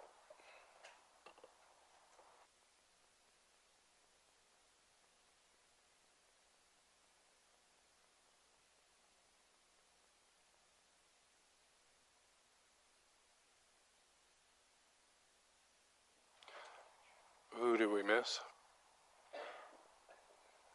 Why do we only have 8 votes up there? Was it? Okay. That's carried. 10.5, Carolyn. Thank you, Mr. Chairman. Whistle cessation in Irvin. Approximately last July, the residents of Irvin presented Cypress County with a document of concern in regards to the whistle blowing in Irvin. So we've been working with Transportation Canada and our MP and CP, and so where we are in the process is our engineer has been talking to CP. What Cypress County needs to do is present CP with a plan in regards to whistle cessation, and preliminary discussion looks very promising in regards to no further engineering controls will need to be added. And so there's the crossbars and the lights and all that jazz. In some communities, it's been required to put fencing, but that preliminary discussion with CP looks like that will not need to happen. But however, we need to submit this plan and application to CP. And for us to do that, it will cost $11,200 from our engineer. And CP will review and say yay or nay. So what I'm asking from you is that I do not have an allocated monies for that. We do have room in admin contracted services that could be utilized. So there is no motion of council yet to put that forth, and so that's also what I'm asking of you. And I just got the information from Stantec, our engineers, yesterday, so that's why I'm walking it on. So it's very, very promising. Well, there's been no noise the last week. What's the problem? It's amazing. But I'm sure the library fund has some extra cash.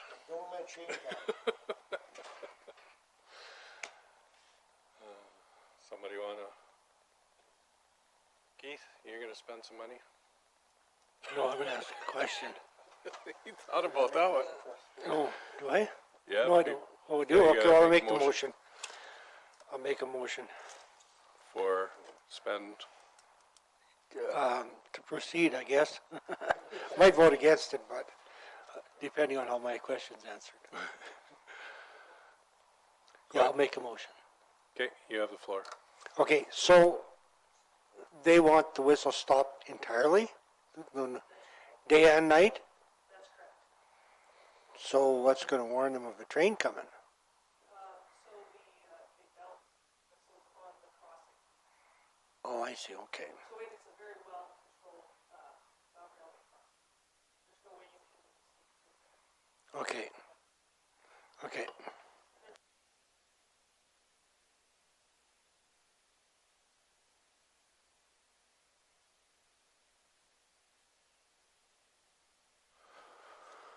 Okay. So you wanna take the funds out of the library funds? Okay. I think we should probably do that.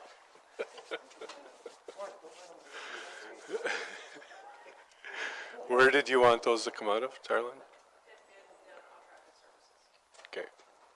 Admin contracted services, and the appropriate name for it is crossing safety assessment. Okay. That's the fancy name. Keith has made that motion. Is there any questions on it?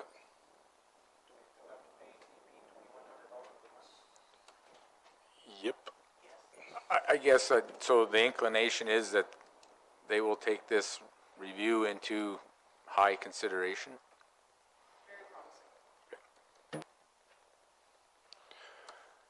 Okay, any other questions? Not seeing any? Vote.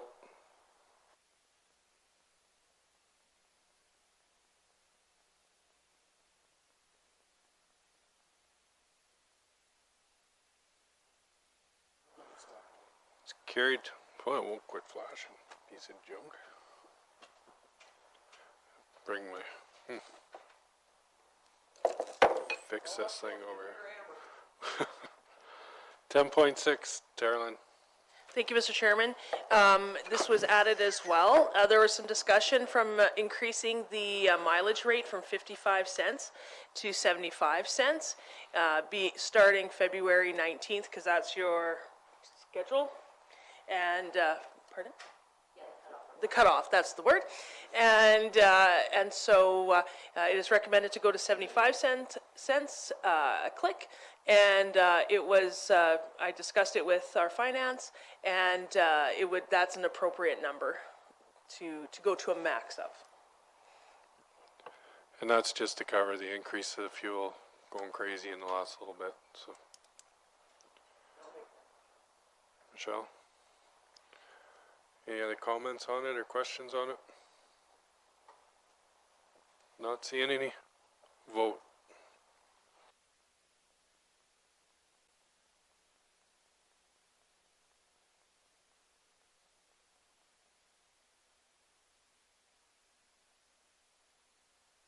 It's carried.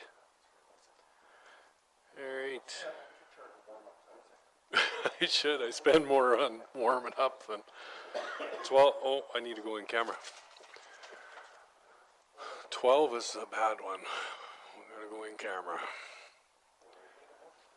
Yep, Lloyd's making a motion to go in camera.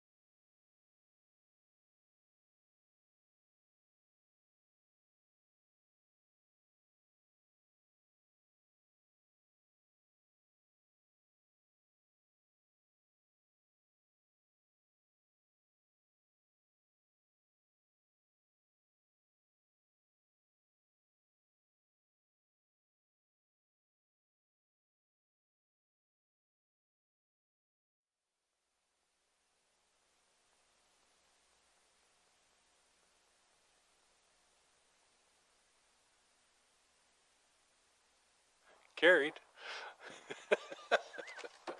So, Mr. Chairman, just the ICF committee minutes for approval of motion is needed, and the conceptual design for the Dunmore Junction. Yeah, see, we need two separate votes, one for each one, for the ICF. Well, just the ones that are for approval. The other ones are they'll be don't need a motion for it because they're coming back, right? It was just for your information because it's such a lag time between them, so it doesn't because they're going to come back for your approval. I'll make approve for 12.1. Perfect. Vote. Yeah.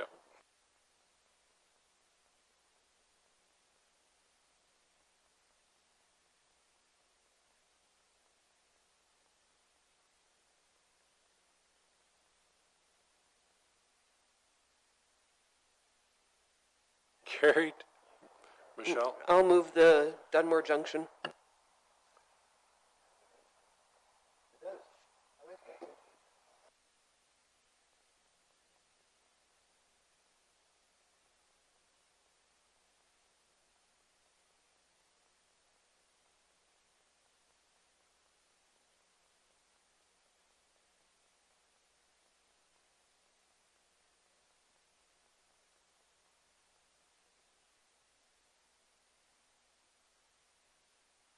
Carried.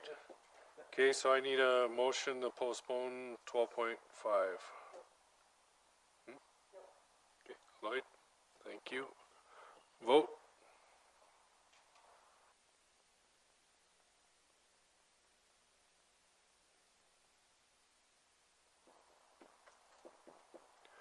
Carried. I think we got everything done. Am I missing something? Nope. Meeting adjourned.